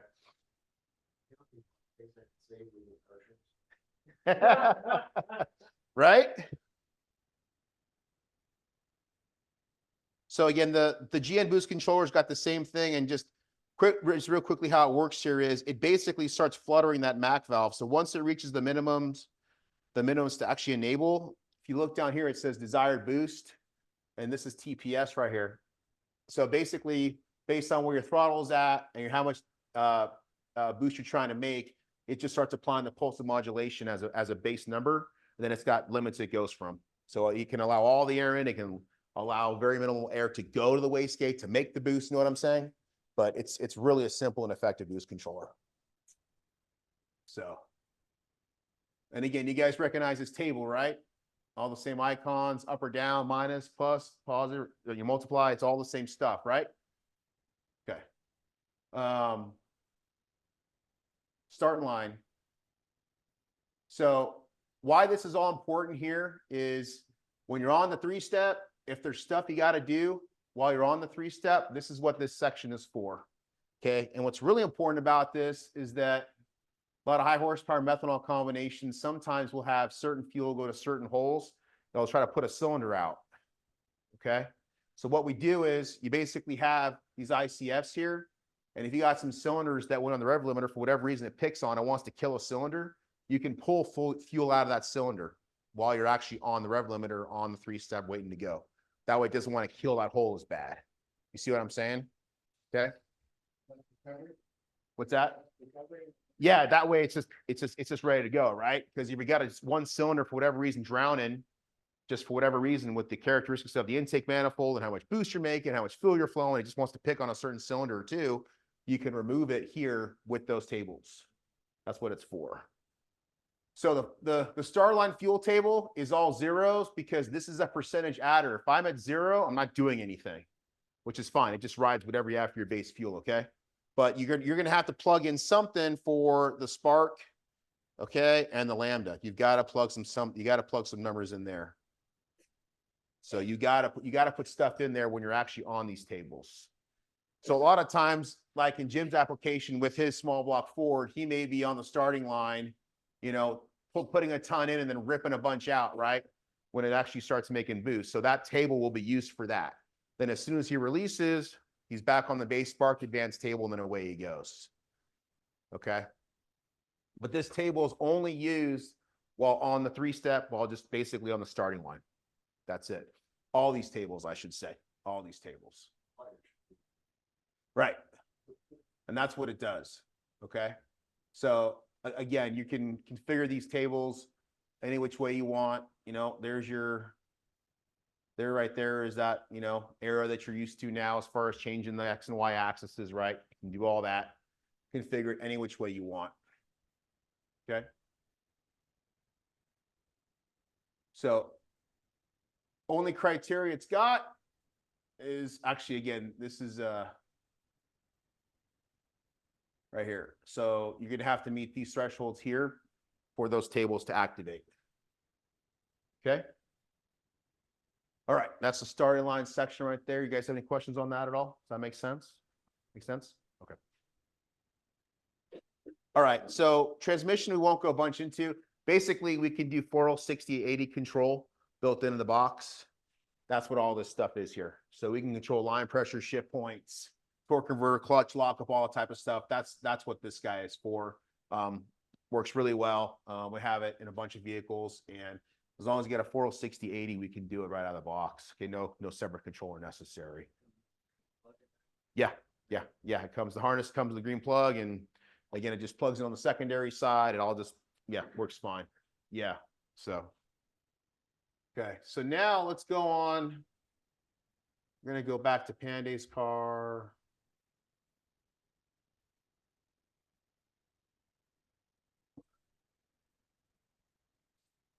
His Wi-Fi.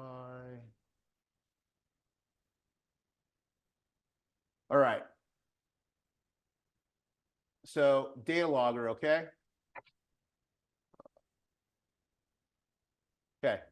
So he's got older firmware here, but basically when you go down to your data logger, you're going to SD card browser, okay? And this is going to come up this window, okay? So what this window is going to show you is a number of things, okay? It's going to show you the current logs that are in the ECU, okay? And it's going to show you how many are actually good. He has an older version here. We basically don't have any more of these 0-byte ones. You got to ignore these 0-byte ones. They're basically just check-in files between the ECU and the SD card. But anything here that has a megabyte, that's a real log, okay? And the way these logs work is they just increment up, okay? So the latest log is the one that you just did, okay? So depending on how his system is set up, which is under here, replay configuration, he has it set up so that when the application of the 3-step is triggered and he's over 25%, we're going to record. Yep. So 3-step is hit, 25% goes, we're recording. Okay? And we're going to record for 40 seconds. And that's what those 9.86 megabyte files are. All right. And the newer firmware that he has, again, we don't have this. We don't have these zeros anymore. It was just confusing. These are gone. Now, the very last file here, guys, okay, this is basically for us and for you guys. That's a check-in file. If that's not 12.27 kilobytes, something's wrong. That's just basically a little file that we say, hey, go on the card and come back just to make sure the card is good once we're done actually logging, okay? So that little file will actually always be just a little indication to know if the card's good or not. If for some reason that's not there, then something's going on with that card. That's how that works, okay? But whenever you come back and pull log, remember the Gen 3 days, you had to be back within 20 minutes and you couldn't, if you shut the power off, the log was gone. So again, there's no more of that. It's burned on the SD card for good. So if the ECU power is shut off, it doesn't matter, okay? But it has to finish the log. This has caught some guys by surprise. So if they have this set for too long and if for some reason the main power is shut off, then the log bombs out, okay? Because it needs to finish the log. It needs to write to the SD card before you actually kill the main power. All right. We've had some guys where, like nitrous guys, they're going down, they kill the ignition. Well, they actually kill power to everything. Right. Well, the ECU it's not done writing its log yet. Right. So we get a bunch of errors. It's like, well, my stuff's not working. It's like, yeah, you're killing the main power. Can't finish. Right. So that power has to stay on. It then writes, and then you'll get something that says megabytes. Anything that says megabyte, that's your file. Yeah. You don't kill the main power, then it's still okay. Yep. So, and what actually happens here is some guys get confused because we've had some instances to where I turn off the ignition and my ECU stays on. Well, for whatever they've done, they've actually triggered a log. And it's doing exactly what it's supposed to do. The log is actually still burning, and that's why the ECU is staying on. It's not turning off. Okay, so it stays on, it's doing its thing, and then when the ECU then finally turns off, once the log is actually done writing, it'll then turn back off. That's how that works. I kill my ignition, kill the ECU. Yeah, you're just killing the switch 12 volts to the ECU. Yeah. Correct. But the ECU is still running. Mm-hmm. It's still running from the main power line. Exactly. If I want to cut it clean and replug, I can kill the 12 volt from the ECU and keep writing the log. Yes. I mean, I know that's not good for other things, but. No, the ECU is going to turn off. It's just that there's a little 3 amp little keep alive. You actually can see in the main engine harness. Here, I'll show you. I don't know if I have it in here. show you this.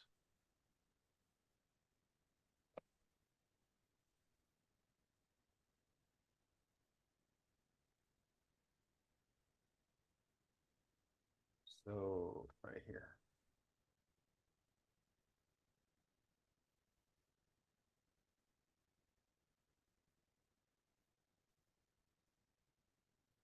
Okay, so you see this little wire right here.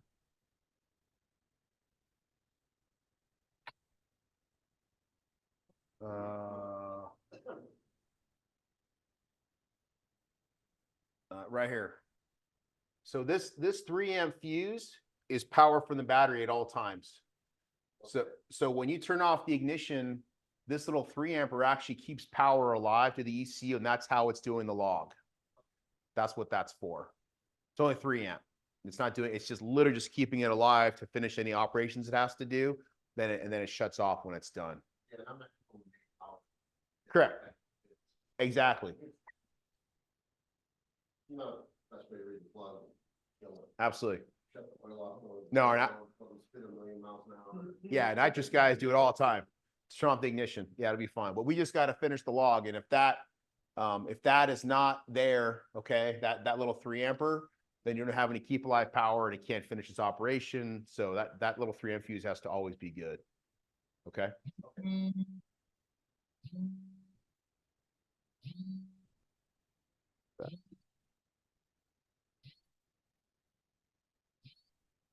All right, so you've made a pass, you come back, okay? So you're online with the EC, okay? So now what you're gonna do is you're gonna grab the file that you want, which is the latest one, okay? You're gonna click that button, then it's gonna pull it. All right, it's Wi-Fi, it's pretty fast, and that's 9 megabytes. So we'll let it download, do its thing. Now when it's done downloading, everything in this world, okay, there's a data logs folder. It all gets stuffed in your data logs folder, okay? So now it's going to say, hey, what do you want to call this thing? It's going to call this example log, okay? I'm going to go, okay. It's going to say, hey, do you want to see this now? I'm going to say, sure, I do. I'm going to close it, okay? So now the log is set up to where it's over here on this side. I'm going to use the up arrow.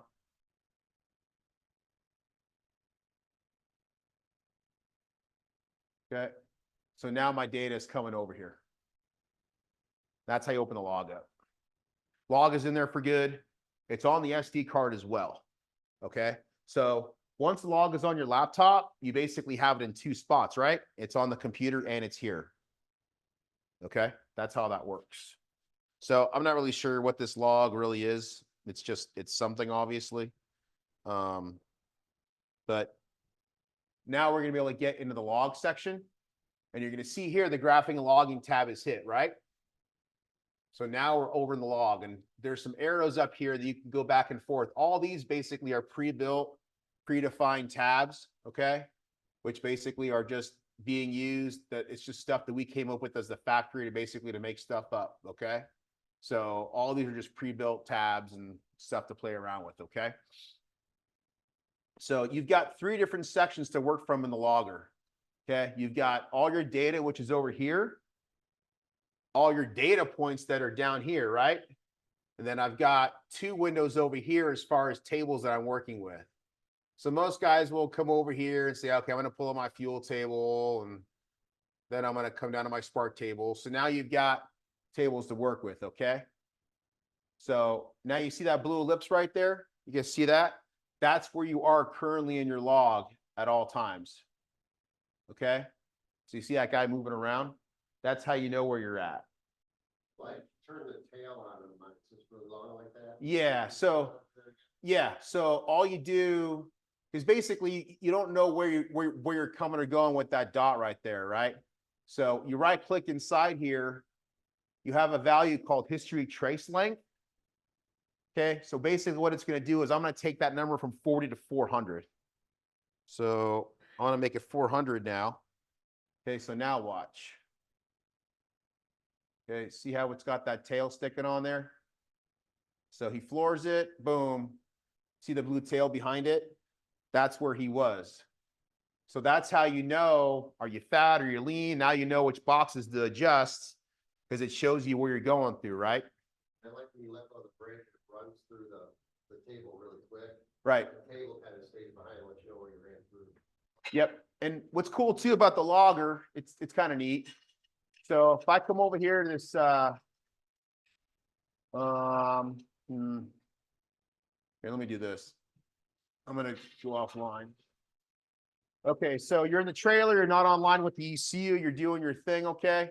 You can actually hit play and it'll actually run through your log. So it's actually going through and showing your fuel pressure, your lambda, your corrections. It's all playing in real time. Well, it's actually slowed down a little bit right here. I like doing that in the view with the table open, so you can watch it run through the table. Yeah, and all these tables are all working. So they're all going in this.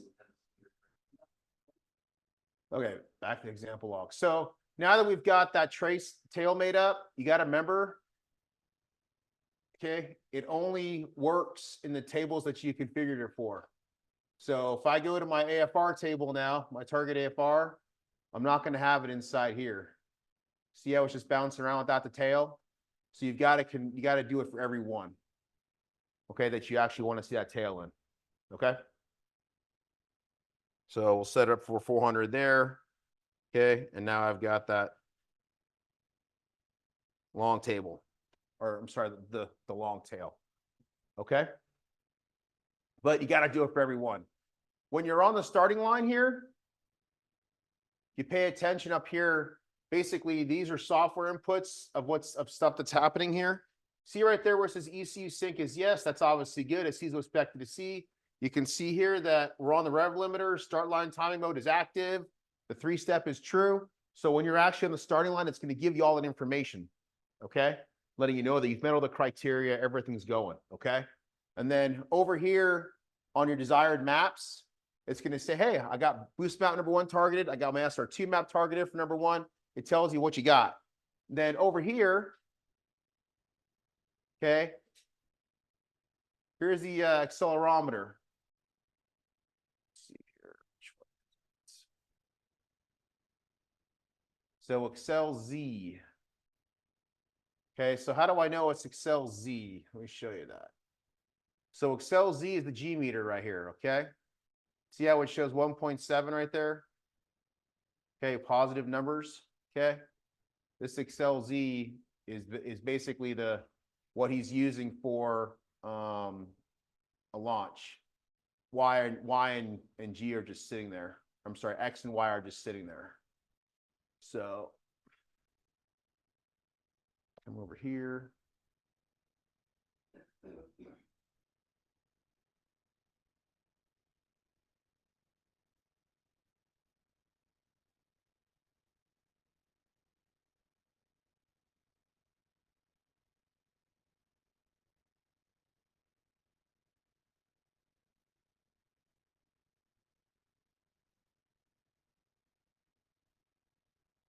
Actually, his G meter is pretty flat. I think it may have spun. Oh, his engine died.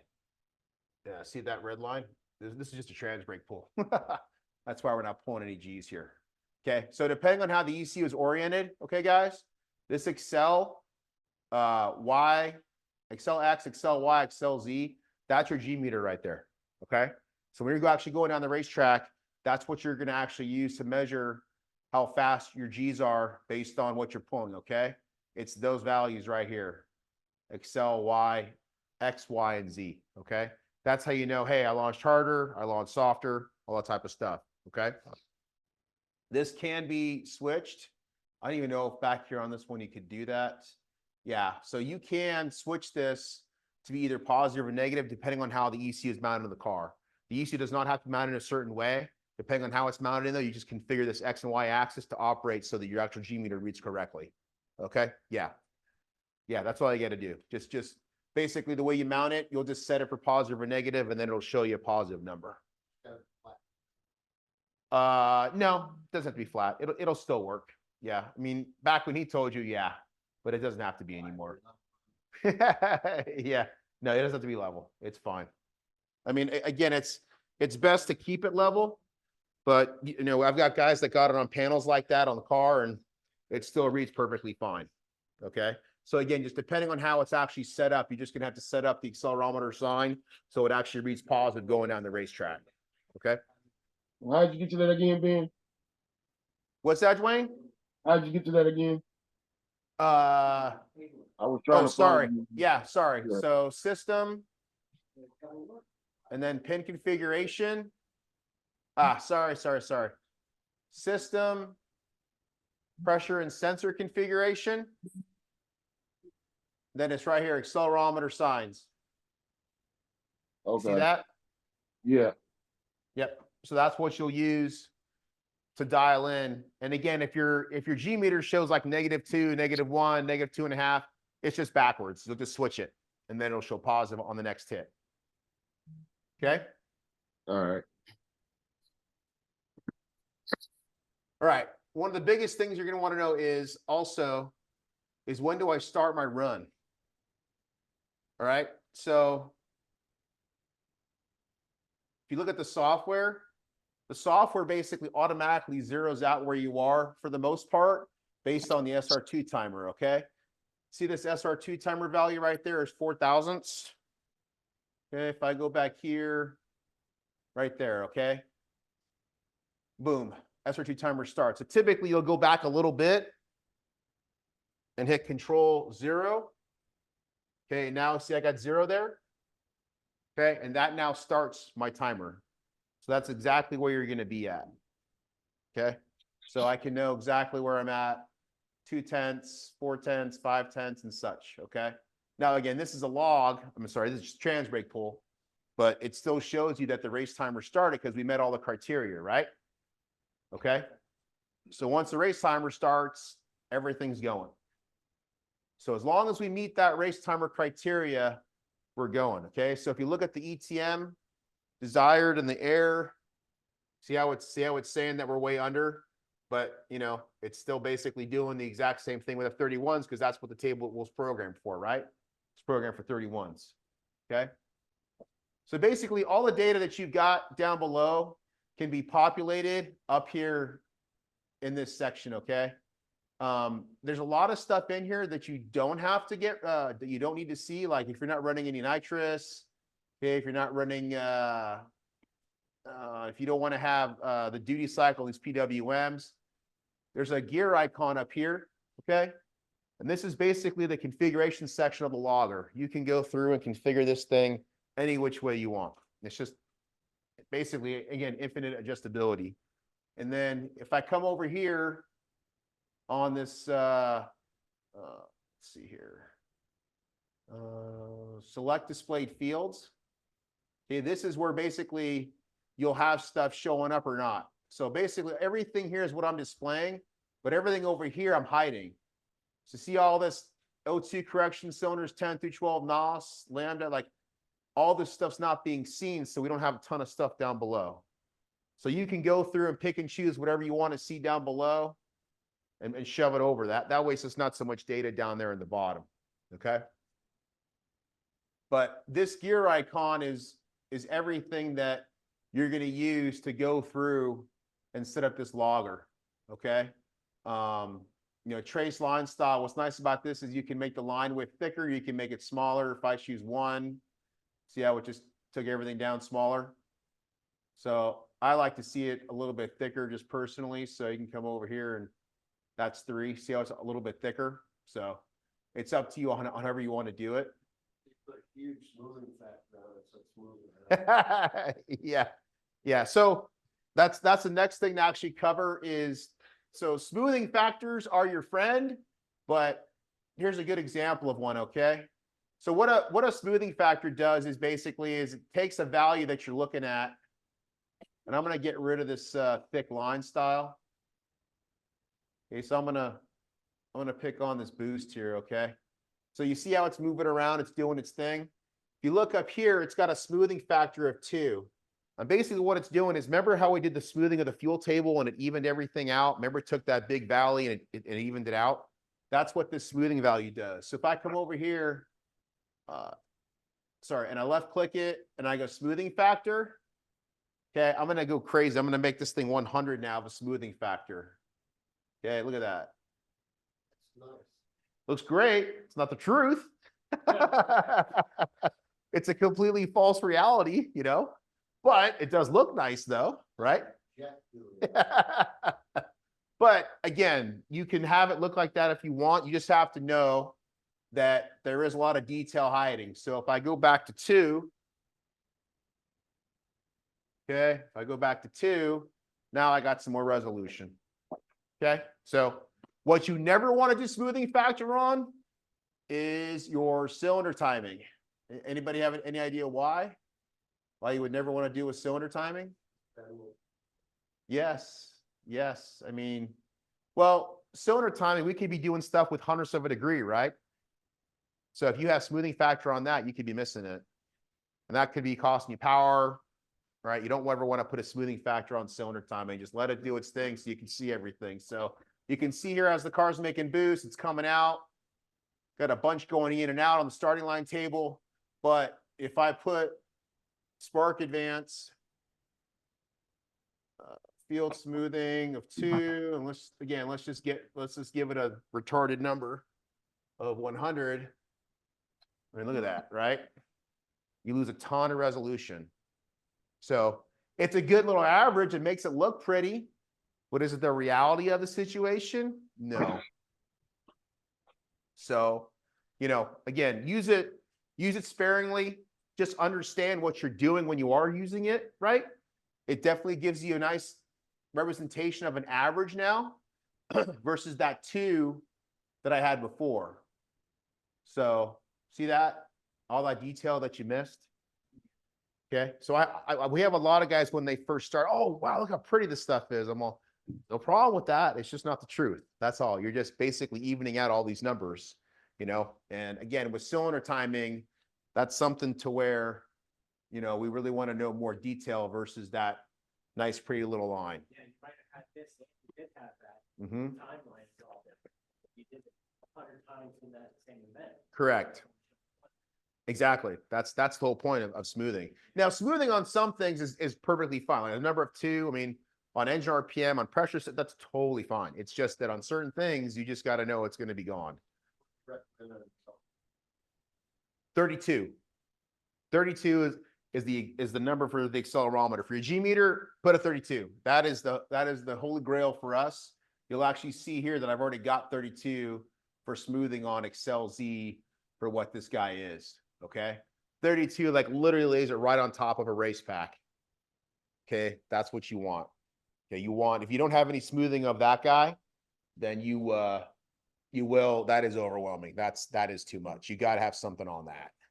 I've got like 2 on cost RPM and. That's fine. Yep, that's totally fine. And that's not a problem.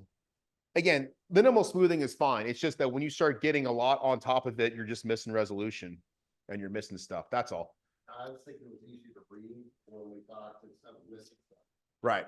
Yeah, and it is easier to read. It's just though that what are you missing by looking at something easier to read?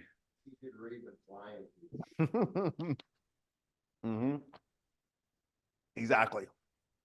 So again, the logger down here can basically be set up, can be configured any which way you want. There you can do a compare log feature. What the compare log allows you to do is to take 2 logs side by side. So you can look at the engine RPM versus G meter, all type of stuff, and see what tune-up was better, okay, or how it was different versus that way. And then again, depending on what you want to be showing in these displays here, another big one that you're going to want to use is, so here's my SR2, right?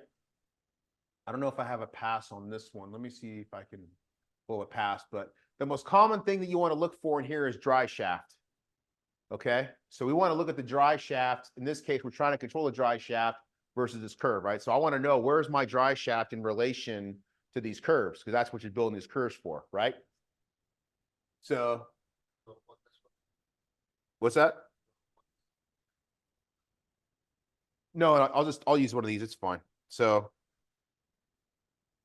I'm just going to pull up a different log.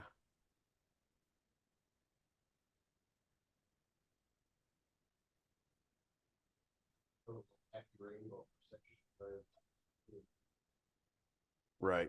Nope. That's what we're going to do right now.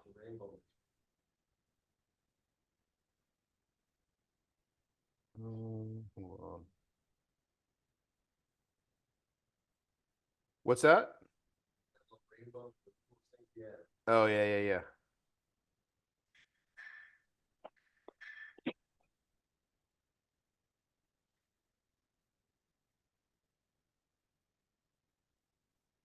Okay.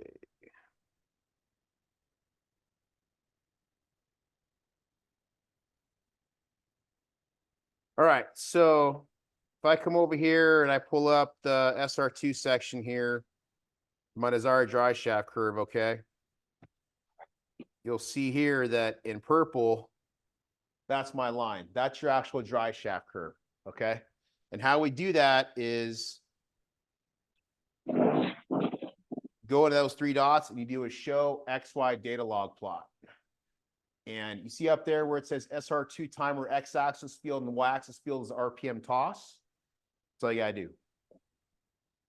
So basically with having the show XY data log plot up, SR2 RPM, X and Y, boom.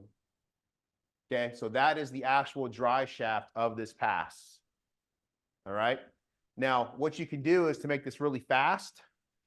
If you come over here and you press that little purple icon, you see that little purple icon up there? Okay, fit curve to data. Boom. So now basically it just shoved this curve pretty much on the average of that run. Okay. Now you can just start building a curve from there if that's a curve you want to start working with. That's it. So I can highlight that curve and I can go plus 300. I can get it off of it if I want, you know what I'm saying? I could just simply just do an interpolation, something like that. I mean, again, you can do it any which way you want. But that little purple line right there simply allows you to fit the dry shaft data to a curve that you're looking at. Okay, that's how that works, right? And that's obviously really important data because that's what you're building your plots to, right? That's what you're building the cables for. So you can now compare the dry shaft data versus the plot that you've created itself. All right. And that's where if you're using all the different tables and you're actually shoving in power, taking out power, that's how you start fine tuning stuff. And that's just hits. That's just knowing what the car is going to do, right? That's just data coming in and making the right changes. But now that I've got that configured here, if I want to actually look at that bigger, I can go to the SR2 section up here. SR2 dry shaft curves. Now it also opens it up in this window too. Okay. So now you can look at it bigger versus just seeing it there in the log, right? So the purple is dry shaft. The green is the curve, right? That I'm just trying to start to build, right? And you can grab these dots. You can do whatever it is you want to do with these things. You can grab them right here. You know, you can move around it which way you want. I can go left or right, you know. You can just start building your plots however you want to do it. You can just simply come in and just enter the value itself down here on the box. You know what I'm saying? It's just however you want to build it. Okay. What's also very handy is, so if I highlight this curve right here, okay, I guess it's all just basic Windows stuff. If I Control C this, and I'm just going to copy paste now into these two lines here, or in that one line right there. I'm going to copy paste into this line again also. Now I can just start building some tables to be, you know, slow, faster, fastest, right? So I'm going to bring this up 400 RPM. And then I'm going to add 600 RPM to this one. Again, this is just for example, right? But now I've just built 3 quick curves. Okay. So now based on what I want, I've got 3 curves built, ready to go. Now, where you can get to really fast here is, this is SR2, right? So this is cylinder timing, right? If I come over here and I copy this guy, I'm going to close this window and I now go into my ETM desired. Okay, you'll see here everything's 10,000. I'm going to Control V this. All right, now I just put all the SR2. So now the SR2 and the ETM are all the same, right? Because I just copy pasted this stuff, right? Same stuff. All right. Well, now I'm going to add 300 to all these. Okay, so now I've added my baseline. I added 300 RPM now to all the ETM. So now if I go look at an SR2 gear curve 1 with drive shaft and ETM, there's my numbers. See that? See I'm 300 RPM higher than the SR2? I just built them. They're done. So you can literally fly through, copy, paste, and just go.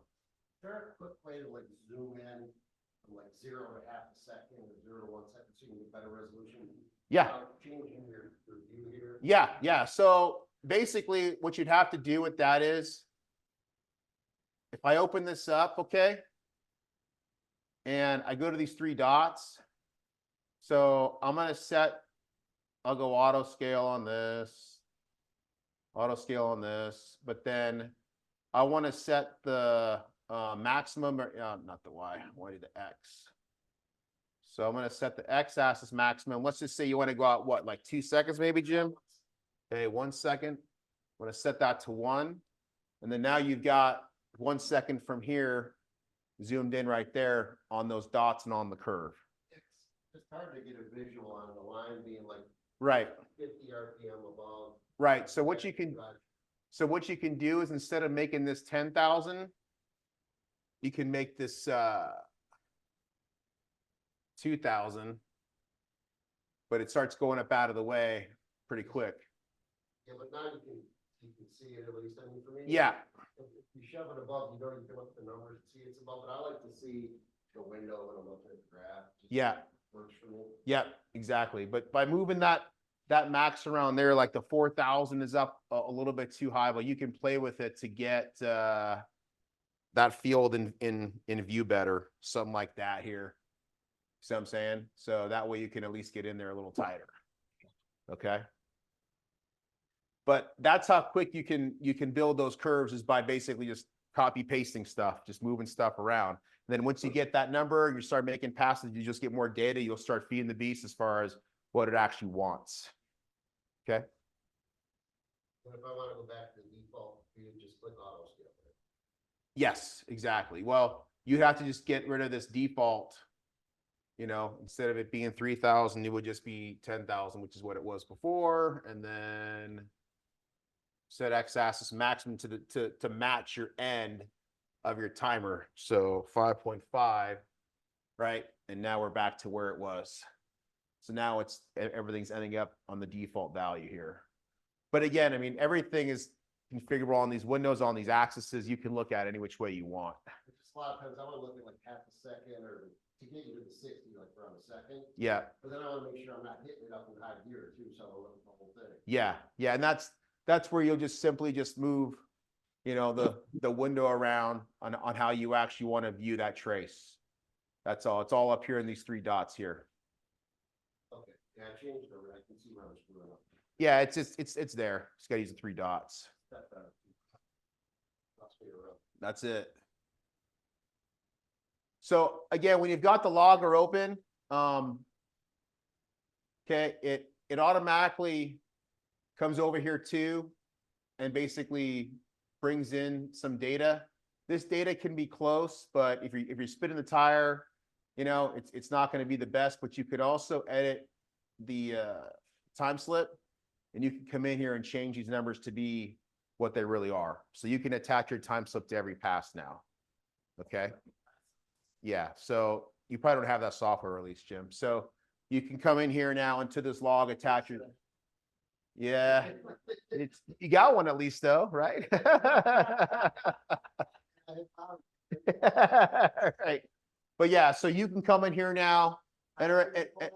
It's so when you're in the log, just come over here to the gear icon and then view edit time slip.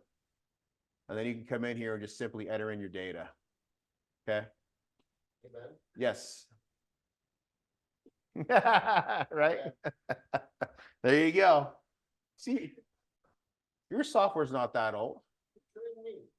It's there. It's there. Now it's saying what it thinks it is. Yeah.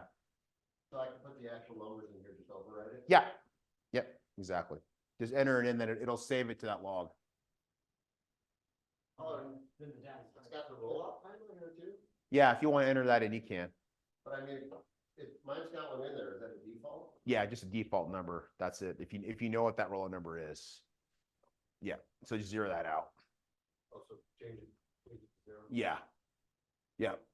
So, oops, I'm going back here. So one last thing here on the logger.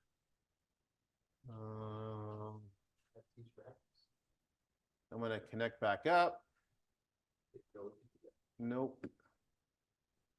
Okay, so let's see here. On the logger itself, okay, when it brings in the SD card, I'm not going to erase his, but usually at the start of a weekend or start of a day, however you want to do it, Control A will select everything, and then you'll hit this X, then I'll erase everything. Okay, so it's a good idea just to start, get the card, just get rid of it, because if you don't, I mean, I've actually had almost 8 gigs. I've filled up SD cards for testing purposes, but it helps you keep track of all your runs and stuff easier versus having logs. You know what I'm saying? So at the start of a day, start of a weekend, just select them all. Again, you'll just hit that red X, you'll delete it, and then you're done. Okay. You don't ever have to take the SD card out of the ECU to actually go into the laptop to actually erase the files. Okay. Just do it all right here. Yeah. Just do it here. Okay. Our next software update, we're also going to, because right now, when you actually update the firmware, you got to pull the SD card back out, erase it using the laptop. We're going to have it so that that file is here. You can just erase it from here on this menu. So that'll be part of our next update as well. Yeah, it should be about 2 weeks. About 2 weeks. Let me know. Yeah. Because I'm not going to do anything. Yeah. I hate when it's stupid little card. Right, yeah. No, I'll definitely let you know. Carpal tunnel, dude. Yep. But like I can erase these 0-byte ones. So if I just select that and just go X, says, are you sure you want to delete? I'm just going to say yes. Okay. And then it just deletes them. Okay. That's all you got to do. Is there a way to get it to see your data log in a different folder? Always defaults to the data log folder of the project. Yeah, it always goes there. So that path can't be changed. But once it's saved there, you can then put it wherever you want. If I can save them all, Yeah. then I'll slide them into the folder. Yep. With all the tune-ups and the data log for that race. Right. Yeah. You'll have to copy paste and just bring it in that way. All right. I can at least name them if I'm saving them. Yeah, of course. Yeah, of course. Just like I'll get track, the date, time. Definitely. Got to keep track of them for sure that way. Yep. So the SD card should never have to come out. It'll tell you how many files that are there. It'll say how much is used. Okay. But again, the biggest thing to remember is it goes up sequentially. There's no date or timestamps on this, but what I tell guys to look at is if they're pulling out the logs that day at the racetrack, then obviously in Windows, okay, if I was to come over here and go to documents, projects, and I'm looking at this guy here, and I go to data logs, that example log I made on the 13th at 11:08 a.m. Okay. So that's a way, but you can also have your time sub data where you're putting in the past notes as well. I just don't have a way, unfortunately, to actually have this attach a date and time from the ECU itself. Does that make sense? So when you download it, it's going to go in Windows. It's going to show you what date and time you actually brought the log in. You know what I'm saying? So I just don't have a way inside here. I wish I did in order to actually give us a date and time as part of the file name or something. I just don't. Okay. So that's a logger. Again, it can be configured any which way you want. You can pull up anything that you want. I'm going to, one thing I definitely want to show you is some basics here on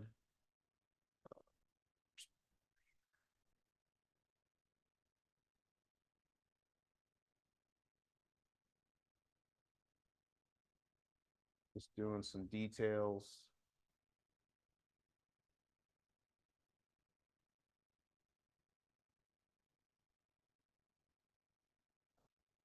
Jacked up again.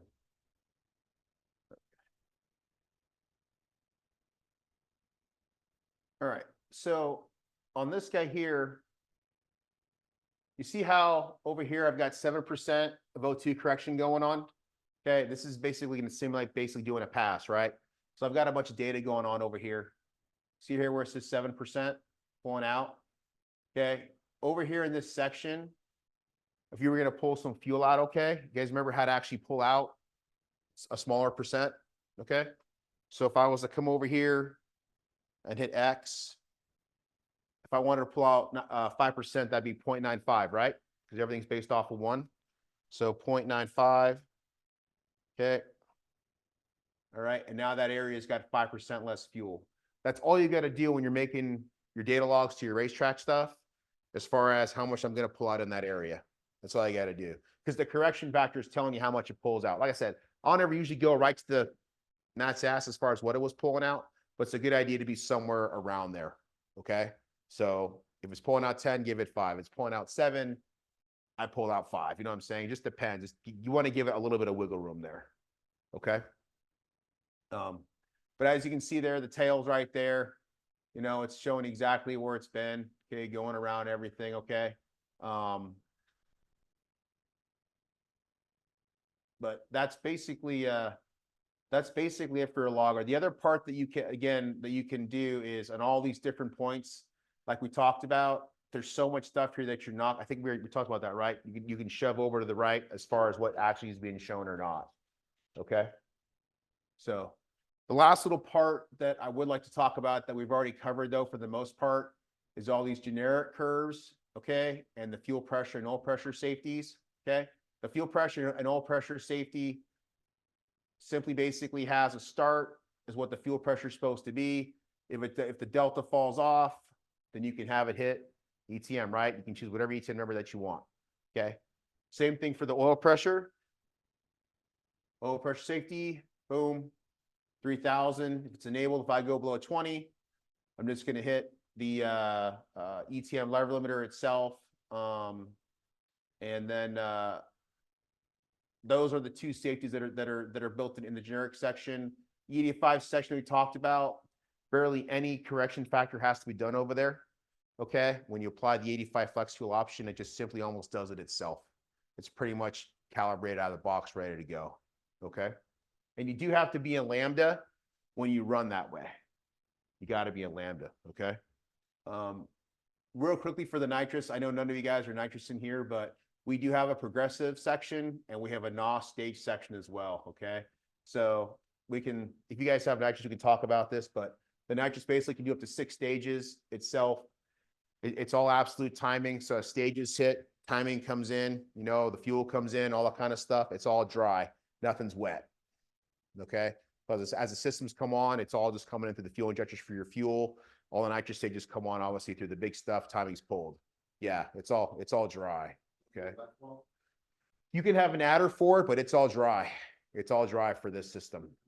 Tune the engine on EFI and nitrous speed nozzles and jets. You can. I mean, that's how it is. That's the dry system. We don't bang on any fuel solenoids. It's all done through the actual fuel injectors itself. Got fuel solenoids and fuel jets along with EFI and engine oil. For doing what? For running the nitrous that way? Okay. I was going to go back to running EFI on my engine. All right. And I wanted to control my fuel delivery jets. It's absolutely EFI. It's kind of reverse of what we're doing here, but Have you ever done it? no. I mean, I've just done dry systems like this. No. Back to mechanical fuel delivery. Oh, really? I would. Interesting. Okay. That's Okay. one of the reasons we had Lance turn all that shit off at fast. Right. And turn off your voltage adjustment, turn off, I want it to squirt in fuel and adjust the timing and don't think anymore than I tell you to. Ah, okay. Gotcha. The nitrous shit off by half degree. Yeah, that's all it takes, right? Yeah, it doesn't take much at all. So. Yeah, because I was running dry nitrous in 95. Yeah. No, it's all just comes in through the fuel. Through the fuel injectors itself. So. I would like the engine to run on EFI, but I want to control what fuel and nitrous I control the mechanical miles. Yeah, there'd be a way to do it for sure. It would just have to get a little creative. That's all. So. Right, just somebody who's an old stubborn dinosaur, the same thing. Yeah, I mean we can do that. We figure out a way to do it. So. But That way you don't have carburetors flood out and stuff, you would start it. right. No, we don't. I mean, we've got some pretty fast cars running the system and it works great. Dutch run his drive. It was wet flow. Yep. Yep. Nope. I totally get it. Yep. Totally get it.